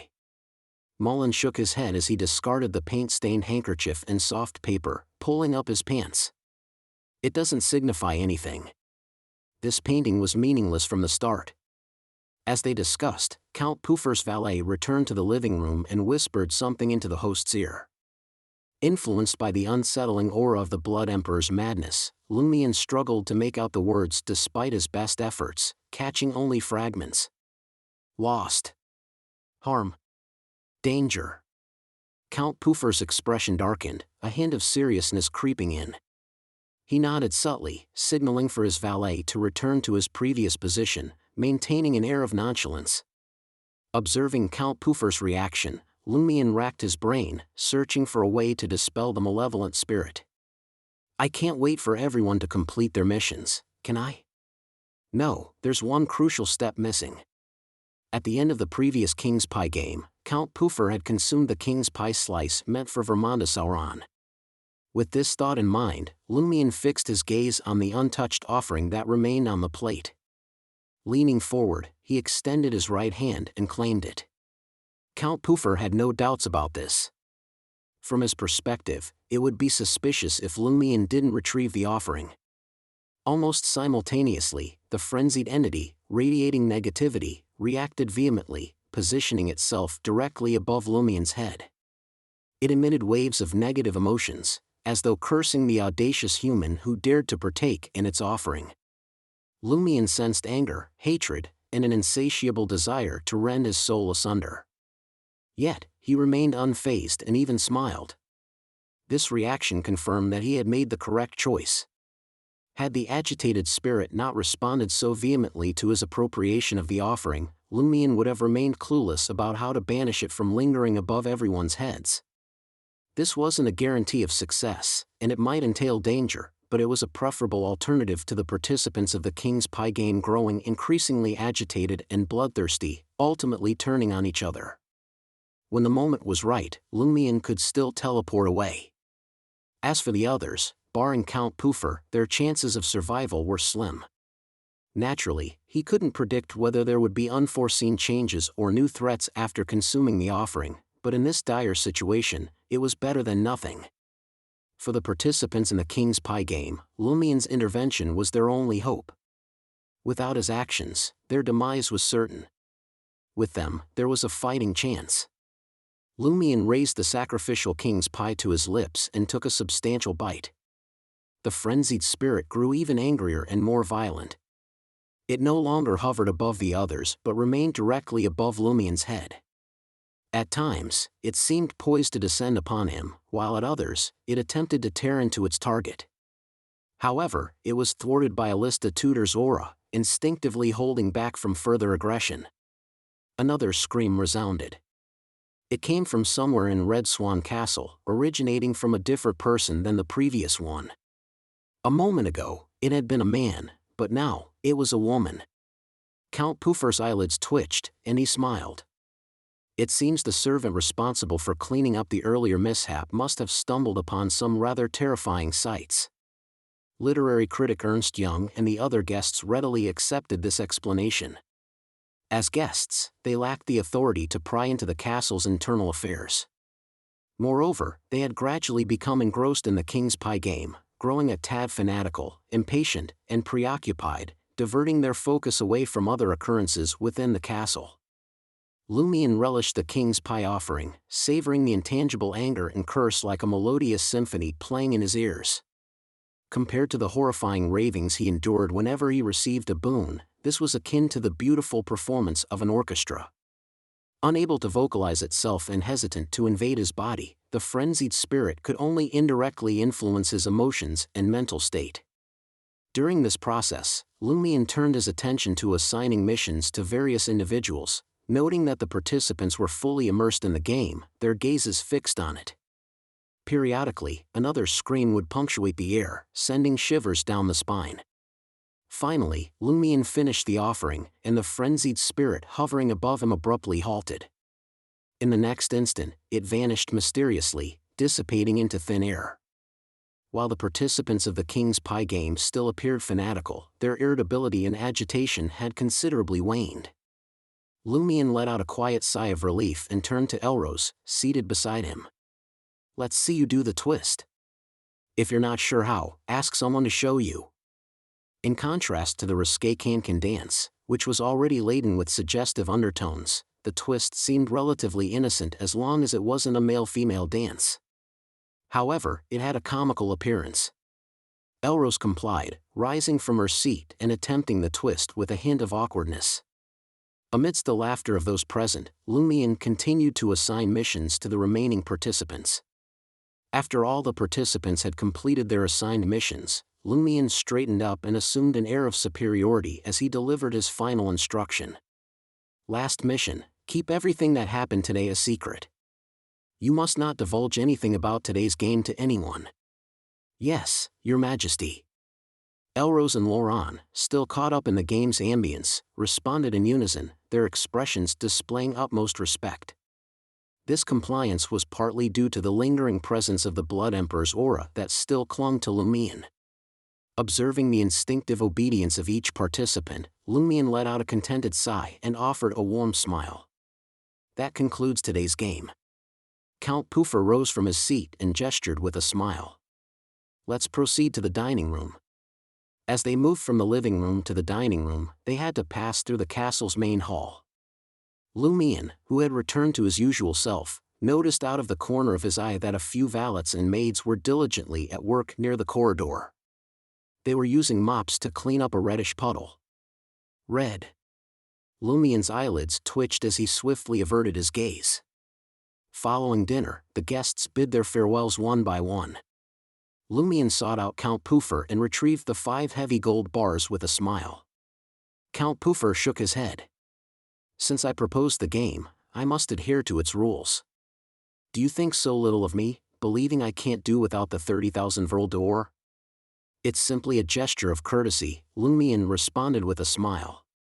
He didn't insist and smoothly returned the gold bars to his pocket. According to their arrangement, Lumion arranged for the poet, Irita, to join him in his 4-wheeled, 4-seater carriage. Using the pretext of having limited funds on hand, he handed Irita only 3,000 Vril d'Or. Irita didn't seem to mind at all. He stashed away the banknotes and engaged in a conversation about his artistic preferences. As the carriage began its journey, Lumion inquired, "Which district are you heading to?" "Just take me to the Sacred Heart Cloister," Irita replied with a grin. "I'm meeting a friend there." Sponsored poets always find friends to share a drink with. Sacred Heart Cloister. Lumion nodded slightly and instructed the carriage driver accordingly. Before long, the carriage arrived at the picturesque cloister. Even in the darkness of night, the golden facade of the building reflected the crimson moonlight, creating a surreal and dreamlike atmosphere. After watching Irita enter the cloister, Lumion directed the carriage driver to head back to Rue de Fontaines and Quartier de la Cathedral Commemorative. As the carriage rattled along, leaving behind the woods and fertile fields, Lumion suddenly heard the resonant voice of Termaboros. A dangerous creature is tailing you. It has been since Red Swan Castle. It brims with hostility and is preparing to strike. Dangerous creature. Lumion narrowed his eyes, calmly opened the carriage door, and effortlessly leaped out. Facing the carriage driver, he spoke with the remaining authority of an emperor. Wait for me in the nearby town. The carriage driver hesitated for a moment before complying with the order. As Lumion watched the carriage and its driver disappear into the distance, he calmly retrieved the flawed boxing gloves from his briefcase and methodically donned the iron-black gloves. The nearby forest seemed to darken, and the river that flowed through it took on an eerie blood-red hue. Chapter 371, Wax Statue. A figure emerged slowly from the blood-stained river.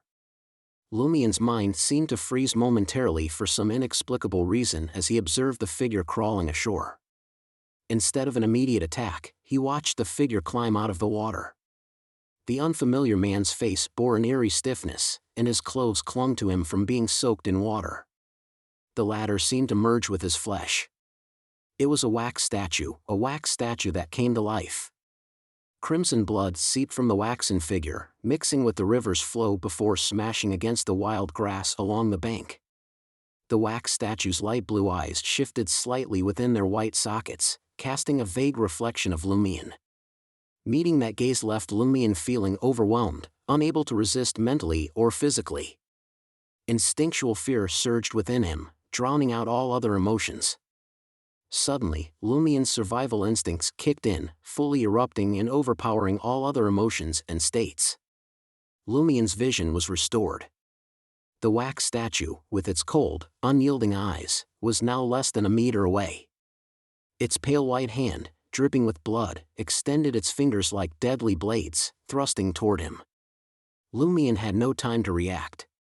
He raised his right palm to shield his face, and there was a resounding impact as the wax statue's razor-sharp finger collided with his iron-black flawed boxing glove, adorned with short thorns.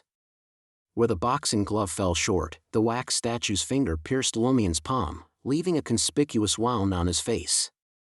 Had he not shaken off the initial intimidation, the blow might have punctured his skull and reached his brain. The familiar searing pain jolted Lumion awake. Clenching his left hand, he conjured a blazing crimson flame and launched a powerful punch at the wax statue's face from the side.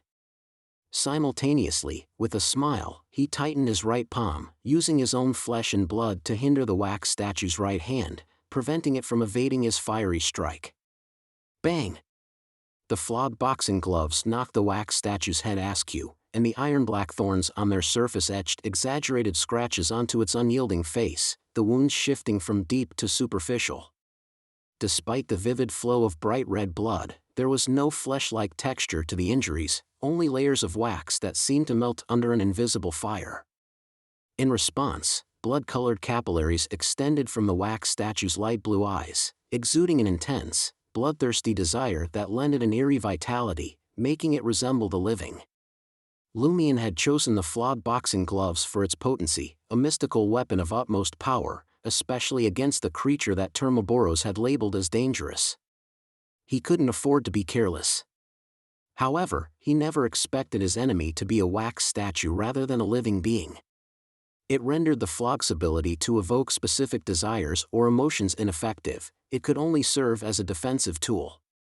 If not for the bizarre intimidation, Lumion would have discarded his boxing gloves and opted for the decency brooch. Now, with his adversary before him, he had no choice but to stick with the flawed gloves, focusing instead on fire infusion. To his astonishment, his punch had ignited the wax statue's bloodlust, suggesting that the entity retained a degree of life, along with faint emotions and desires of its own. Good to see you're still kicking. Lumion's grin widened. He pulled back his right palm, gritting his teeth through the pain, and his fiery fist realigned the wax statue's head. The wax statue, its bloodthirsty desires now heightened, showed no inclination to increase the distance between them. It resumed its intimidating tactics, instinctively and desperately engaging in close combat with Lumion. This played perfectly into Lumion's strategy. His iron-black boxing gloves, ablaze with crimson flames, consistently clashed with the wax statue's limbs, fists, shoulders, torso, and head in rapid, precise succession. Each punch lacked brute force. What Lumion needed was a relentless onslaught. Bam! Bam! Bam! Bang! Bang! Bang! Lumion's fists, adorned with the flawed gloves, trailed crimson flames, effectively suppressing the agile and skilled wax statue to the point where it couldn't employ any other abilities. His feet executed a fluid dance of stepping forward and raising knees to fend off the attacks from below. Within a mere 10 to 20 seconds, the wax statue abruptly ceased its movements, and an ethereal explosion emanated from its form. The capillaries within its eyes ruptured, staining the once light blue hue a vivid crimson. Cracks crisscrossed its head, connecting with the injuries inflicted by the flawed gloves. Desire detonation.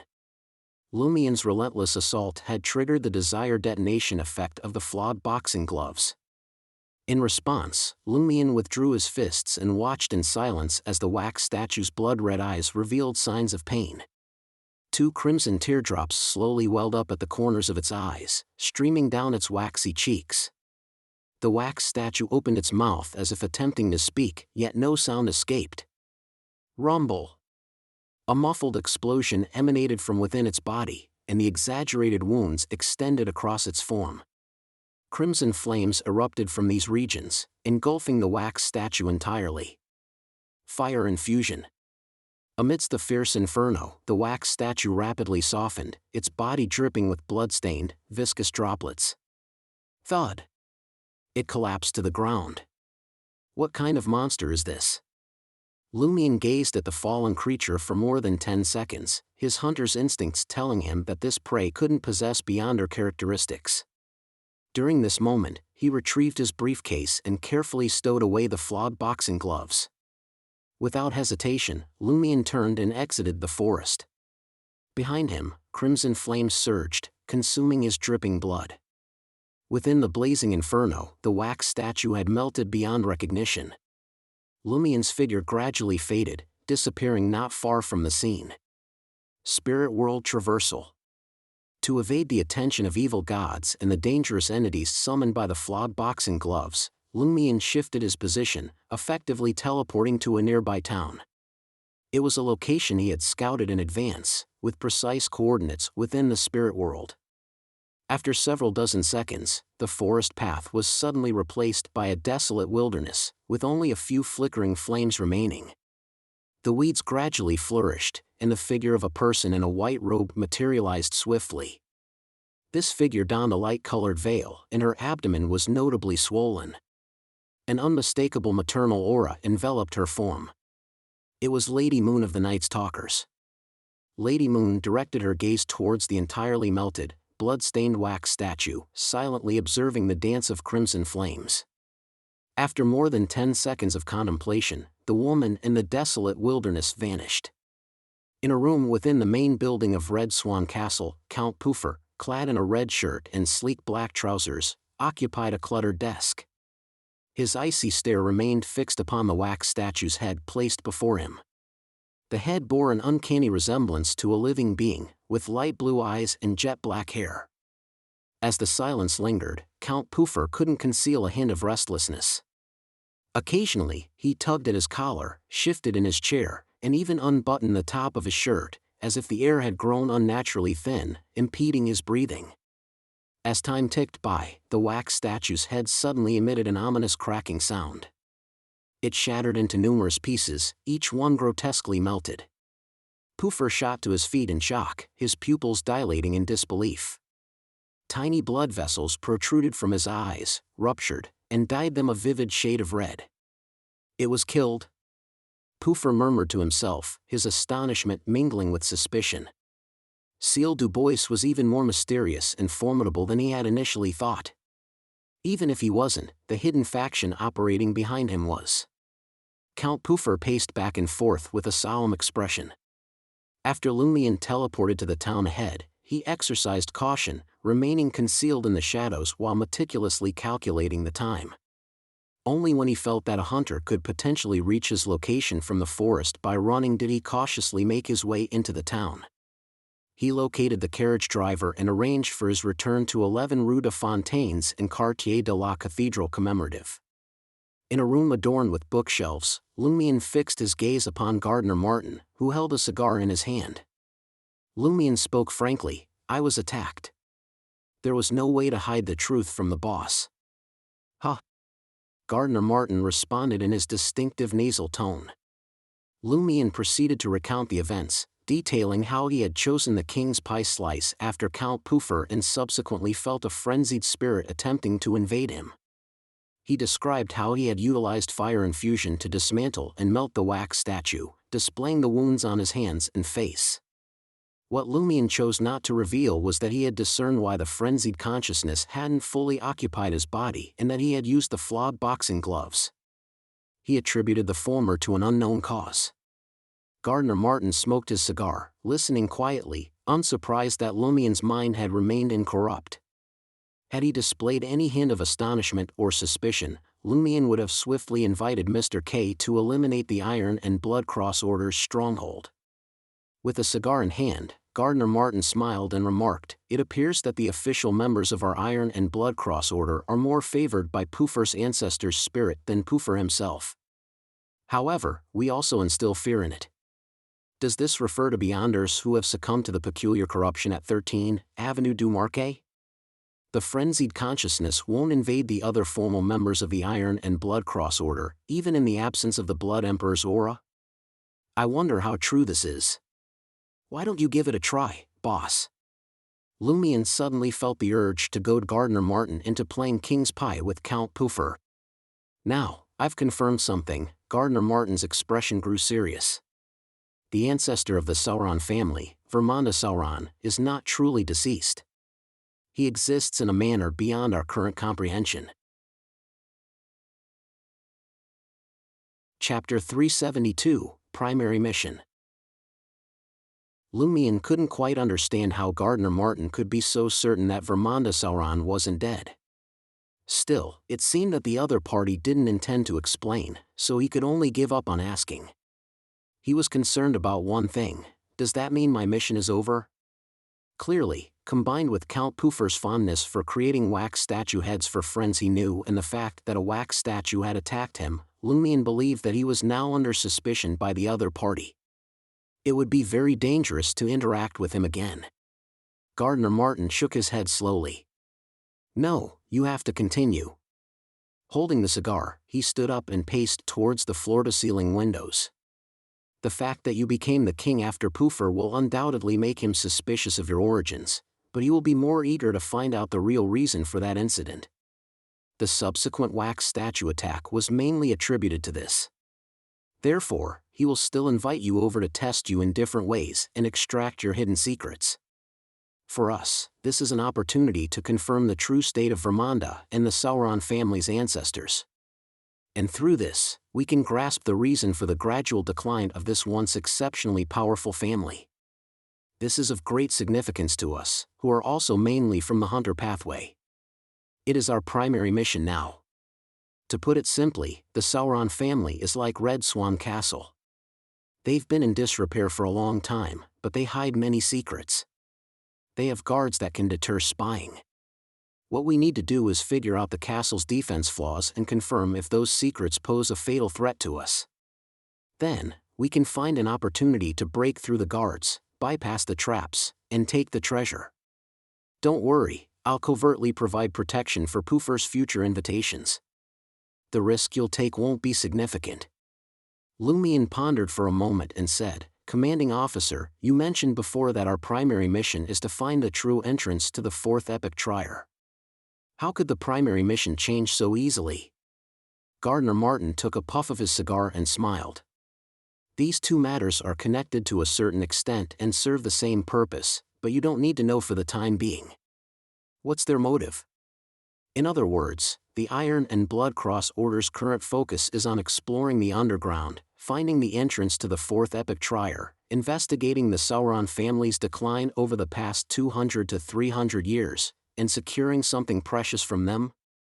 According to Mr. K, one reason for the Sauron family's decline is their descent into madness and the loss of many important members over time.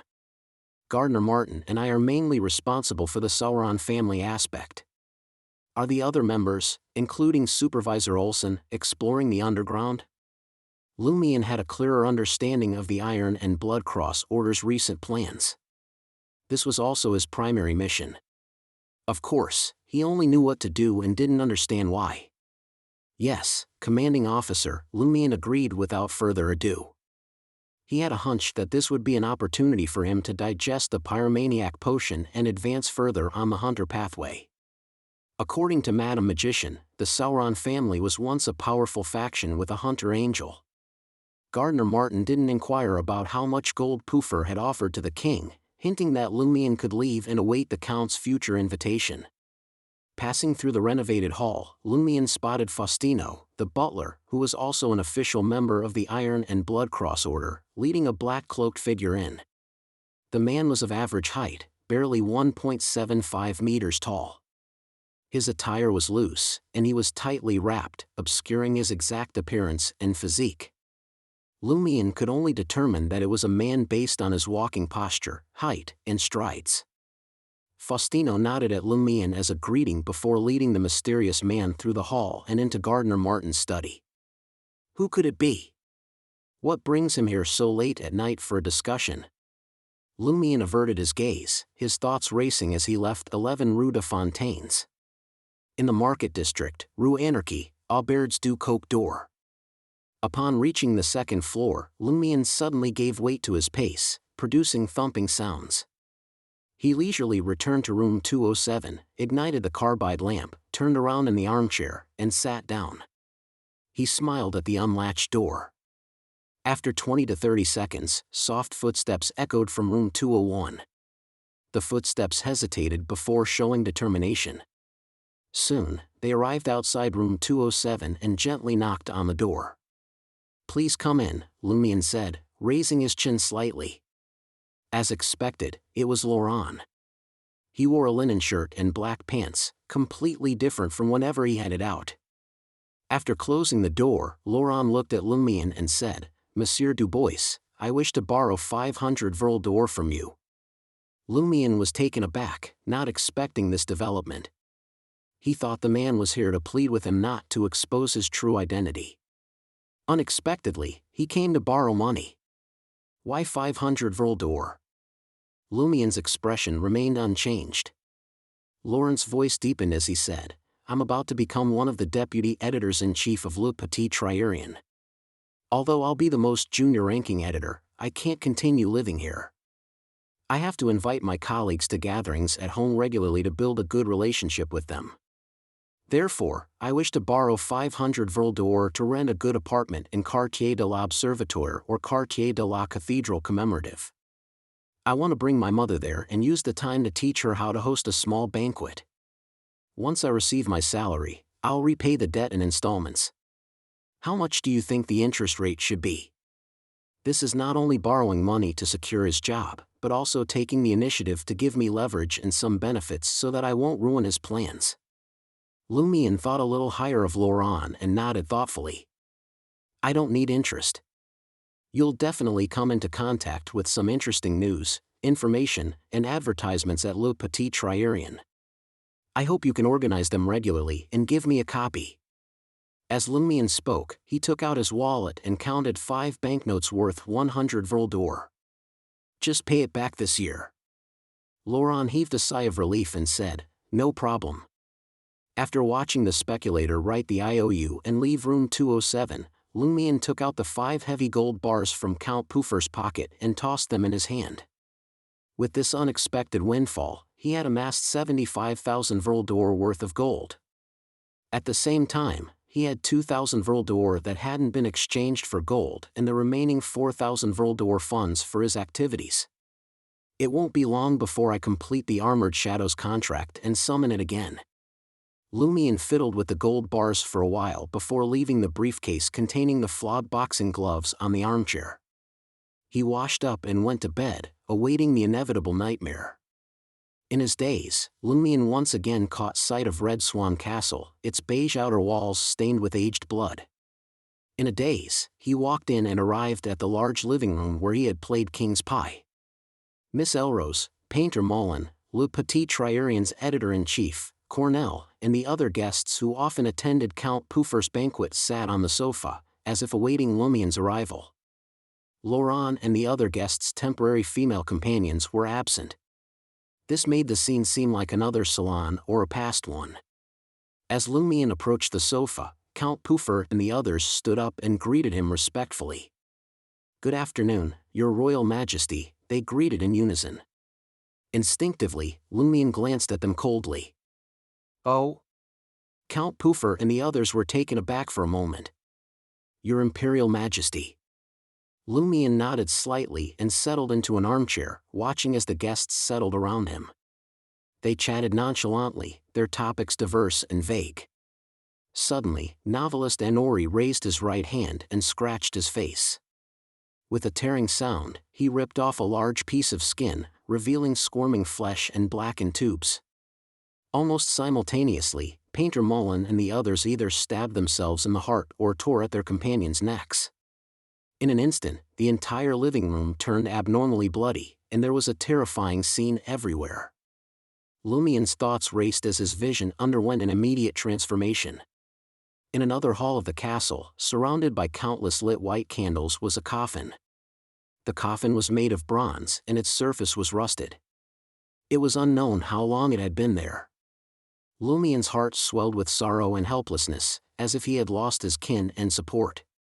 He slowly extended his right hand, attempting to caress the rusty bronze coffin. At that moment, the coffin's lid creaked open, revealing a deep crack. Suddenly, a palm with dark red, nearly black blood vessels extended, holding an extremely withered heart with some blood seeping out. The heart was still gently and indiscernibly contracting and expanding. Upon seeing the withered heart, Lumion's thoughts raced chaotically, tainted with a certain madness. His right palm felt slightly warm, and he suddenly woke up from his dream. He wasn't surprised or flustered by the nightmare. As he calmed his racing heart, he recalled the details of the nightmare. Gradually, Lumion frowned. In the first scene, most of the King's Pie game participants eventually went crazy. They either mutilated themselves or others, but there were 3 exceptions. Even when the scene changed, they were still normal. One was Lumion himself, and the other was Count Puffer. There was another one Lumion hadn't expected, Miss Elrose. She's not as reserved and obedient as she appears. She has her own secrets. Lumion smiled silently. As for what the bronze coffin, dead body, and withered heart represented in the second scene, he couldn't decipher them at all. He could only guess that it might be related to the Sauron family's secret. Just like the last time, Lumion had several nightmares that night, but the clarity and completeness of his dreams gradually decreased. Just before dawn, the nightmare was completely gone. After waking up, Lumion quickly wrote a letter and sent it to Madame Magician while his memories still remained fresh. Chapter 373, Summoning the Armored Shadow Again.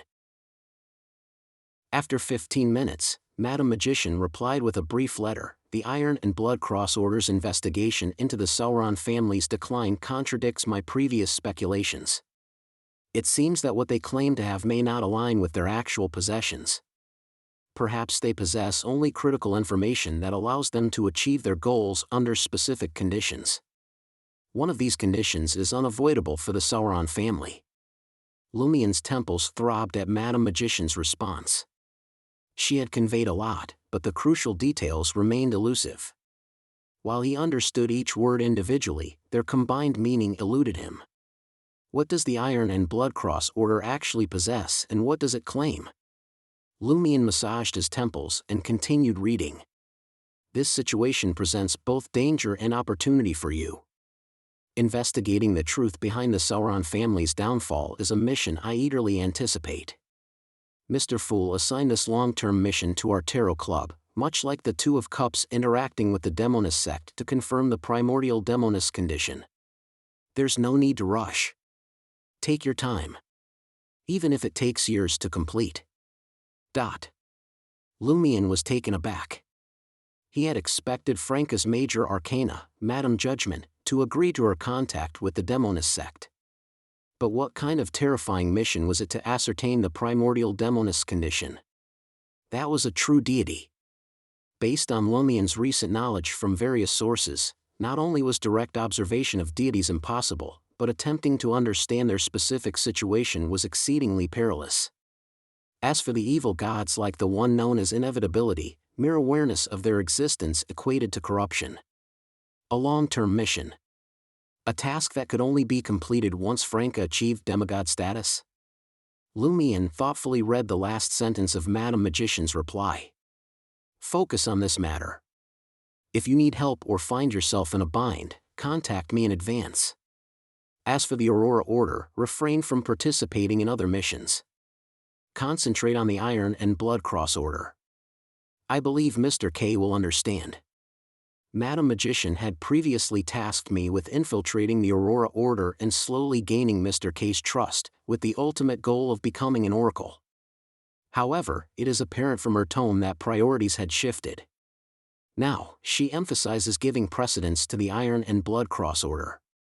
Lumion discerned this as a significant signal from her reply. Crimson flames erupted as Lumion burned the letter in his hand. He slung a satchel over his shoulder and placed the flawed boxing gloves inside. Then, he made his way to Rue de Blouses Blanches. He located a random cafe and had breakfast there. It wasn't until nearly 9 o'clock that Lumion knocked on the door of apartment 601. Franca didn't express any annoyance at being awakened this time. She didn't appear to be asleep, wearing a troubled expression instead. Upon seeing Lumion, she tugged at her flaxen-colored hair, which was left untied, and said, "Guess what? I've accepted a suicide mission." Confirming the primordial Demoness condition? Lumion chuckled. Sensing that Franca had done so willingly, he no longer fretted about her. "How did you know?" Franca asked, surprised. "Do you want to hear the truth or a lie?" "For the lie, I divined it. The truth is, I just reported the recent situation to my major arcana card holder, and she mentioned your choice." Lumion strolled over to the divan and sat down casually. "Where's Jenna?" Realization dawned on Franca as she casually said, "To Theatre de Lancienne Cage aux Pigeons." Ever since she received her father's compensation, she's been keen on instigation. Yesterday, she poached a supporting actress whose contract had expired and convinced her to switch to a theater in Quartier de la Cathedral commemorative. While it did boost her income significantly, I could have matched the offer if I had been informed. Theatre de Lancienne Cage aux Pigeons has been quite profitable lately. Franca didn't hold a grudge against Jenna because Jenna had sought her opinion beforehand and obtained her approval. She believed such instigations were beneficial. Plus, having a supporting actress leave opened up opportunities for apprentices like Jenna and the former dancers. After recounting the matter briefly, Franca sighed and continued, "Madame Judgment only wants me to interact with the Demoness sect. Under the condition that I control my desires and mental state, I can use their resources to enhance myself, monitor their activities, and understand their immediate plans. Confirming the primordial Demoness condition can be considered once I truly attain godhood and become a saint. I can deduce certain situations through the Demoness sect's activities, their recent plans, and the reactions during prayers to the primordial Demoness. Aren't you troubled by the mission?" Lumion raised his eyebrows. Franca sighed. "I am troubled by the mission, but what's troubling is that I'll remain a Demoness at sequence 4. I won't be able to transform back into a man." "You can wait until sequence 3, Lumion suggested with a relaxed demeanor. "That's true, although it would be even more challenging." Franca had thought it through and then asked why Lumion had suddenly reported the situation to Madame Magician. Lumion briefly recounted his experience at Red Swan Castle from yesterday and Gardner Martin's words, omitting specific details. Franca listened intently, contemplating for a moment before saying, "Our current missions combined involve the secrets and movements of the relevant factions within the Hunter and Demoness pathways. The Tarot Club appears to attach great importance to such matters." Lumion chuckled. "That's the only way we'll have a chance." Franca acknowledged his words tersely and suddenly remembered something. "How much gold did you command Count Puffer to give you?" 30,000, Lumion replied honestly. Franca's eyes lit up. "How much gold do you have now?" 75,000. "I can add another 6,000 at any time," Lumion disclosed without hesitation. Franca's smile widened. "Then I'll lend you 25,000 first, interest-free. Let's summon the Armored Shadow tonight and try to figure things out before the gathering next week." "You have 25,000 Vril d'Or?" Lumion was mildly surprised. He recalled that Franca had spent all her savings to advance to the Demoness of pleasure. Franca said smugly, "I received 20,000 Vril d'Or for assisting you in dealing with Guillaume Binet, and Gardner Martin has been quite generous lately. He entrusted me with managing most of the earnings from Theatre de l'Ancien Cage aux Pigeons and the dancers. Heh, Madame Judgment even provided me with 10,000 to support my activities. Your earnings are quite impressive as well." Lumion realized that while the profits from Theatre de l'Ancien Cage aux Pigeons and the dancers might not match those of Salle de Bal Brise, they were undoubtedly substantial. If Franca could claim a significant portion of them, she could easily make around 20,000 per month. He nodded and said, "All right, we'll perform the summoning ritual at 11 tonight at the same place the other time." Franca's joy was palpable. "I'll arrange for someone to exchange the 25,000 gold right away." Late at night, at Wrist Docks, within the charred remains of a building, Franca observed Lumion as he set up the altar and placed all the gold upon it. Rather than staying outside the wall of spirituality, she chose to remain by her companion's side. Lumion proceeded to light the candles one by one, letting the essential oil drip. Stepping back, he intoned, "The fool that doesn't belong to this era." Almost simultaneously, Franca chanted Mr. Fool's honorific name, ensuring her safety in the presence of the ritual's power. Soon, amid the faint fog and a sense of impending danger, Lumion recited the final part of the incantation. In the name of the great fool, I summon the spirit that wanders the void, a combination of numerous shadows, Lumion Lee's contracted creature." Within the wavering candlelight, an ethereal door adorned with enigmatic symbols materialized. From it emerged a shadowy figure clad in dark armor reminiscent of fish scales. Just as before, each scale seemed to bear a face, each belonging to a different creature. "Those are indeed fish scales." Franca couldn't tear her gaze away, her anticipation and anxiety overriding the eerie ambience that surrounded them and the evident malevolence emanating from the Armored Shadow. Lumion locked eyes with the Armored Shadow and spoke in Hermes, "I will fulfill the contract and offer you gold valued at 100,000 Vril d'Or." To be honest, Lumion harbored some doubts about the 100,000 Vril d'Or worth of gold. The ever-changing exchange rates between Vril d'Or and gold left him uncertain whether he should prepare the amount based on the exchange rate at the time of signing the contract or the current rate. As a precaution, he had only acquired an additional 1,000 Vril d'Or worth of gold as a backup. As Lumion finished his words, the gold bars, jewelry, and various items on the altar suddenly disintegrated, transforming into golden particles that flew toward the mysterious illusory door. Most of these particles landed on the Armored Shadow, while a few passed through the open illusory door and disappeared. Gradually, almost a fifth of the Armored Shadow's pitch-black armor, resembling fish scales, transformed into gold. It was no longer dark and foreboding but radiated a holy and pristine aura. Franca's eyes widened. Legends and terms from her original world rushed into her mind as she muttered to herself, "Could this be the reconstruction of the golden body?" In her memory, the golden body referred to the golden powder or gold foil applied to the surface of idol statues. Sometimes, it denoted the special form of someone with godlike status or significant achievements. The Armored Shadow now resembled a weathered statue that had been rejuvenated with a coating of golden powder.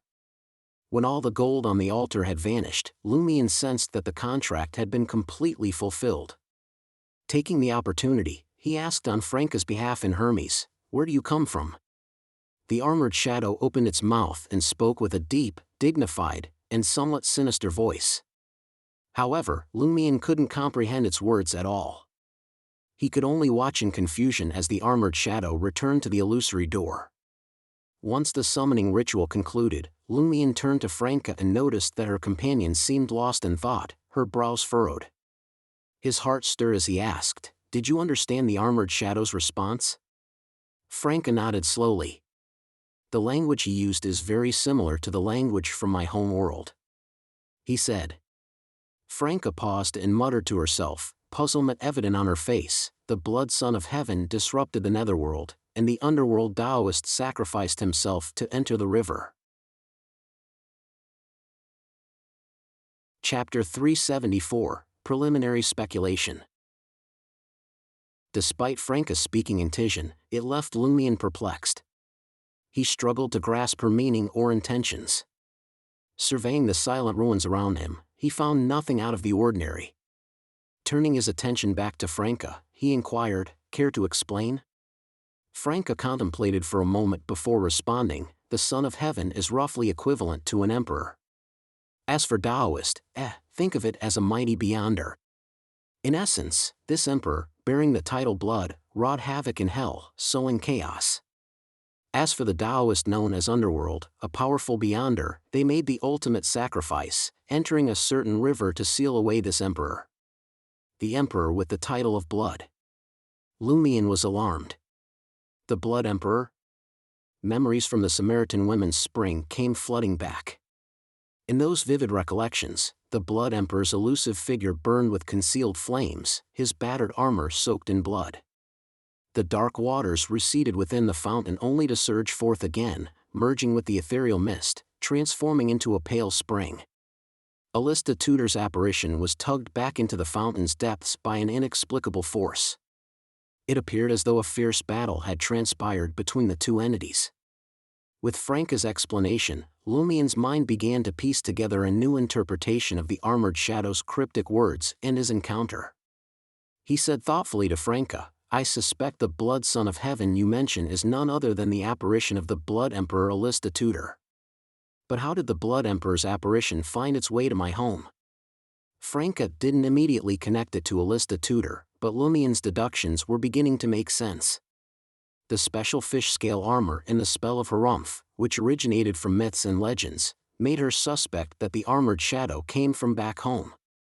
And now, the language basically matched, making her even more certain. Lumion nodded, continuing, "I'll have to start with the events at the Samaritan Women's Spring, where Madame Hela and I fetched the water." "You went with Madame Hela?" Franca murmured, her curiosity piqued but allowing Lumion to proceed. Lumion went on to recount the events at the Samaritan Women's Spring in detail, ensuring Franca remained focused on his narrative. He then presented his theory. "I suspect that during the War of the Four Emperors, the Blood Emperor did not fully perish. For some extraordinary reason, he preserved a fragment of his lingering soul.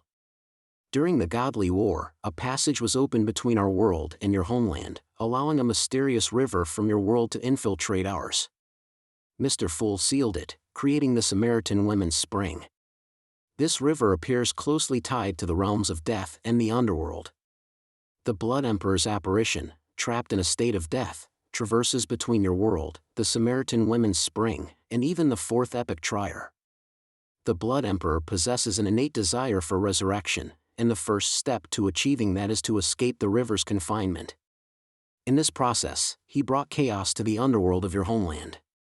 The powerful beyonder from the domains of death and the underworld had no choice but to make the ultimate sacrifice, immersing themselves in the mysterious river to harness its power fully and seal away the Blood Emperor's apparition."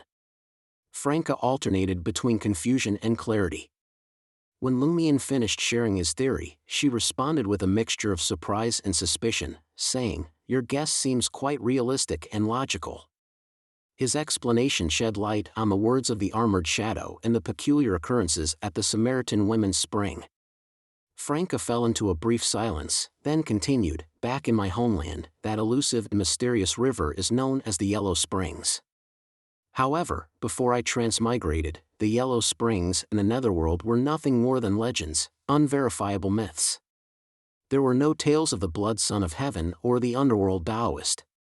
Could it be that I was just an ordinary person who never had the opportunity to encounter such things?" Lumion chuckled. "Before I discovered Aurora was a warlock, concepts like superpowers, demons, and ghosts were non-existent."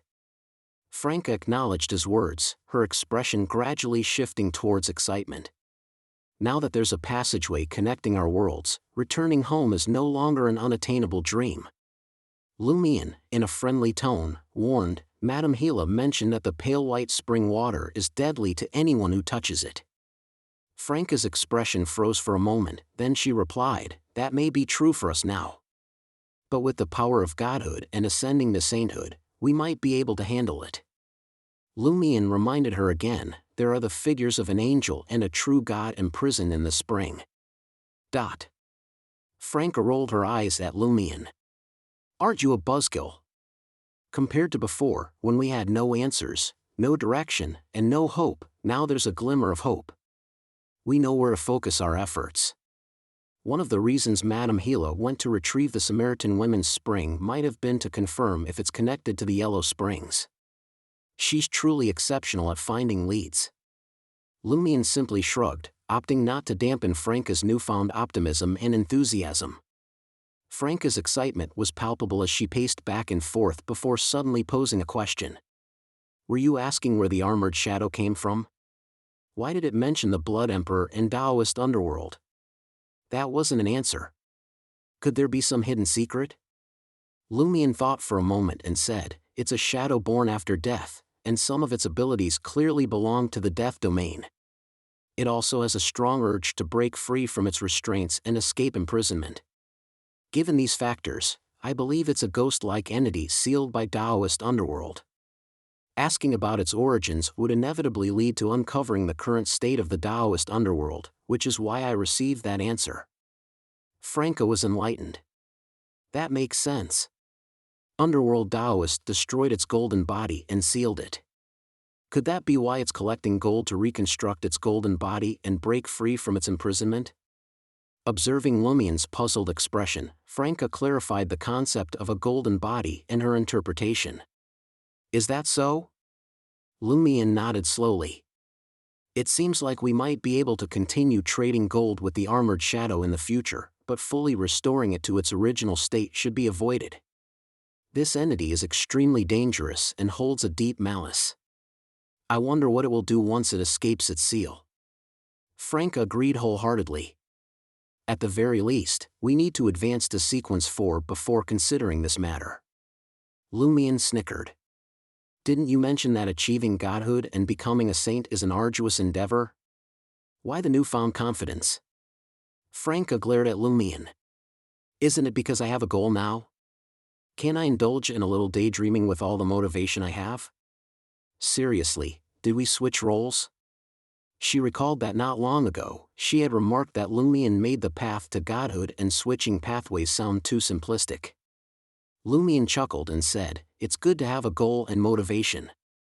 Yes, the Curly-Haired Baboons Research Society's gathering is coming up next week. Should I inform the others about the Armored Shadow, the Blood Emperor, Underworld Taoist, and the Yellow Springs?" Franca pondered for a moment and said, "In the past, I would have shared this information, but now I can't do so until I solve the issue with April Fool's Day. However, we can inquire about the illusory river related to death and see if anyone has relevant information." Lumion thought for a moment and said, "I'll do the asking." Franca was momentarily surprised but quickly understood Lumion's reasoning. Lumion had gone to the Samaritan women's spring with Madame Gila. It made more sense for her companion, who was posing as Muggle, to inquire about the situation at the Samaritan women's spring. There was a logical rationale behind it.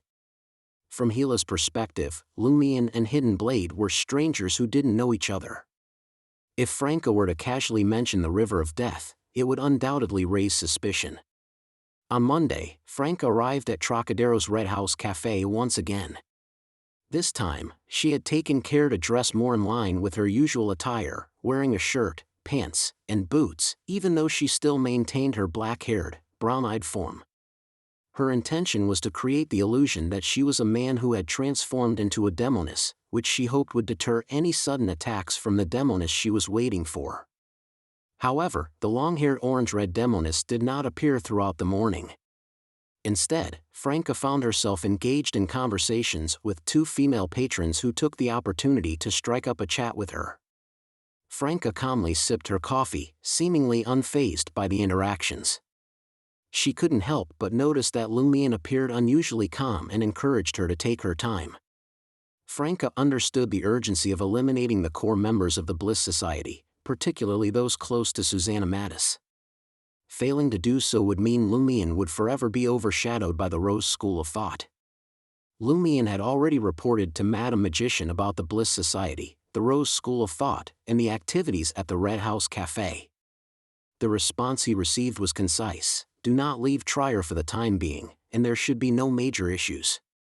Lumion ignited the letter and departed Rue du Rossignol, strolling towards Avenue du Marquet. As he approached Salle de Bal Brise, he spotted a familiar figure, a man with dark brown eyes, a prominent nose bridge, and a flaxen-colored beard that covered his chin. This man wore a robe reminiscent of an ancient warlock's attire. It was Secret Suppléant Asta Troll, the same person who had introduced Lumion to Mr. K's mysticism gathering. "My cabbage," Lumion inquired with a smile. "What brings you here?" Asta Troll responded with a magnetic voice, "I've come to find Baron Brignace to settle my debt." "You've got the money?" Lumion raised his eyebrows. Asta Troll smiled and replied, "Yes, I've come to realize that some honorific names derived from the potion can be used for prayers. There's no danger involved. This discovery has been quite helpful to me." Lumion was slightly taken aback by this revelation. With a dark look, he tapped his chest 4 times, up, down, left, and right. Asta Troll mirrored his actions with an even warmer smile. Lumion didn't continue the small talk. He simply waved his hand and walked past Asta Troll. Quietly, he approached the white spherical statue constructed from skulls outside Salle de Bal Brise, releasing a soft sigh. At 9 p.m., Lumion returned to room 207 at Aubert's du Coq d'Or. He finally received a letter from a pure silver skull with pale white flames burning in its eye sockets. The letter was from Gila, and its content was brief.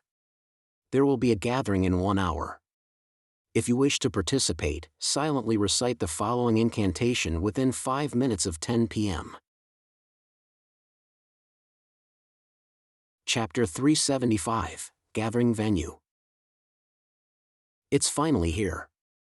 Lumion exhaled, folded the letter, and left Aubert's du Coq d'Or. He didn't need to look for Franca. They had discussed the gathering many times before, so there was no need to waste time confirming it. Lumion made his way to the new safe house on Rue du Rossignol and tossed the satchel containing the flawed boxing gloves onto the bed. He hadn't prepared an additional iron cabinet. With a few traps hidden in the room, regular thieves couldn't approach the core area. Forcing their way in would only cost them their lives. An iron cabinet wouldn't stop exceptional thieves anyway. When the time was right, Lumion donned a hooded black robe that bore a striking resemblance to the attire worn by warlocks, all according to Madame Gila and Franca's descriptions of his sister's appearance at these gatherings. Then, he pulled out Lai and transformed it into a simple yet exquisite silver-white earring. He secured it onto his right earlobe. Gazing into the full-length mirror, Lumion maintained a calm demeanor as he observed a sudden transformation of him growing shorter. His hair morphed into a luxuriant shade of pure gold, growing thick and cascading down his back. His facial features underwent a metamorphosis, mirroring those etched in his memories of Aurora.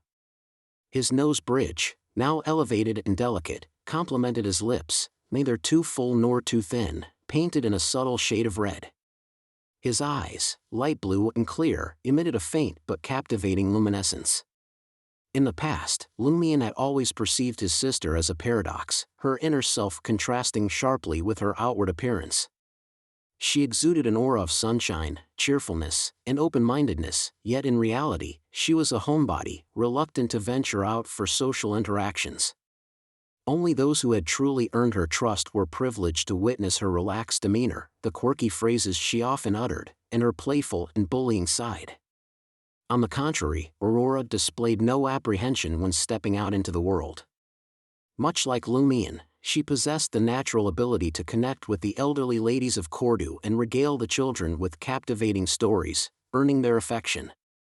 Ever since Lumion had learned about his sister's true background, he had come to comprehend the stark divergence between Aurora's inner self and her external appearance and demeanor. Certainly, many people grappled with such contradictions, but Aurora's unique circumstances had magnified this incongruity. Lately, Lumion often found himself pondering what his sister had been like and the kind of life she had led. As he stared into the mirror, Aurora's light blue eyes seemed to take on a misty quality, as if she too were lost in reminiscences of days gone by. Lumion still held vivid memories of the first time his sister had mentioned her homeland. It happened during his second year in Cordu. Back then, when the shepherds had returned to the highland pastures, Aurora had taken him to pat the newly born lambs and, cruelly bought their loved ones. They ventured into the green pastures adorned with white and yellow wildflowers, carefully selecting a spot that wouldn't disturb the serene surroundings. They then set up a charcoal grill for a picnic. As night descended upon them, and the starry heavens unveiled themselves like a boundless river of glistening diamonds, Aurora suddenly drifted into a reverie, her fingers brushing away tears. Lumion inquired about her thoughts, and she confessed to a profound sense of homesickness. Aurora's gaze in the mirror seemed to lose focus, mirroring the soft, yellowish-blue glow of the carbide lamp. The mountain village nestled beside those vibrant green pastures under the radiant sun. It was a place they could never return to. After a while, Lumion opened the pocket watch he had borrowed from Sal de Balbrise, confirming the time. Then, he donned a sleek silver-white half-mask, revealing his finely sculpted lips and chiseled chin to the world. Without delay, Lumion retrieved a piece of paper adorned with the ancient Fasak script and affixed it securely to his left breast, displaying the word Muggle. As Franca had explained, the Curly-Haired Baboons Research Society boasted a sizable membership, each member donning unique disguises during their gatherings. Without the corresponding code names, distinguishing one from another would be an insurmountable task, save for those closely acquainted with each other. Despite hailing from the same world, the Society's members hailed from diverse homelands, each with their distinct languages. Upon their transmigration to this world, they found themselves scattered across different countries, inevitably erecting language barriers. Initially, they relied on the linguistic prowess of fellow members who were polyglots. However, over time, they gravitated towards adopting ancient Fasak, the common tongue of the northern continent, as their shared language. For Curly-Haired Baboons Research Society members residing in different nations, ancient Fasak bore striking similarities to their mother tongues, easing its acquisition and mastery. Naturally, there were exceptions among the Society's ranks, those whose native languages diverged significantly from ancient Fasak, but they were a minority. They had to follow the majority, knowing that, until they mastered the language, someone would always be there to translate for them. Lumion had already laid a strong foundation in ancient Fasak. Ever since his arrival in Trier, he had diligently immersed himself in Aurora's grimoires, plunging deeper into this linguistic realm. Basic communication posed no challenge for him any longer. Approaching 10 p.m., Lumion made final adjustments to his appearance in front of the full-length mirror, ensuring everything was in its rightful place. He concealed an assortment of ritual components and the alcohol flask containing the decency brooch within the concealed pocket of his warlock-like black robe. With Madame Gila's letter clutched firmly in his hand, Lumion began the recitation for the Hermes gathering. A beyonder from ancient times, ruler of the nation of the Evernight, noble mother of the sky, I beseech your permission to enter your kingdom. As the words escaped Lumion's lips, the world around him underwent a sudden and eerie transformation. He beheld his own reflection in the mirror, like a pencil sketch hastily erased by an eraser. His vision dimmed, plunging him into what felt like the deepest of slumbers. Abruptly, Lumion's consciousness drifted to the gathering, the pounding of his heart resonating within his ears. He snapped out of his reverie, finding himself within a palace marked by crumbling stone walls and encroaching weeds. In its heart lay a massive, weathered stone throne, yet no one ventured near it. Through the fissures in the walls and the time-worn windows, Lumion glimpsed a night shrouded in darkness and cold, veiled by a thick fog. Faint starlight penetrated the fog, casting a feeble glow upon the palace and the dreamlike town enshrouded by the fog. The town appeared utterly deserted, as if plucked from a dream. Within the palace, stone candlesticks embedded in the walls flickered, bathing the surroundings in their warm, yellow flames. At that precise moment, over 100 figures arrived, each attired in distinctive garments. Lumion scanned the assembly but could not yet spot Madame Gila. However, he recognized Hidden Blade Franca. Clad in her favorite assassin's garb, black robes complemented by leather armor, a hood drawn low, and a silver half-mask gracing her countenance, Franca engaged in conversation with a group of similarly attired individuals. Yet, among them, Franca stood as the sole genuine assassin. Lumion didn't greet Franca. Following her instructions and the hints in Madame Gila's letter, he approached the huge stone chair. Such a crowded gathering was no different from a marketplace. It was unlikely to form a unified communication and transaction. The gathering naturally fragmented into smaller groups. Only when there was a matter of particular significance would President Gandalf or vice presidents like Gila take their place by the massive stone chair to address the assembly. Of course, someone could do the same if they wanted to share their intentions with the entire gathering. Aurora had been a regular attendee at the Academy's gatherings. Their designated meeting spot nestled deep within the palace, tucked away to the left of the huge stone throne. As Lumion advanced in that direction, he couldn't help but marvel at the mystical nature of the gathering. After reciting the incantation, he had departed from the Rue du Rossignol safe house in the market district, only to find himself transported to this mysterious and ancient palace. The members of the Curly-Haired Baboons Research Society hailed from diverse corners of the northern and southern continents, yet they had all managed to converge here within a specific time frame. Lumion had never encountered such a mystical power before, surpassing even teleportation. Only the bestowed sowers of the Great Mother could compare. What baffled him, however, was Franca's never sharing the method of entering the gathering. Even if they were face to face, he wouldn't hear it unless granted permission by Madame Gila. But it was just reciting an incantation, wasn't it? How could he not hear it? As Franca had explained, this power likely stemmed from a sealed artifact, an artifact Madame Gila couldn't fully control but could employ to a certain extent. Beyond this method of convening, the Curly-Haired Baboons Research Society possessed other means, although these were established by various groups for internal or clique gatherings. For instance, Hidden Blade Franca had set up a Telegram group with select members, utilizing a miniaturized and simplified analyzer for scheduled chats. Recalling Franca and Gila's rough descriptions of Aurora during the gatherings and forming his own assumptions, Lumion's steps grew lighter.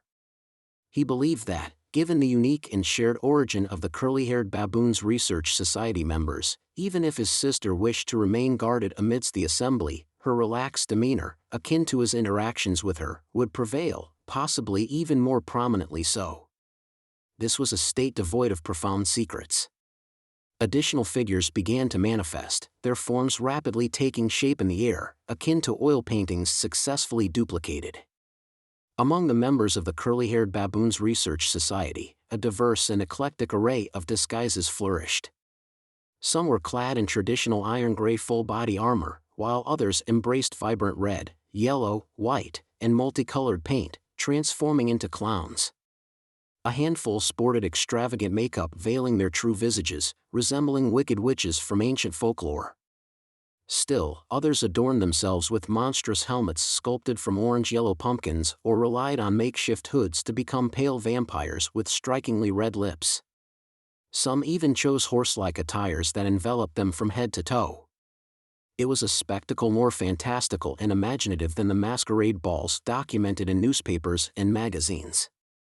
As Lumion strolled amidst the Curly-Haired Baboons Research Society's diverse members, a faint smile played on his lips.